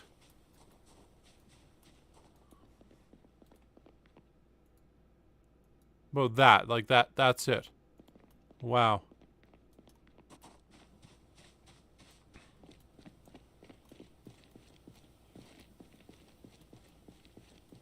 Yeah.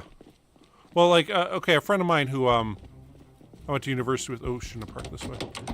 And, he's ended up becoming homeless, and, I mean, he's off the deep end. Try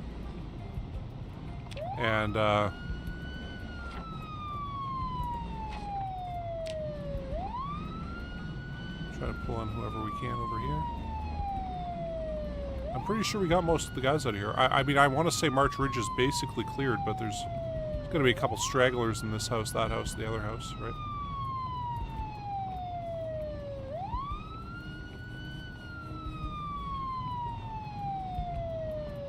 Hey, Annabelle Sands. Yeah, anyway, yeah, so that friend of mine, he became homeless. He, when he was living in, Victoria for a bit, he was talking about how nobody at the homeless shelter would help him or anything and all this stuff. And I'm like, oh, well, dude, you know what you should do, man, is, like, volunteer to do some, like, help them serve food or whatever. Because it was, like, a mission-style one where they, you know, serve food to people every day. And, he's like, why the hell would I help them do that? I'm like, well, dude, if you want them to help you, I mean, there's only so many resources to go around. And if you're known as the helpful person that can, you know, do this and that and the other thing, you help them, they'll end up helping you. And he's like, no, I'm not going to do that. Like, why would I help, you know, serve people? I'm like, do you not, like, I mean, basically, if there's 100 homeless people and they find out that there's, you know, 5 reasonable shelters to go to, they're not going to go, okay, well, let's give it to the biggest assholes we've had to deal with. They're going to say, hey, who do we want to help out of this group? And it was just like, it was beyond him. Like, it was just like, this is the stupidest thing I've ever heard. And, anyway. What are 2 zombies doing up here?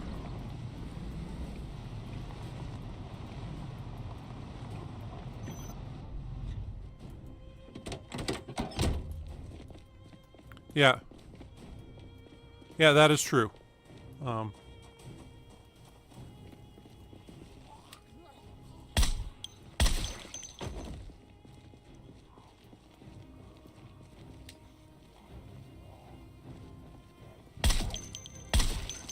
So, killed them. I mean, I guess we're gonna sleep for a while here. We should eat a bunch of food, though, also. But I guess we'll go back and kill those zombies over there, and then after that, we'll say March Ridge is pretty much cleared. Like, I can't think of anything else to do here. I do kind of want to go through the dorm and loot that. But I do just want to also leave those houses, because screw those houses. They're boring things to loot.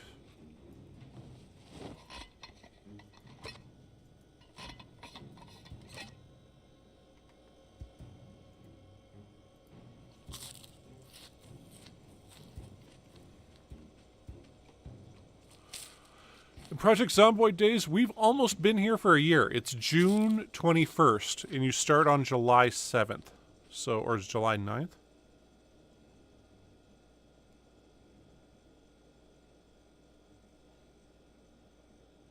So, yes, there are portable toilets in this game.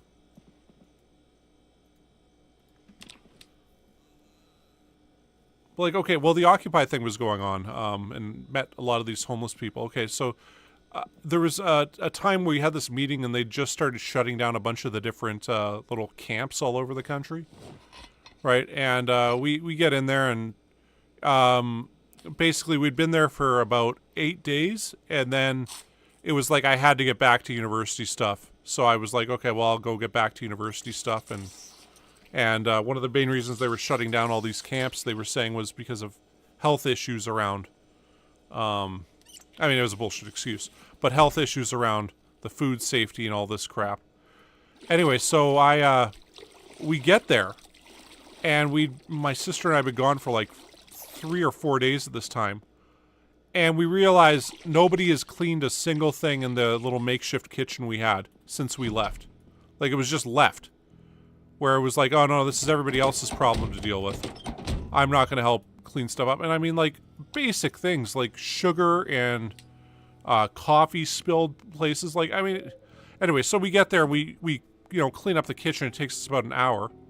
And then we get out and we're like, hey, look, you guys, we haven't been here for a bit, but why is nobody doing the basic stuff that needs to be done?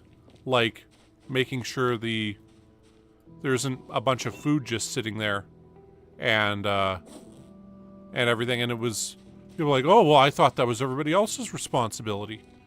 And I mean, I personally believe this is why libertarianism and communism have these problems whenever anybody tries to implement this stuff, is that you assume that people are just going to take responsibility for stuff, and they aren't. Like, in a libertarian society, it's, oh, when we have no taxes, everybody's going to donate to charity, and it's all going to be great. And it's like, no, people aren't going to donate to charity. They're going to keep all this money for themselves, and that's that. And in, you know, the kind of case of implementing any kind of communist stuff, people are going to be like, well, like, there's kind of a joke around Hassan Piker of, like, we need a socialist revolution. Oh, right, cool. Are you going to cook food and, like, pick food for the masses? No, I'm going to stream and influence people. It's like, what the hell? Like, that's not something that needs to be done so much in this kind of situation. What we need done is, you know, we need, you know, somebody's going to have to do the shit jobs. And unfortunately, everybody thinks, okay, yeah, somebody else should do that. And, yeah, it was really, really disheartening when that happened. And, anyway. But kind of what we both realized roughly at the same time is the reason the revolution or whatever isn't happening is that, people just aren't willing to do that, you know, the necessary work to make it occur. Everybody thinks, oh, well, when the revolution happens, I'll be in charge of stuff. And, you know, I'll delegate to everybody what needs to be done. And no, that's not what happens. You know, somebody needs to do the very basic, you know, empty the garbages kind of thing. And, yeah, nobody wants to be that person for some reason. And, I wish there was some easier way to kind of put it that would be like, okay, well, here's... you know what? Okay, we need food first, and then we'll go that way.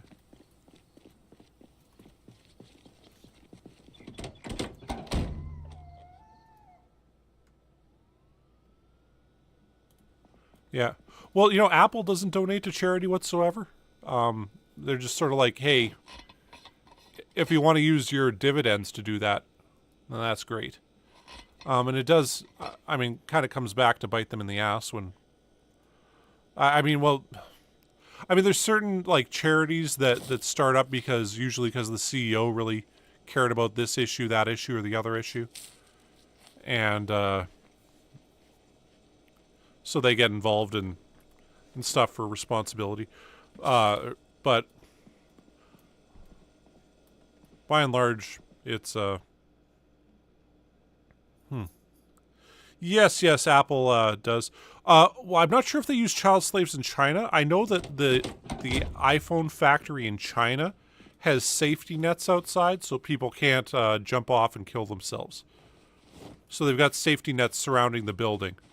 So if you try to jump out a window and die, oh, no, you get to live and keep going. And I'm like, how many people do you have jumping out the windows at the Apple factory that you need to have safety nets there because it's become such a common problem that, yeah, for me, I'm just like, that's a just incredible...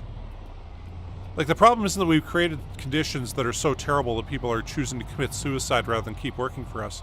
The problem is that they keep going splat in front of the building, so let's put up a big net. And then we'll just, we'll keep going with things as they are.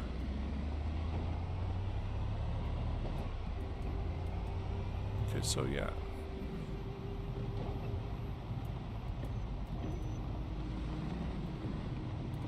Hold on, buddy. We'll come kill you in just a second.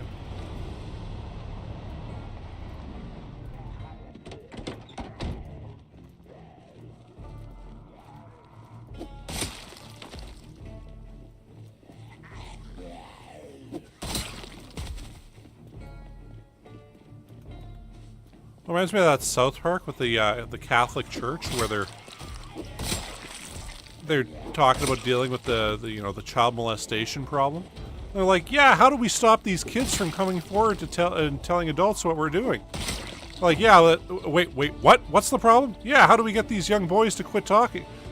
Wait, no, the problem's that this is happening in the first place. And they just keep figuring out different ways to not deal with the real problem. It's, they're giving us a bad name by telling everybody the awful things we're doing. And when it's really, hey, maybe you should stop doing the awful things. And, anyway.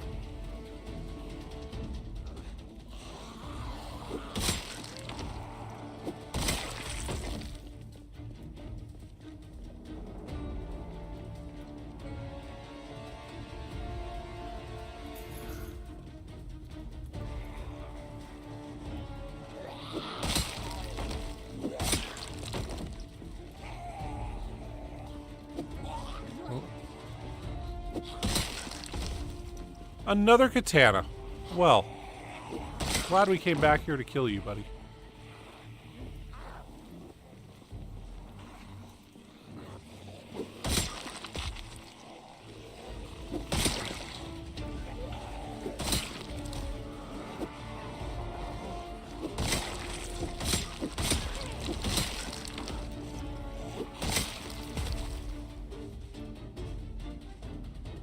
Haratori Hanzo?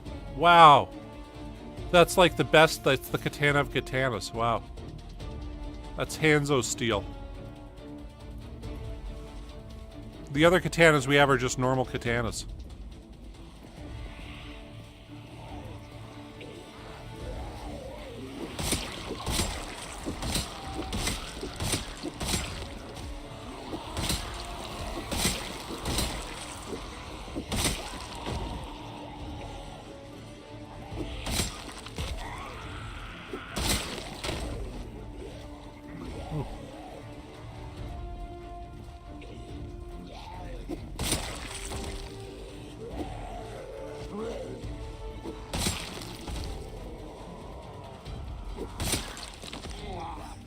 Whoa!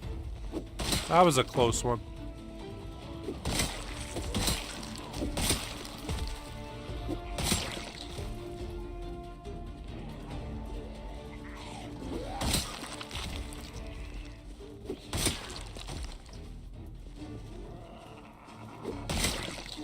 I mean, we got 3 normal katanas and the Hanzo steel.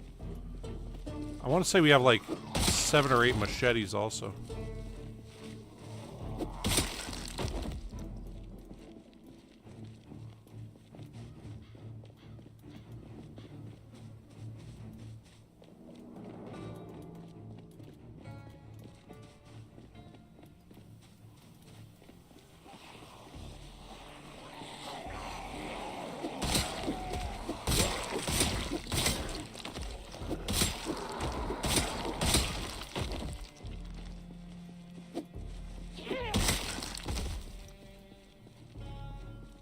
Yeah, we've gotten them all in the last, I want to say, 4 or 5 streams.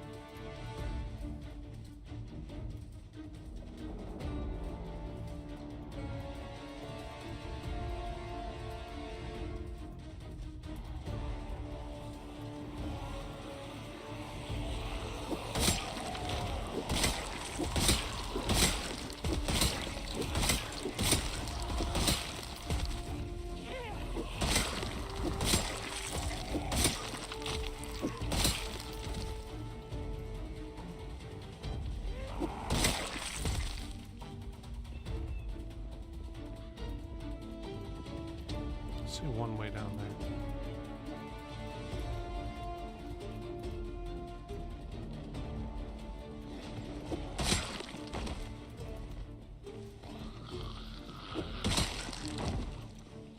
Oh shit. I didn't think there'd be like that many there.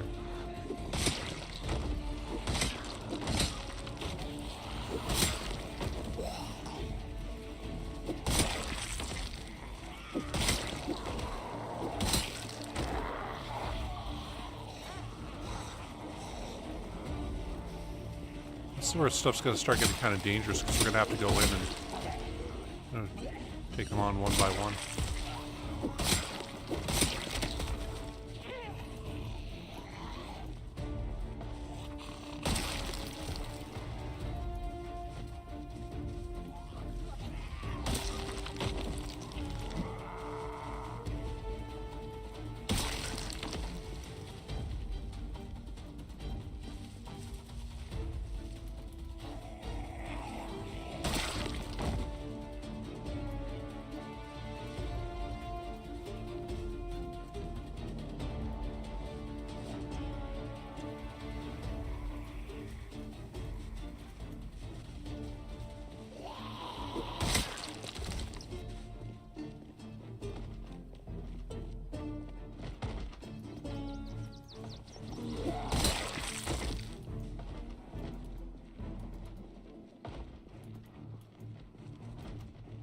Okay, well.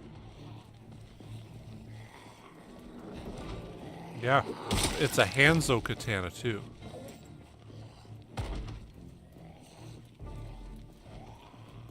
Okay, well.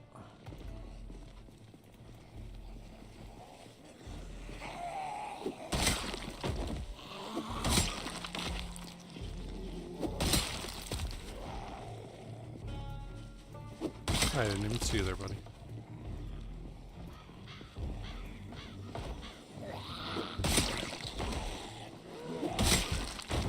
I'm wondering how we're going to get all these... Oh, man. I know, personally, I'd say the city's actually cleared out by now. I mean, it's... there's the stragglers in these houses and stuff like that, but... For the most part, they're all gone.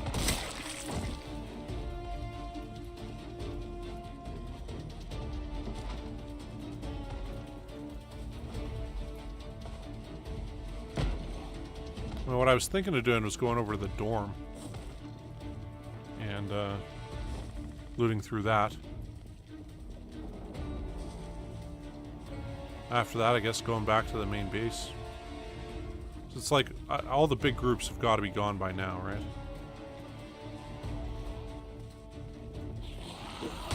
We've got, yeah, over 31,000. On the previous guy, I want to say it was almost 8,000 in here, so this should be all the zombies.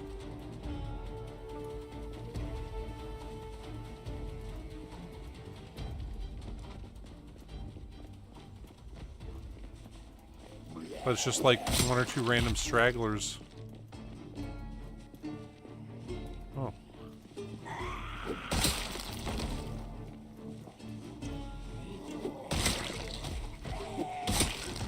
Dude, you just jumped out of a second story of a burned out building. That's pretty epic.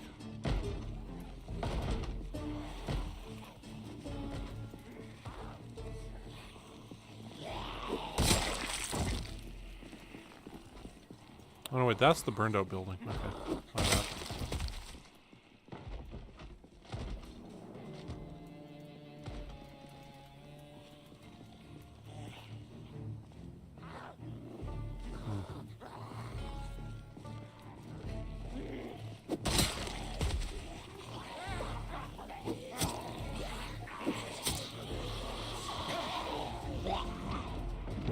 That was not what I meant to do, game.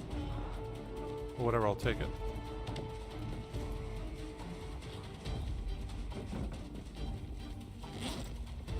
Oh.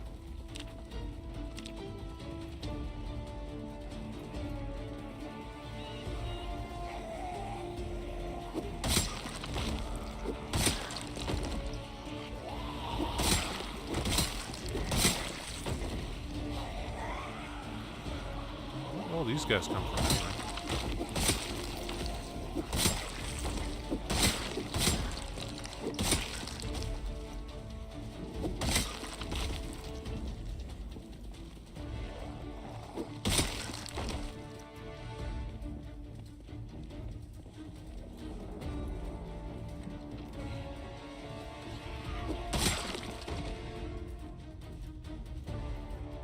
I really thought we got rid of all of them.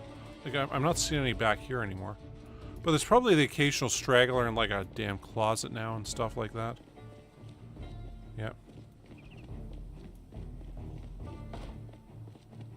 Yeah.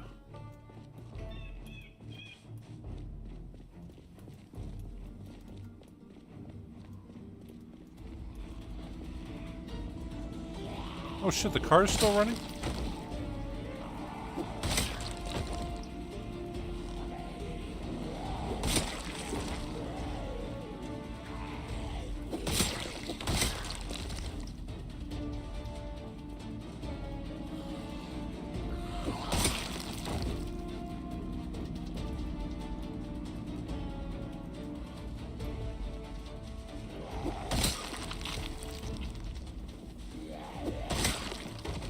Go through here blaring our horn again. Maybe get a couple of them to come over that way.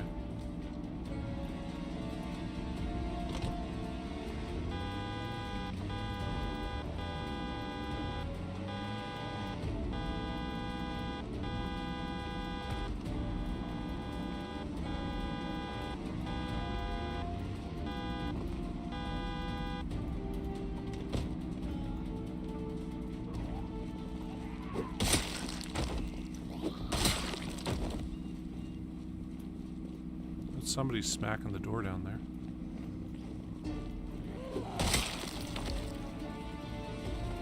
I guess there's a bit of a group here.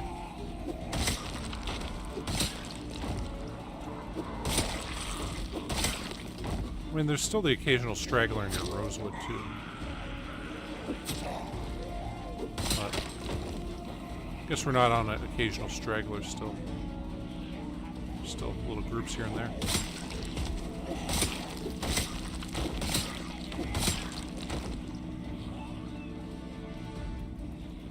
There just doesn't seem to be any like big groups like before.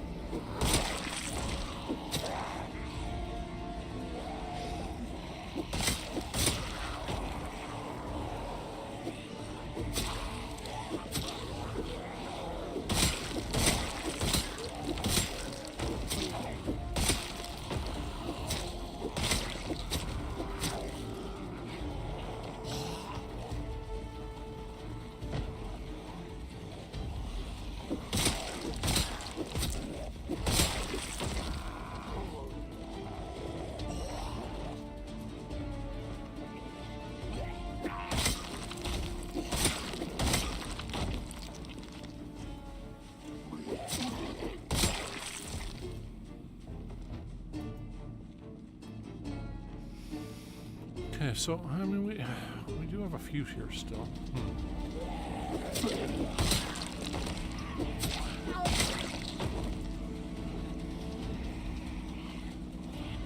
We thought this would be most of them dead already.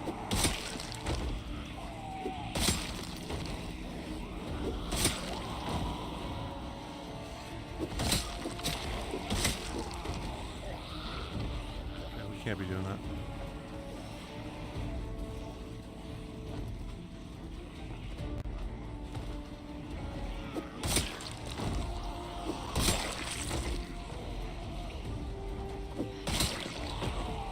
Yeah, I had no idea there was so many guys still here. I guess they're all in the backyards of various houses and stuff, huh?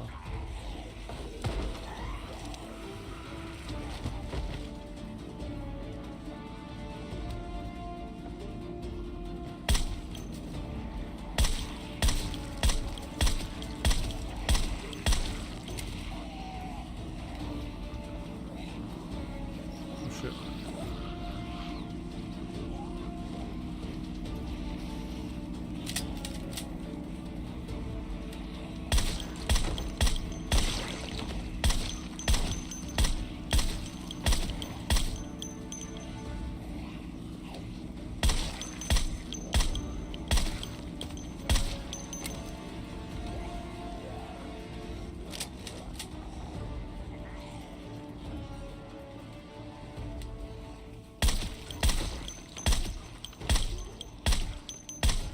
Oh, we need to find a damn house alarm somewhere here. If you do that, that would attract all the remaining zombies.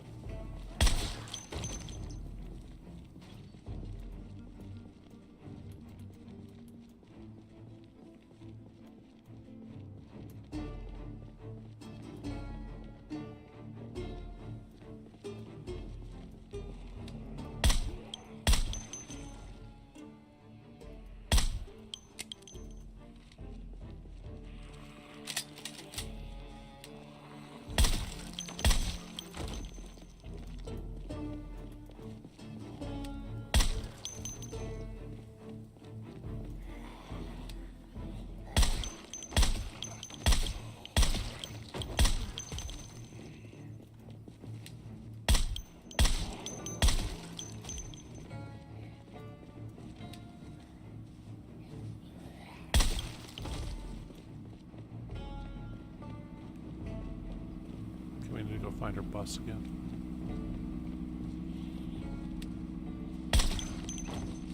There's so many stragglers. Wow. I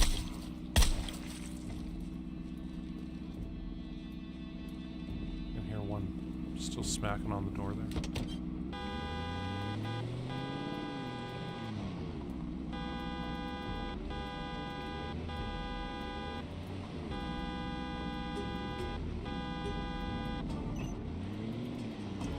Final run.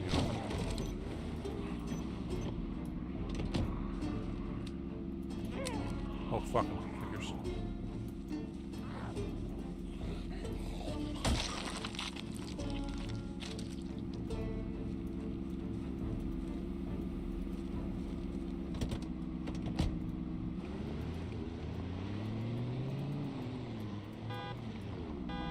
I'm really sure we got all the guys up here.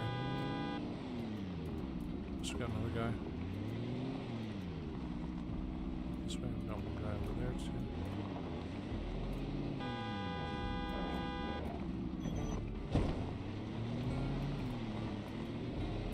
Oh, we're just gonna have to go back to our vehicle.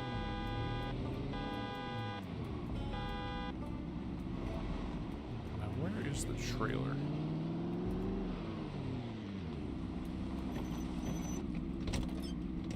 See if we can grab it here.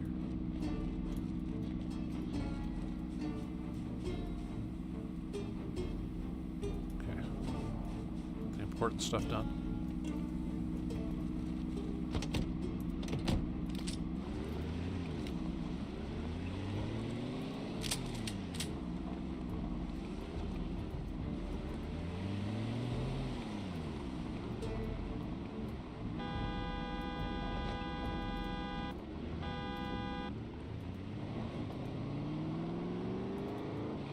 Just get most of those guys out there.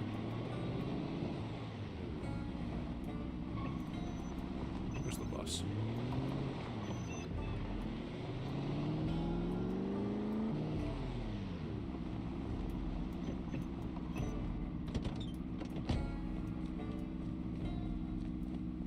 Hey, oh, bye, TL.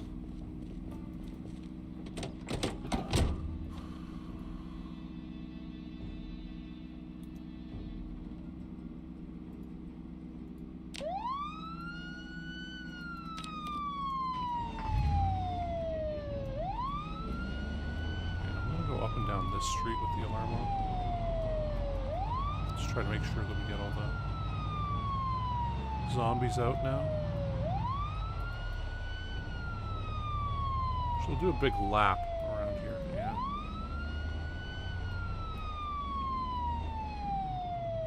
Okay, so I mean there's a couple right here.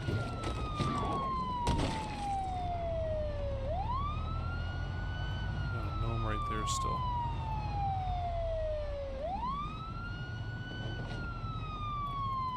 But actually, we're just going to go to sleep now. So, I mean, even if we do attract a bunch of zombies, we can't do anything to them, right? So we just got to go to sleep, so we'll do that.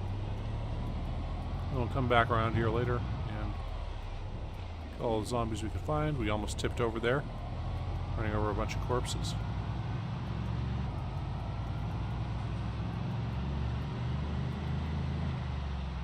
Sounds reasonable. I mean, really, what are we at now? 31,265. I mean, there should be like 600 or 700 zombies tops left in this city.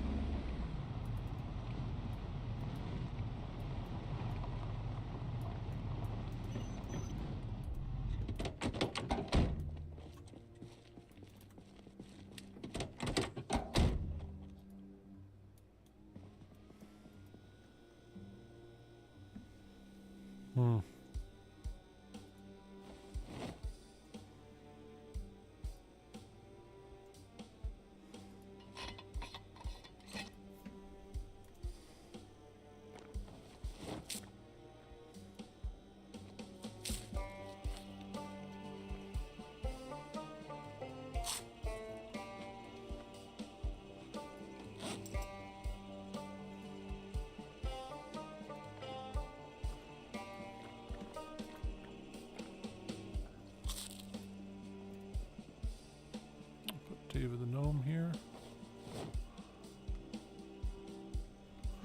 Oh no, I haven't done a Half-Life playthrough. I could play that. Tomorrow I haven't decided even what's going on. I mean, there's been a Timberborn update, so I'm tempted to go back to that.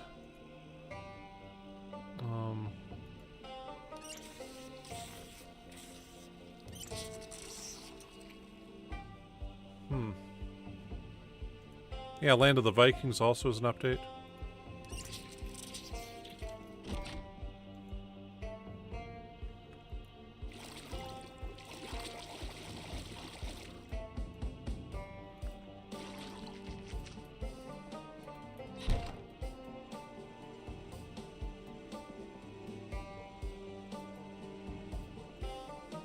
Actually, let's just sleep.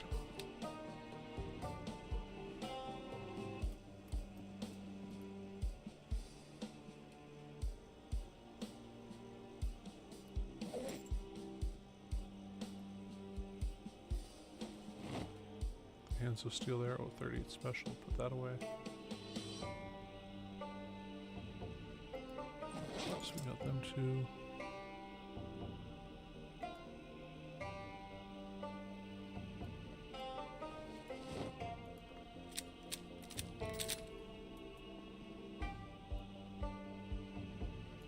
Put those back. I didn't mean to put those there.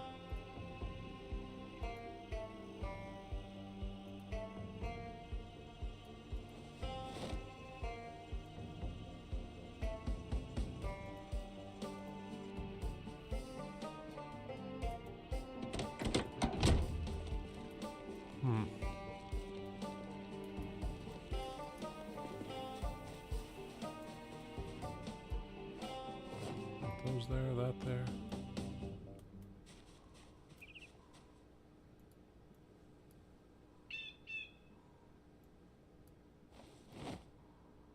I'll put all those back there for now.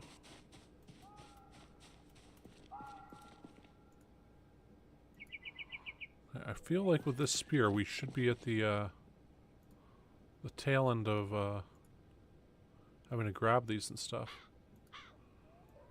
Because, I mean, really, once again, there can't be that many guys left. I feel like we're going to just have to take this. Oh, hey, Anzo. How's it going?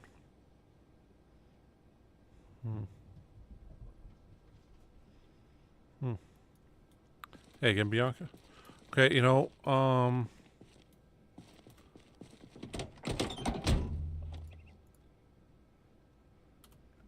let's look at this quickly.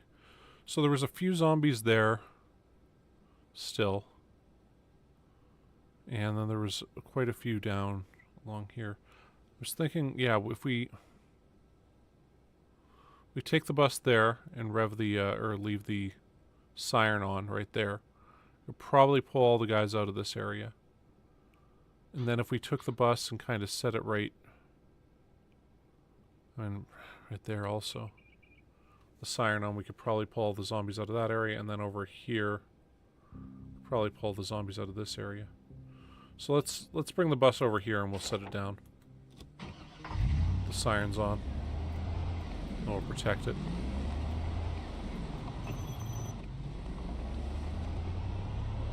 And yeah, we can probably kill all the zombies today. Or all the, at least large amounts of them.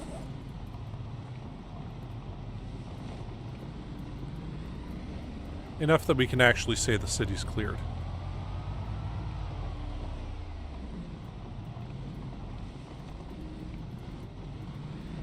It's like today we've already killed 3,000 more zombies. And yeah, you know, we're at 30,265. At least 1,200 of them are here from this city.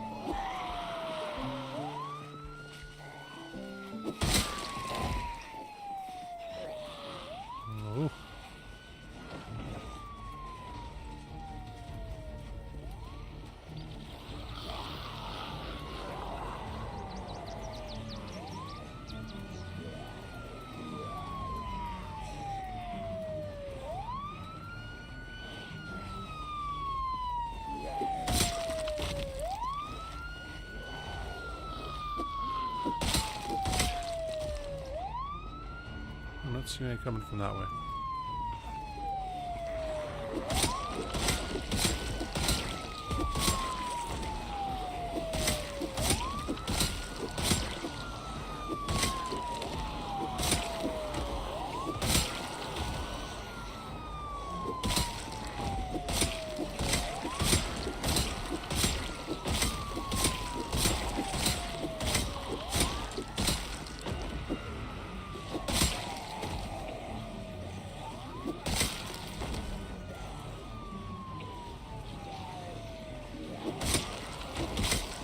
back to the bus before they manage to destroy parts of it.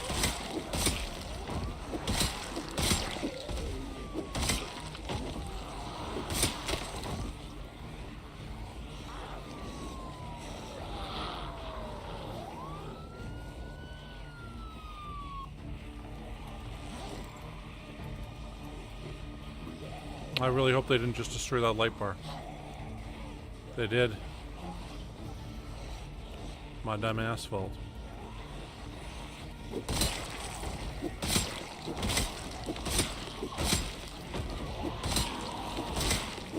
It took them a while to destroy it on the box car. I don't get why they'd be able to destroy that one so easy.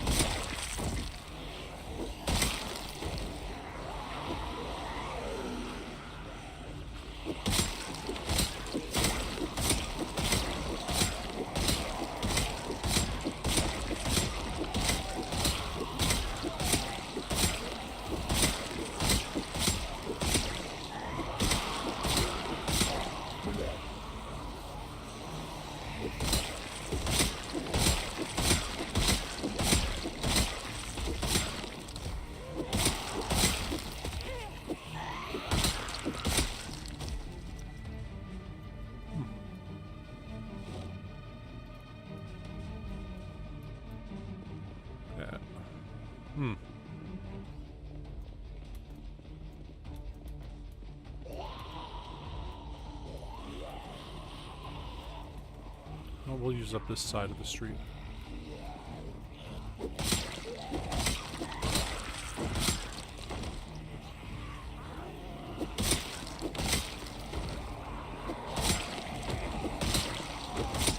We'll clear out these zombies finally, and man, yeah. I keep thinking, hey, we'll be done by now, kind of thing. And then there's more of them.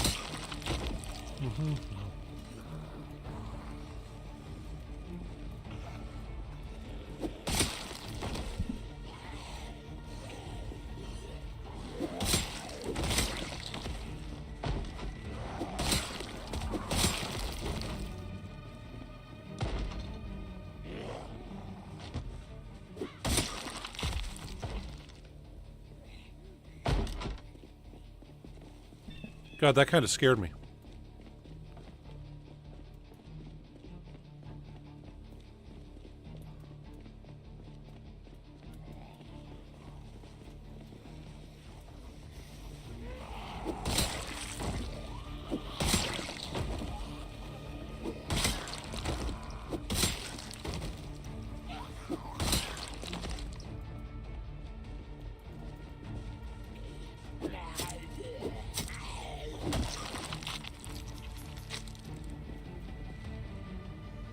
Kind of bizarre. Okay, well.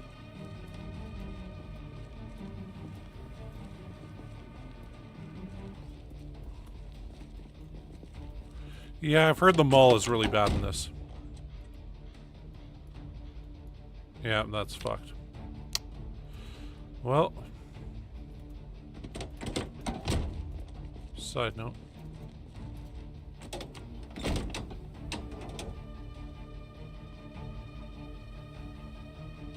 Just the light bars is fucked? Okay.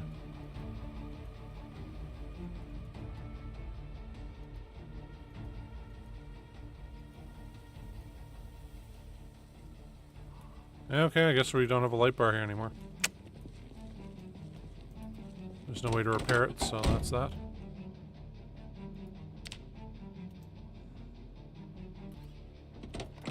I'll go kill this guy and then we'll go. I guess we'll just have to lay on the horn somewhere. Damn, you know, that... we use that light bar a lot.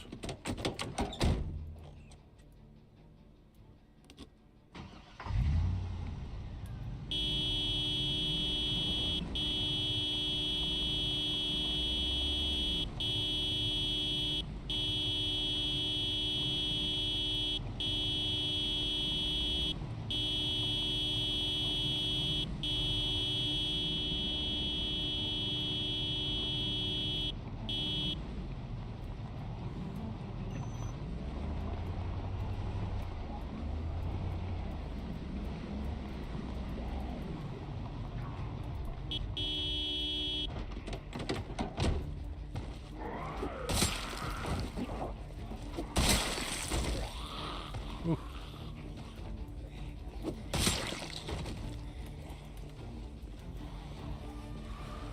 Oh well.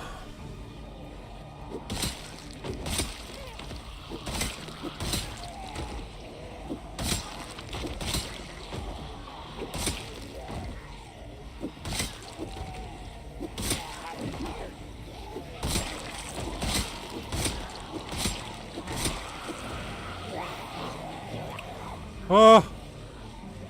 Oh! Gotta remember not to look over at chat in the middle of combat there. I'm like, there's always a straggler. Yeah, there. Oh my god, there's one right behind me. Okay.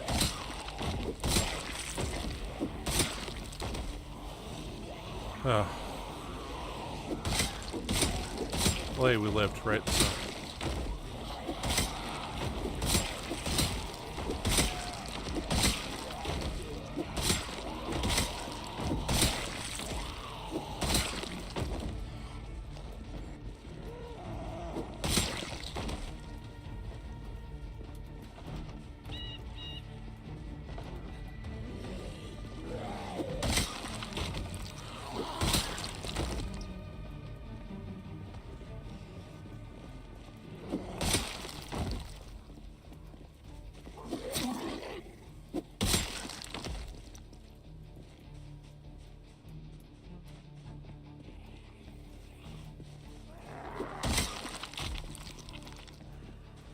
Ooh.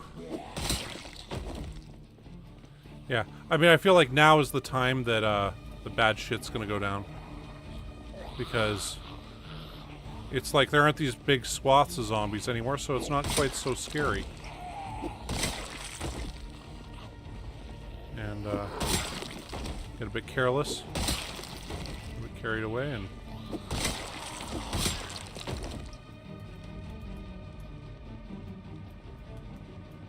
some over there, some down there. Oh yeah, that other gnome. We'll grab that guy.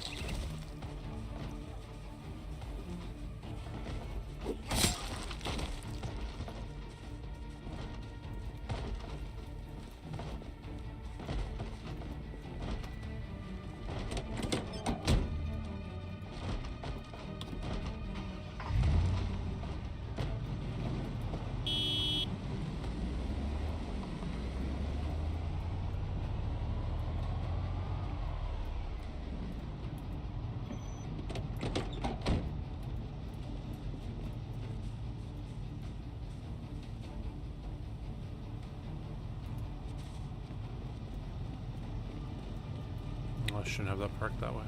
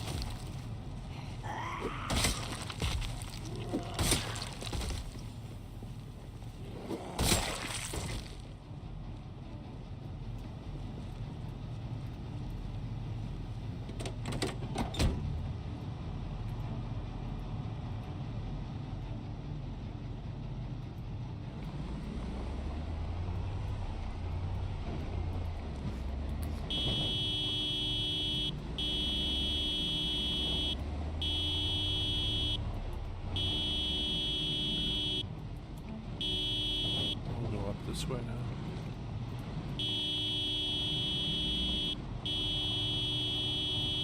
There's another gnome right there, so we should probably just stop right here.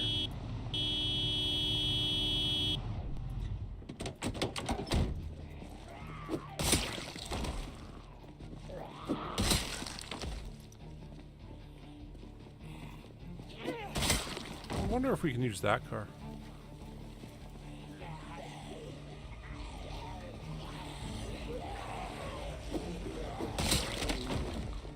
Oh.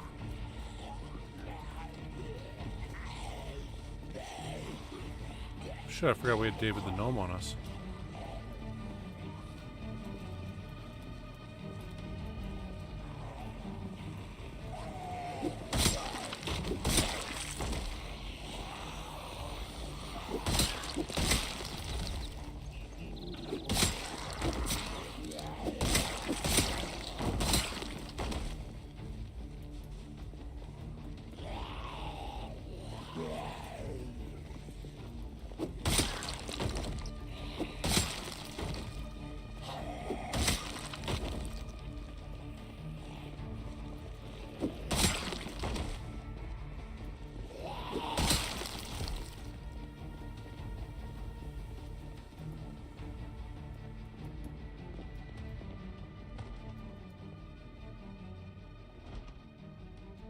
There we go.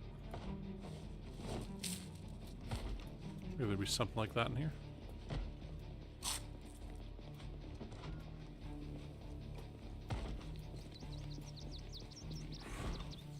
This might have lights too.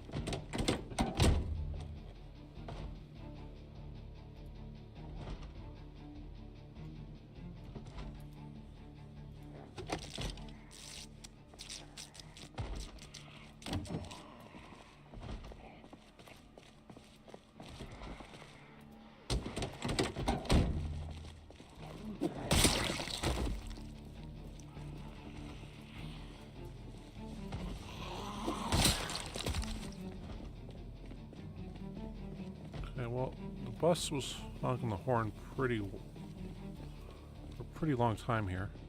Guess there's a couple more down there. But I think that should be about it. There's zombies here.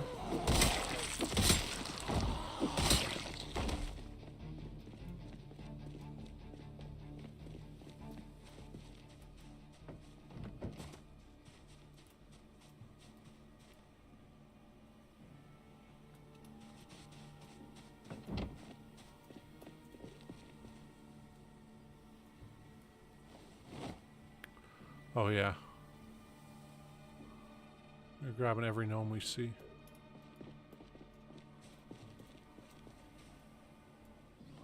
At this point we pretty much got it, right?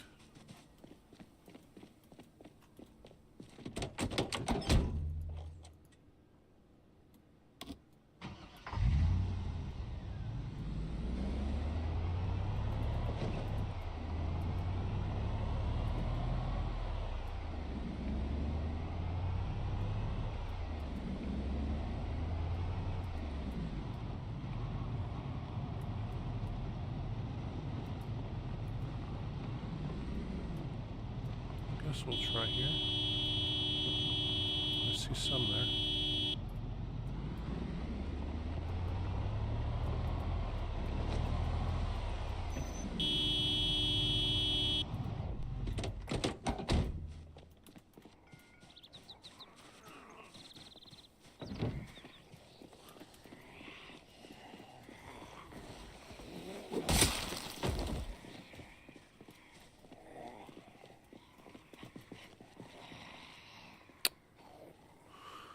What am I? Do I just not exist?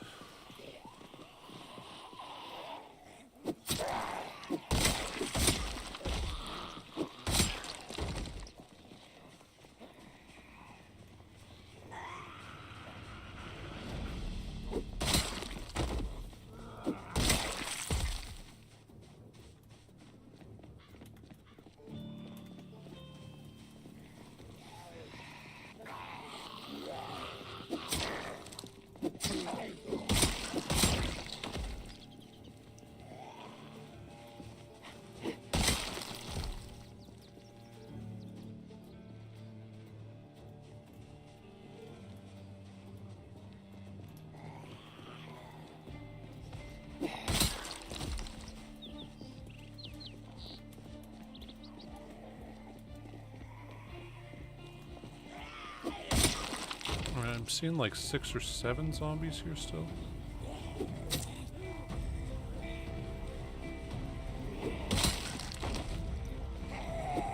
But I mean, think of how many used to come when we honked the horn like that.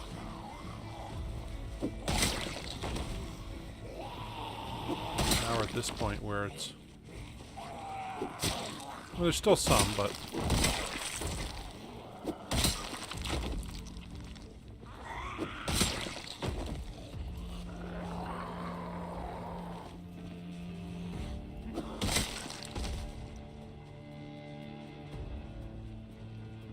There's a guy laying down over there, but...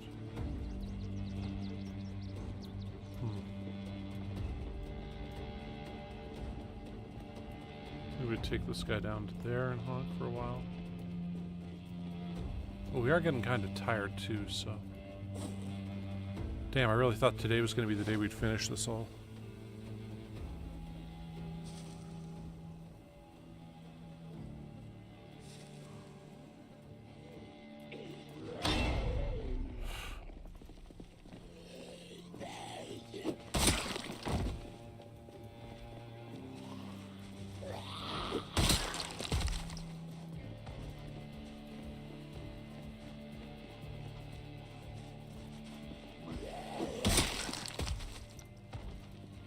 Down to these little stragglers. We got 31,553 zombies killed.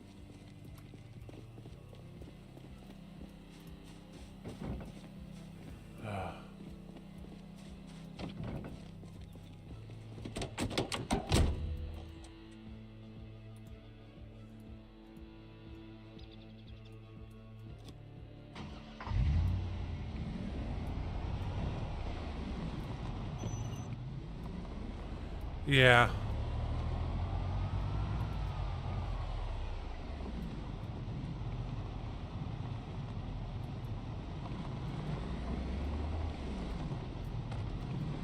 No, we'll go back to the trailer, we'll rest. We'll do one more, kind of go through town. We'll start back here. Okay, I guess there's 2 more guys there.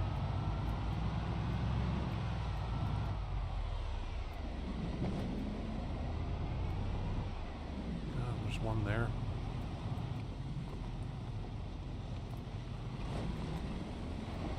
The thing is, I wanted to, you know, clear the entire place, but then there's like 1 straggler there, or 2 stragglers.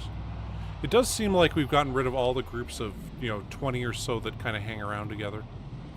Like, it seems like they're all done for.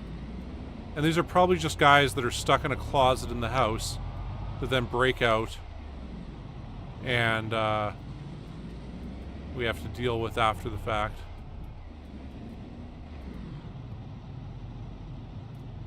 And that's what it feels like we're down to.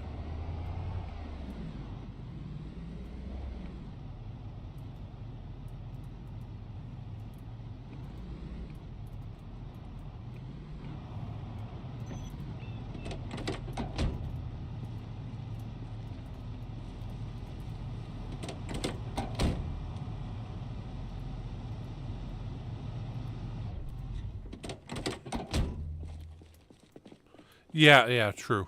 That's... You know, I tried to make sure to look into all the houses and stuff to try to just get the zombies to spawn in there, so that way we could be like, hey, there the zombie is. Great. But, yeah, it's just, it's not, not quite coming up as much as I'd hoped. Let's drink that.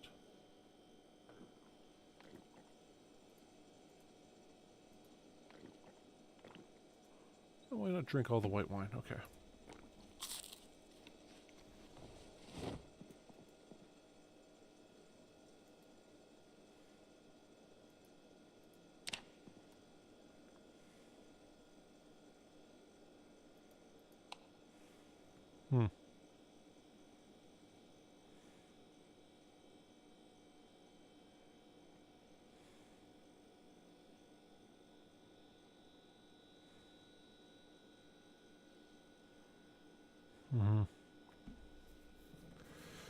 Yeah, well, yeah.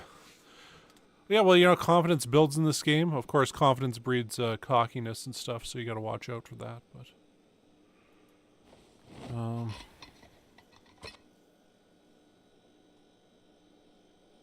mhm.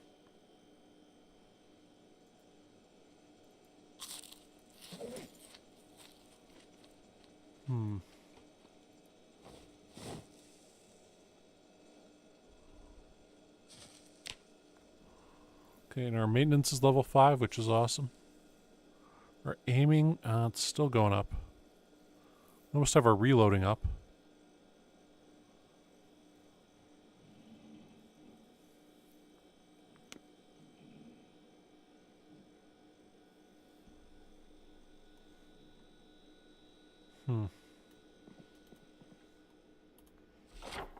Well, let's look at this. So we've parked the bus like here and honk the horn, and here and honk the horn. It's gonna go like here-ish and honk the horn. I mean, I figure we could get the rest out of here.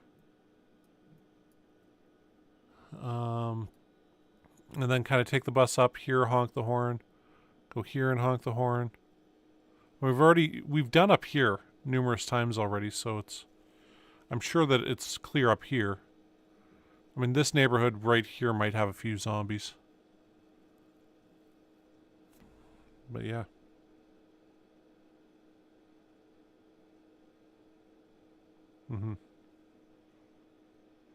You know, I think they've all spawned, because on normal population, this city is 9,600. Or no, on 4 times it would have 9,600 zombies. So on the amount that we have, there should be like 38,000 some. And you know, with this guy, we've managed to kill 31,553. And on the guy before, we'd killed, I mean, I want to say 8,000 here. It was at least 7,000, maybe 8,000 here. So with 7,000 killed here, we'd have, 38,000 some zombies dead here already. I mean, it should be, like, the ones left should be the ones kind of spawning in houses and stuff like that. Here,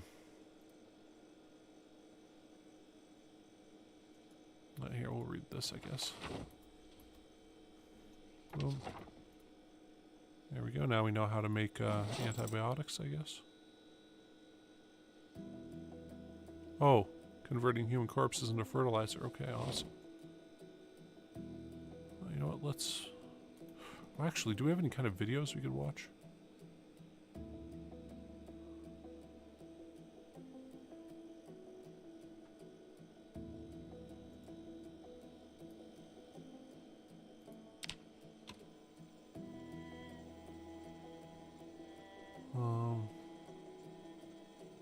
Let's watch Train Bomb. Yeah, train bombs.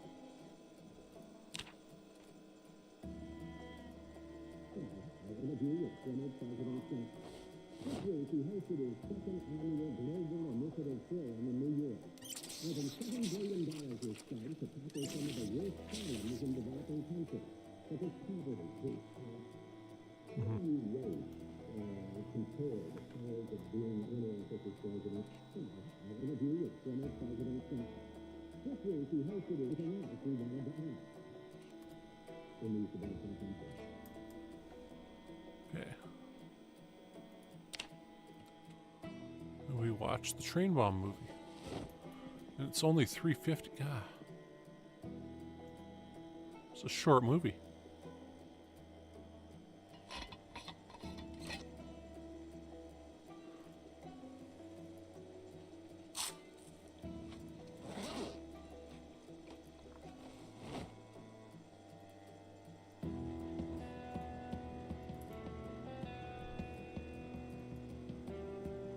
It's not what I meant to do, but oh well.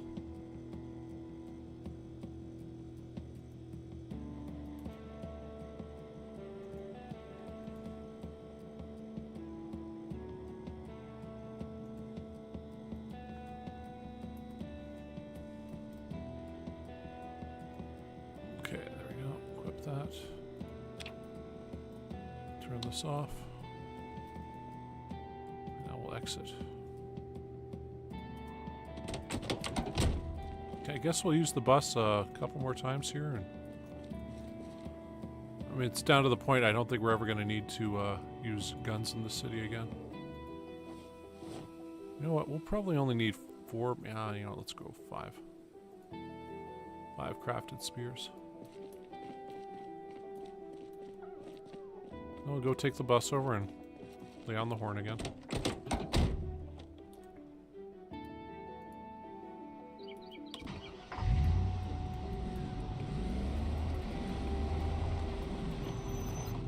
It does depend on the tank. Now the American ones, I'm pretty sure you need 3 or 4 people. There's other ones that automatically load. This is because American ones have a specific kind of loading way of doing things. Where you have... Fuck, come on. No, don't crash. Actually, let's go around the outside. Might be a bit faster. Yeah, American tanks, they, unlike the Russian tanks, they've got it set up so that somebody has to specifically load the shells from a safe area, whereas the Russian tanks, it's all like connected. Now the problem with that comes in when should a shell get into the tank area and blow up, it'll blow up everything, right? All the shells, and everybody's definitely dead then, right? So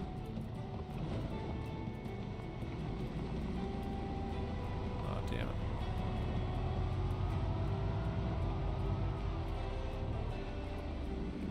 So there's a few extra zombies over here.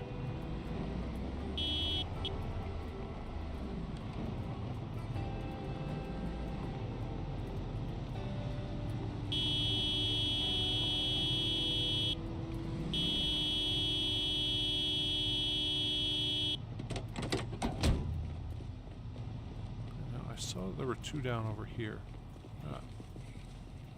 There's one of you. Well, we'll go kill this guy first.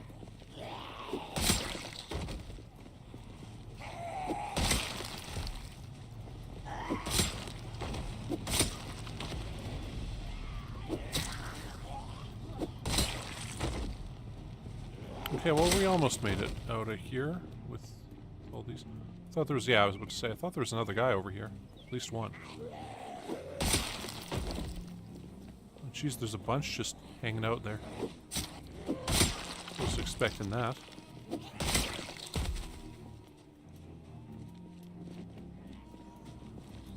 God, there's just too many trees now. Spot them properly.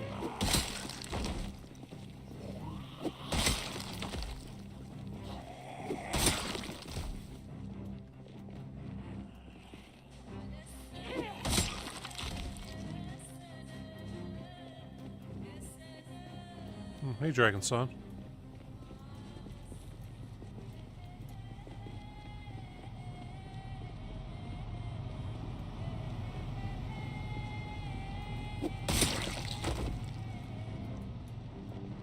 Okay, well, someone coming from up there.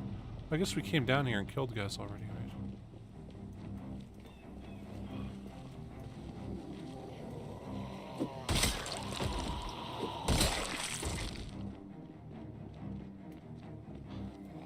So we'll take the bus back. Or the other part there. Look on the horn. Yeah, we got that gnome from that yard, right? Oh, jeez, dude. Can't believe there's another one of you. 2 of you guys here. Wow. Okay, well. It's getting cleaned up. Just taking a little while. Whoa, lag. Some harsh frames. Oh man, there was a button that you hit to show you what the frame rate is. I forget what that button was though.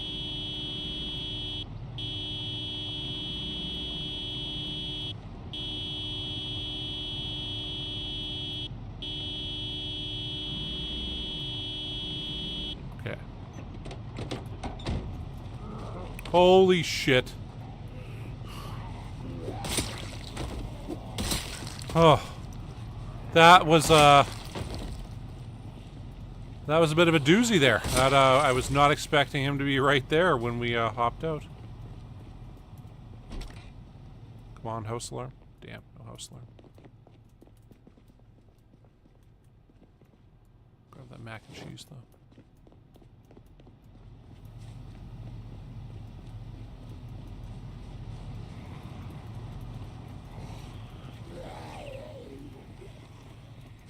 Oh.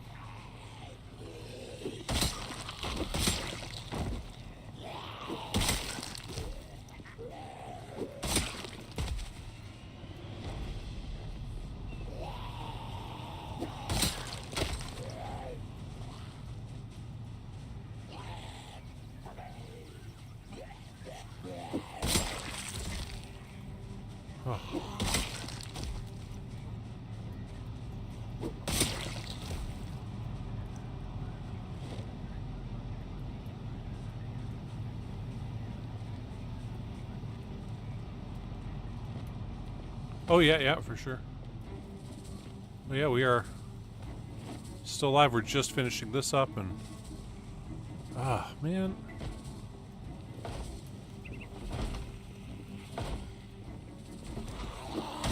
We're almost done March Ridge. I plan on this being the last day of March Ridge stuff. Oh, he's wearing a headband and he's got a beard. Like, what kind of mask is he wearing?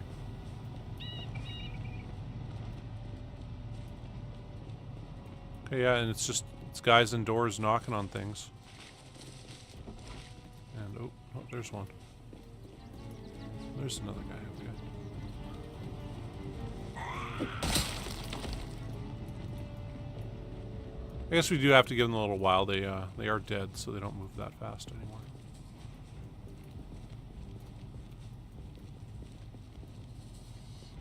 Yeah. No, we found a Hiratori Hanzo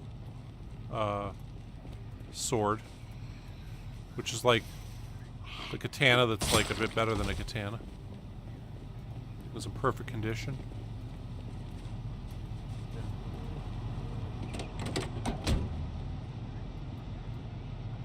I guess we're move up now.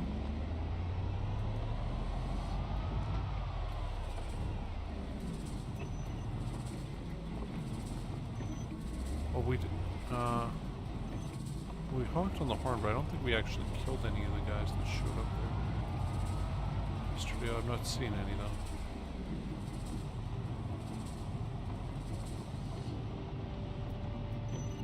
See that guy there, but that's it. Oh. I guess we do have like 4 guys to kill here. Yeah, we'll just get them and kill them.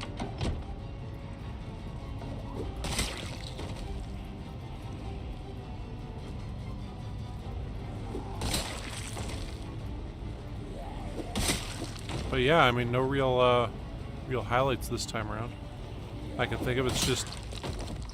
Yeah, I mean, at this point, we're just killing all the stragglers. We've got all the big groups out of here.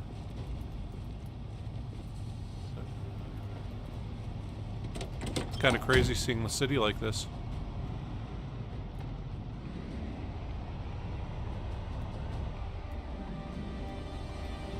Yeah. Oh, hey, Phil.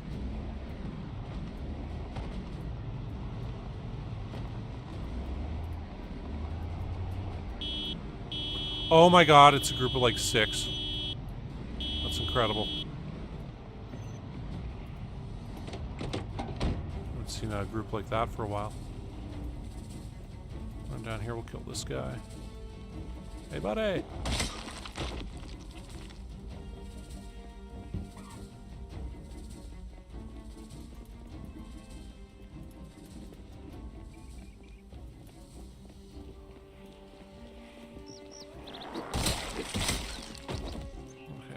Smoke on our way back.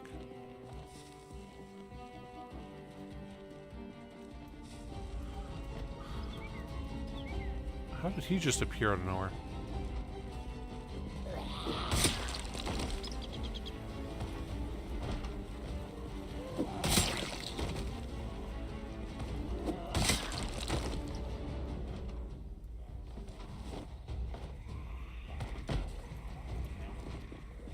Okay, well. What the? That thing almost screwed me up. Wow.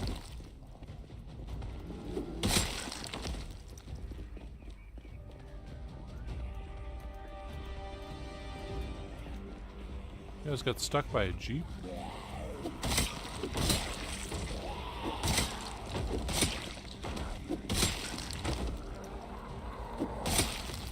Ooh, a fire axe. We'll take that. Mint condition fire axe and some matches.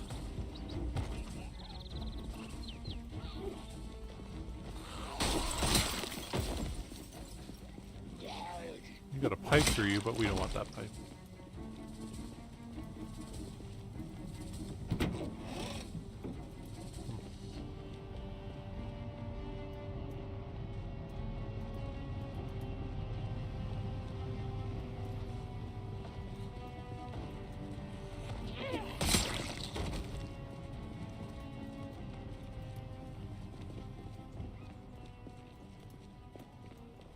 Try to look in all these places. Get all the zombies to spawn. Maybe kill a few more of them before we get out of town here.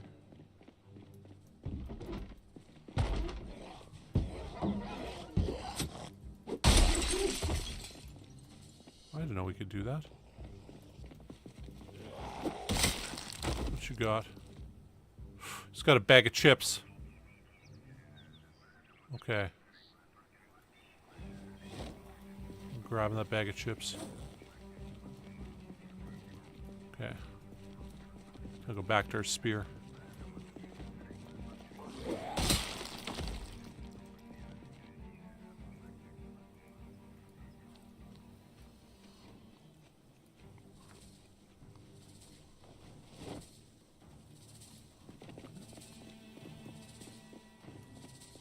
So we got one more guy here. Oh, two more.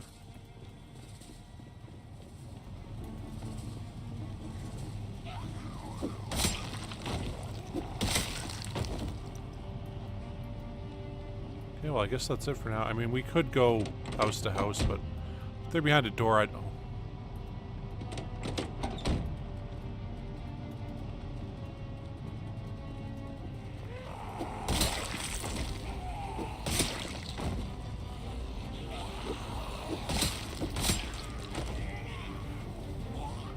Hey, you scared? Oh,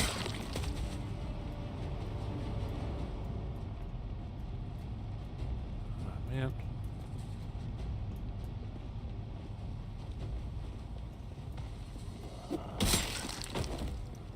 Oh, yeah. Actually, we do have a pipe bomb.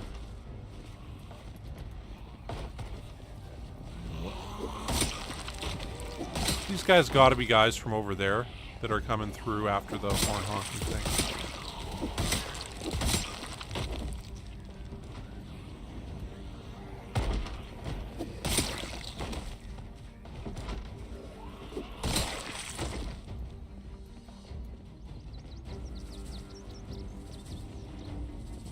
Oh, ketchup chips are the bomb. Personally, all dressed is my favorite, but ketchup chips are right behind that.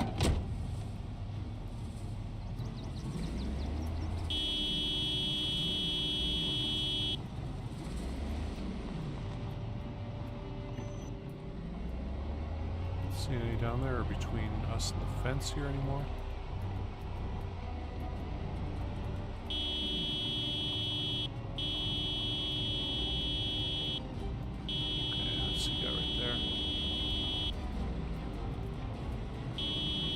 Okay, now we actually do have a couple here.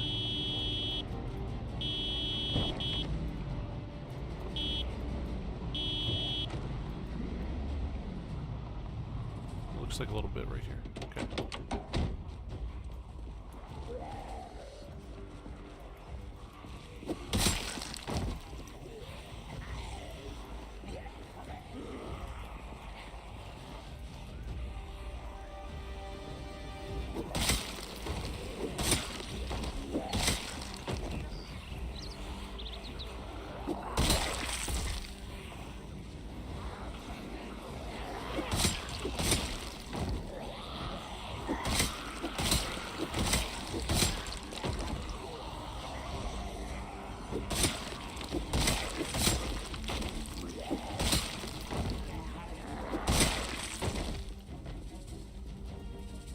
That was actually quite a few zombies there, compared to how many there had been. At least over the last, like, 15 minutes or so.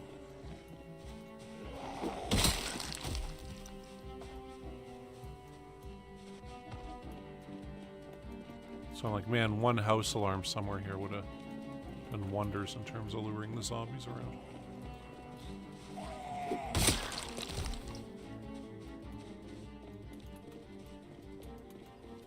See, and this is why we parked the bus that way. It's like no idea that person would have been there.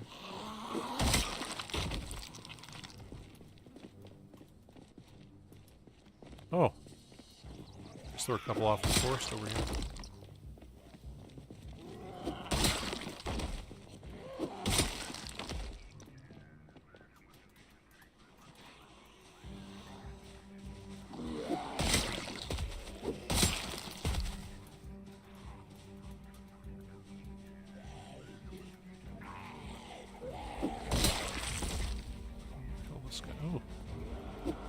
I guess these are all the stragglers showing up now. Kind of all over the place.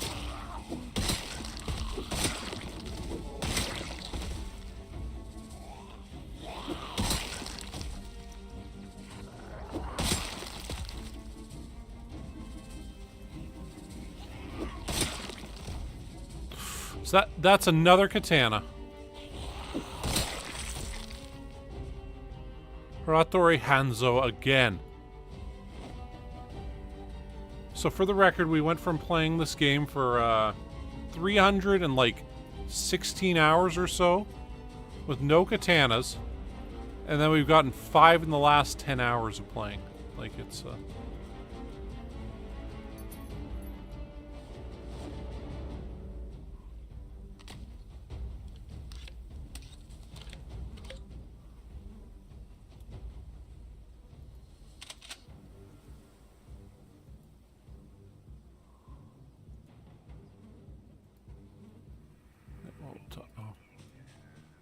wish we can't put that back on his body.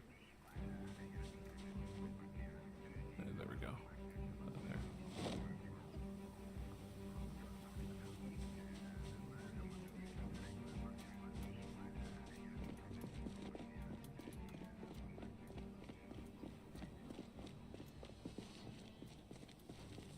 Oh, dude, I use dishwashing liquid on my hands like all the time. Oh.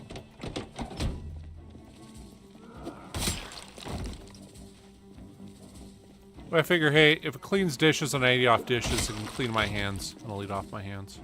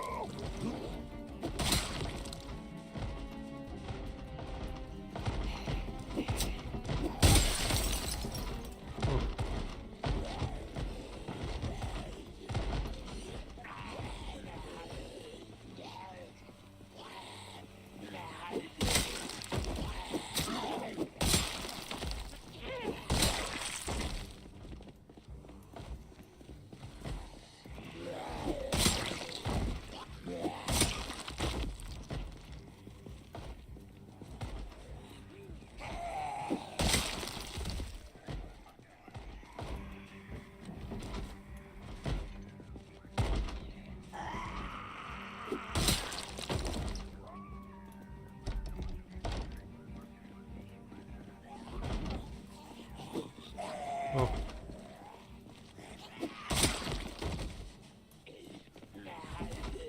Man, how many guys are in this house? Let's say 7 or 8 have came out of here. 9. There must have been a lot in a closet upstairs or some shit.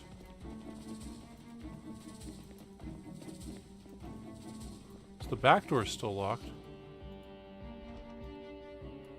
Ketchup chips, we'll take those. Corned beef. Grab that.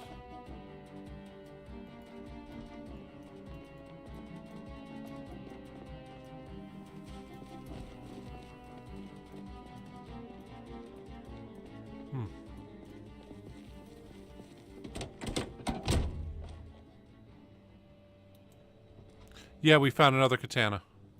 So we got 5 total.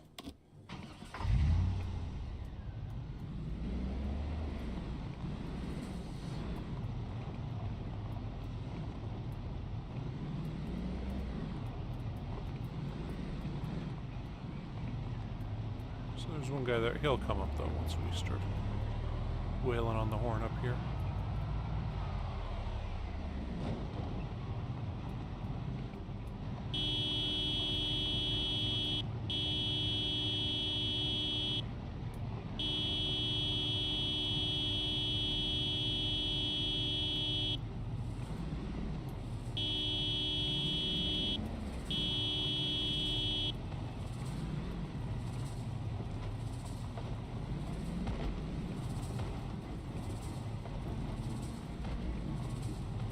I see a couple.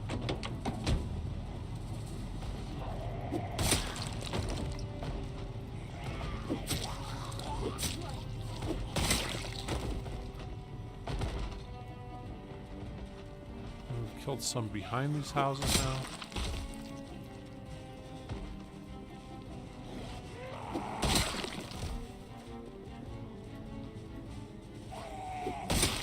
Oh, that was the wrong animation.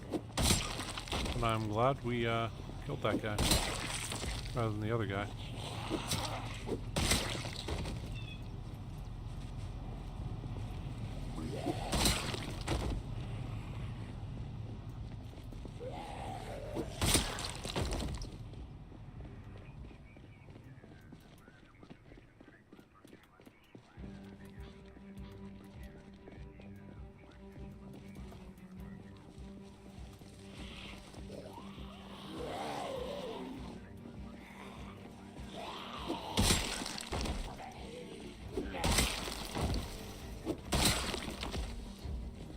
This was the guy we saw earlier.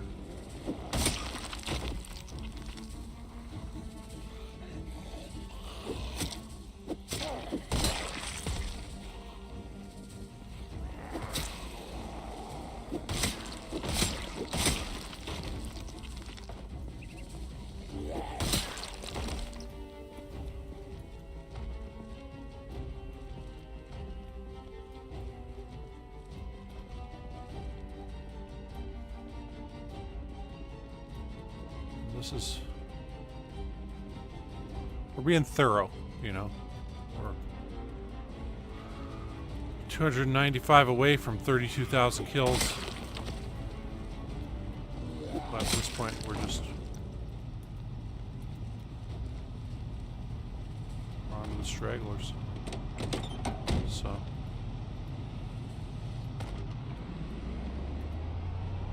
I might just run over this guy. Oh, that's actually a sizable number of them.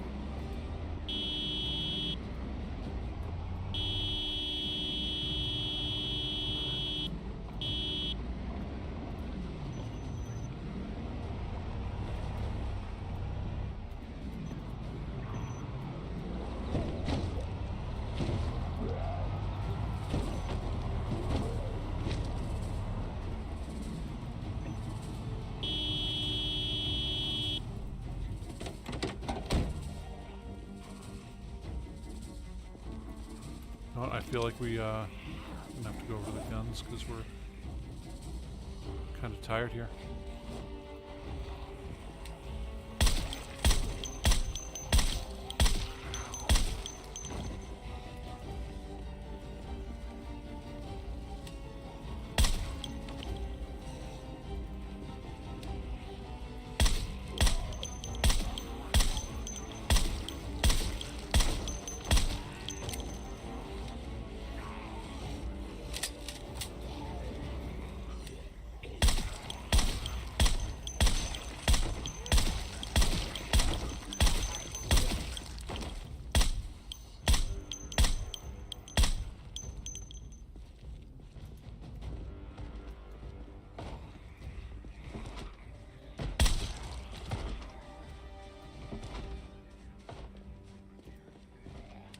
Oh shit.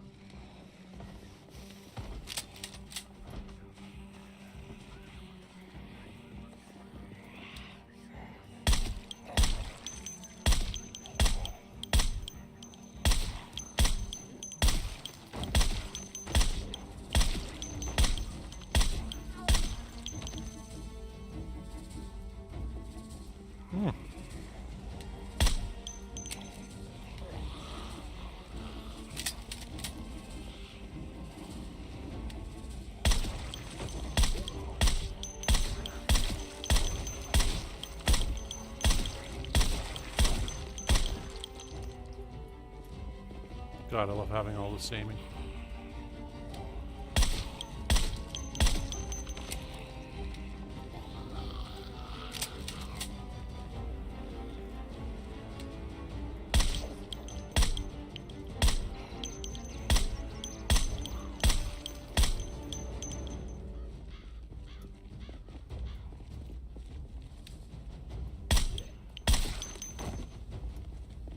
This really has to be it for the stragglers. Well, I guess there's that guy.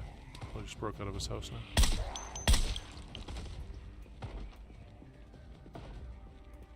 But yeah, I mean, that's...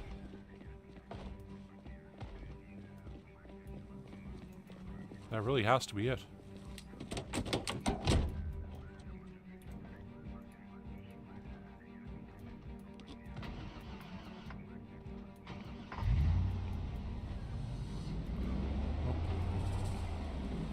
Oh.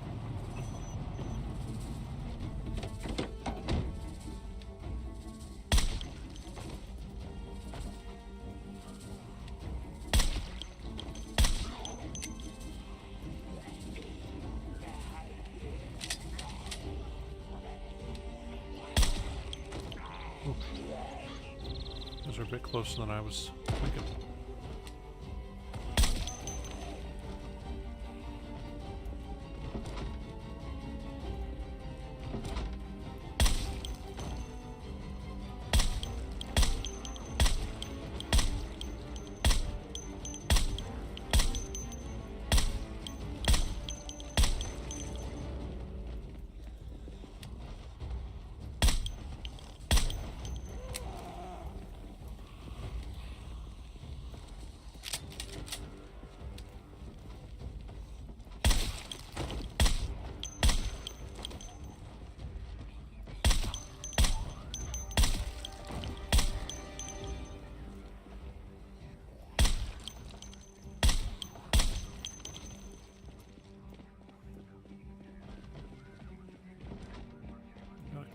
Looks like we got a few more. A few more stragglers.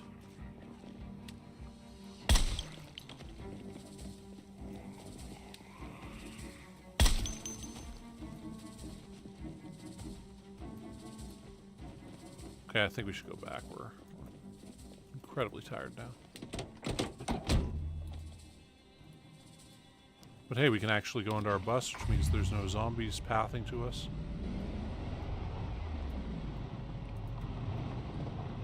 And I guess there's 3 right there, but whatever.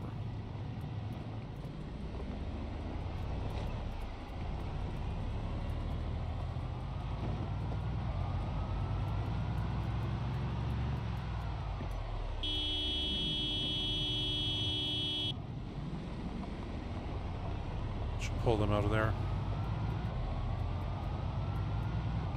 I don't know.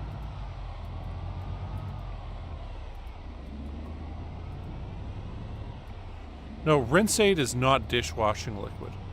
Okay, so there's dishwashing. We generally refer to it as detergent. At least here. I'm not sure about how y'all do it elsewhere. Oof. God, it's lagging so much. There's all the blood on the ground. Same thing over here.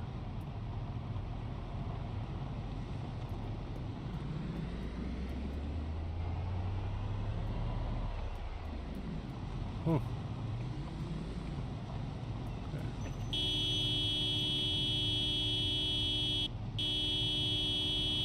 See if any come out of there. Probably not. We're probably good for that now.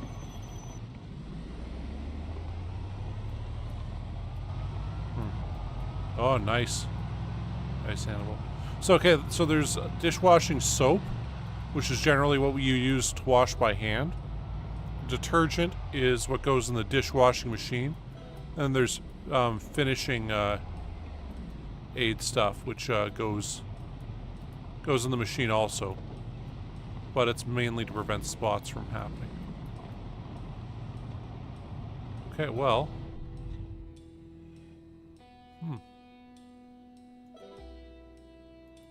Oh. So we need to do that also.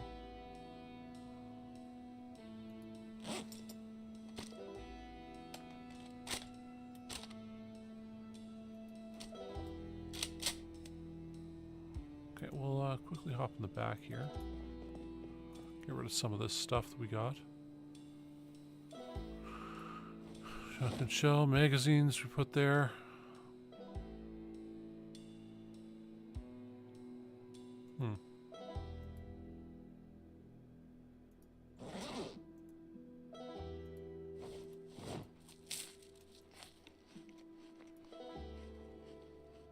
The other Hanzo katana is in the, I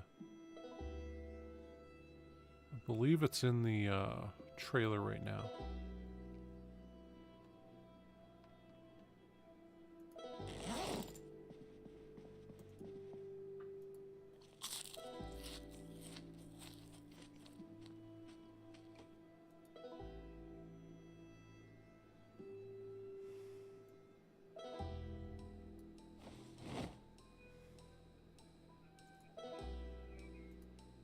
Wow. So we got 74 magazines. That is pretty epic. Anyway.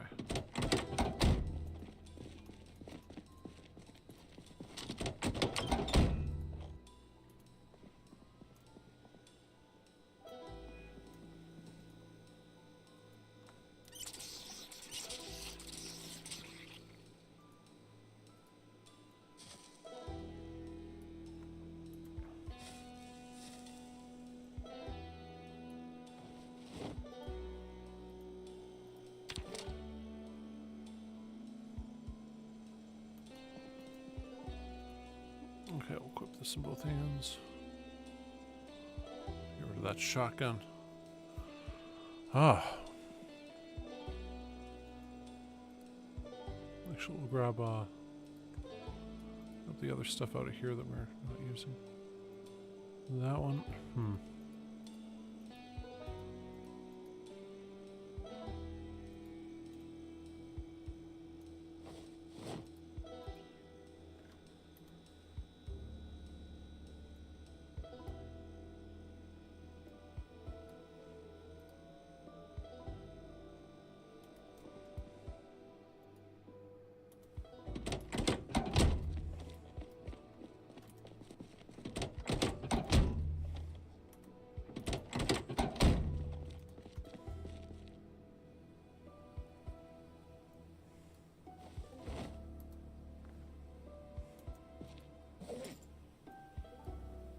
Fucking 6 gnomes.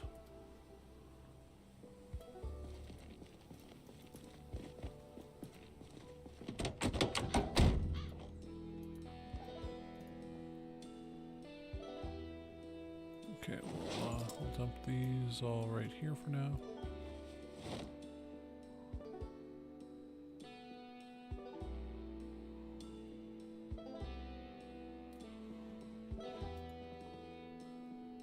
And then we left another katana on our bed, right?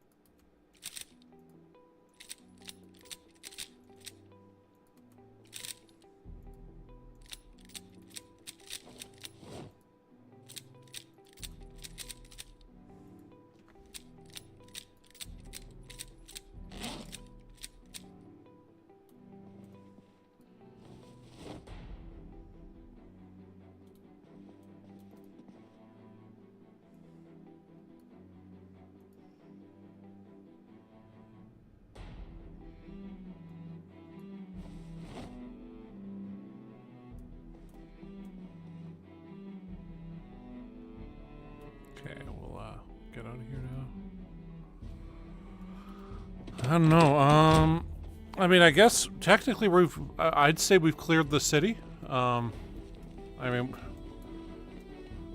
we could spend another 3 or 4 hours going around killing each individual one, but we still probably wouldn't get them all at that point.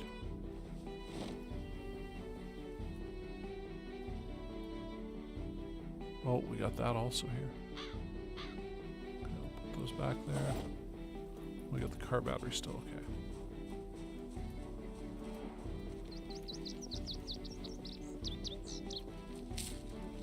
The mac and cheese on our way. You know what? It's been 6 hours also. I should call that a stream. I was thinking, hey, we'll get into the dorm and loot that, but I mean, I'd say yeah, the place is clear. I think. Yeah, I was thinking of going up to Pony Romo next time, but I think I kind of want to loot through the dorm and through here, and yeah, then worry about. I mean, once we do that, though, we're gonna have to go back home and unload all of our loot. And that'll probably be a stream in itself, just doing those 3 things. And then going up to Pony Aroma or whatever. I'll remove some of these markers. Don't need that there anymore. That was such a disappointment. Anyway. But, hey. It's like I got my tools here. So we're like, yeah, let's go look at this guy's tools. And what does he have? I got 1... splitter thing. But, anyway. The thing that sucks about this city also is, like, it's like we're not going to be able to get any of the cars out of here, right? We're gonna be stuck with them here as is. And, yeah.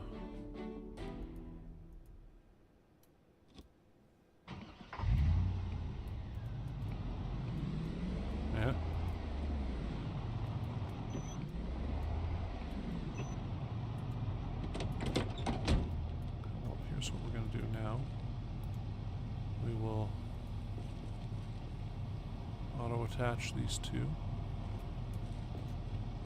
Second thing, I wanted to check out the other modifications. Yeah, so they're all still great condition. Awesome.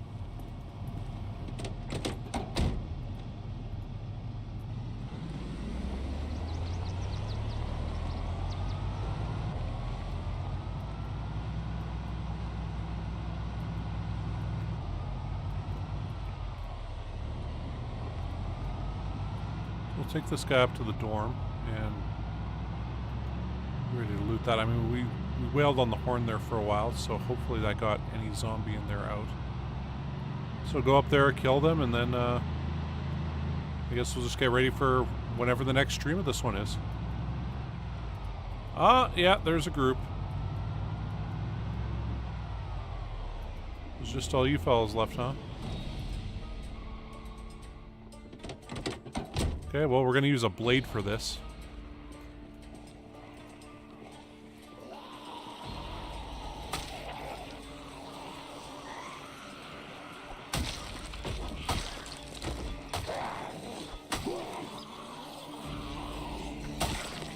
I don't feel as secure with this as I did with the spear.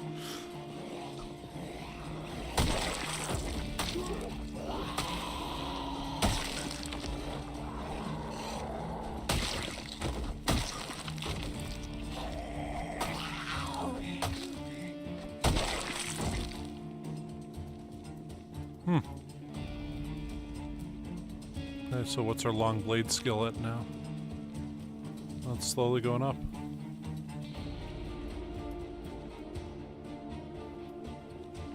Yeah, I mean, it's like we're gonna leave all this stuff here because I don't want to come back just for that one trailer, right?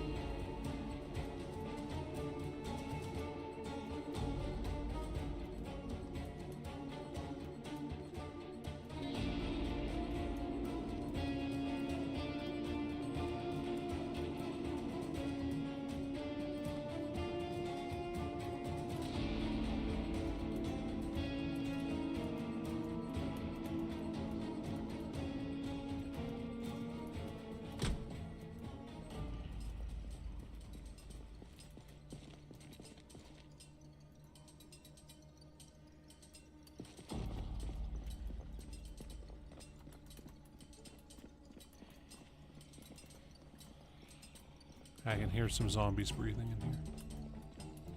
Not sure if you guys can hear that. Yeah, there's one right there. Okay, we'll kill this guy and then we'll head.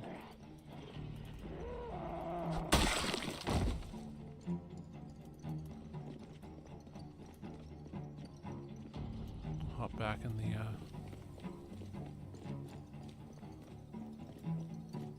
trailer. And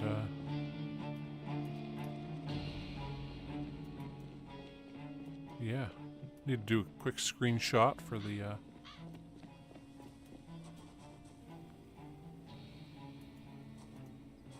go like that. There we go. Perfect spot for a screenshot. Anyway, thank you guys very much for tuning in for the series, and I mean, we'll do one that I guess I can't really think of exactly how long it's going to take to loot this thing. But yeah, once we've looted this, we'll I guess we'll just head back to our base and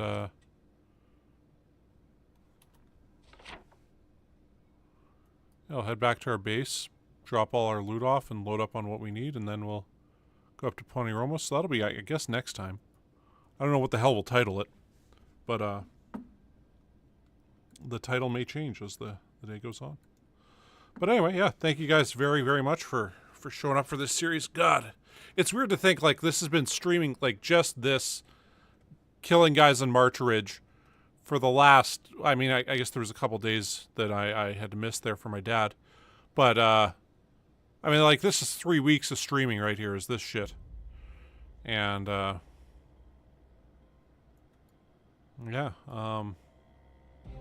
that's a lot of dead zombies. Let's see how many zombies we've killed officially now. So our official kill count is 31,772 with this one dude. And, yeah, like, jeez, that's incredible. And I want to say, I want to say there's 39,200 in the whole city is what there was supposed to be. So if the other guy killed 7,000 to 8,000, that lines right up with everything. But once again, there are a couple zombies in here, but oh well. Anyway, cheers, and yeah, thanks for tuning in, you guys, and I'll see y'all next time. All right, peace. Bye.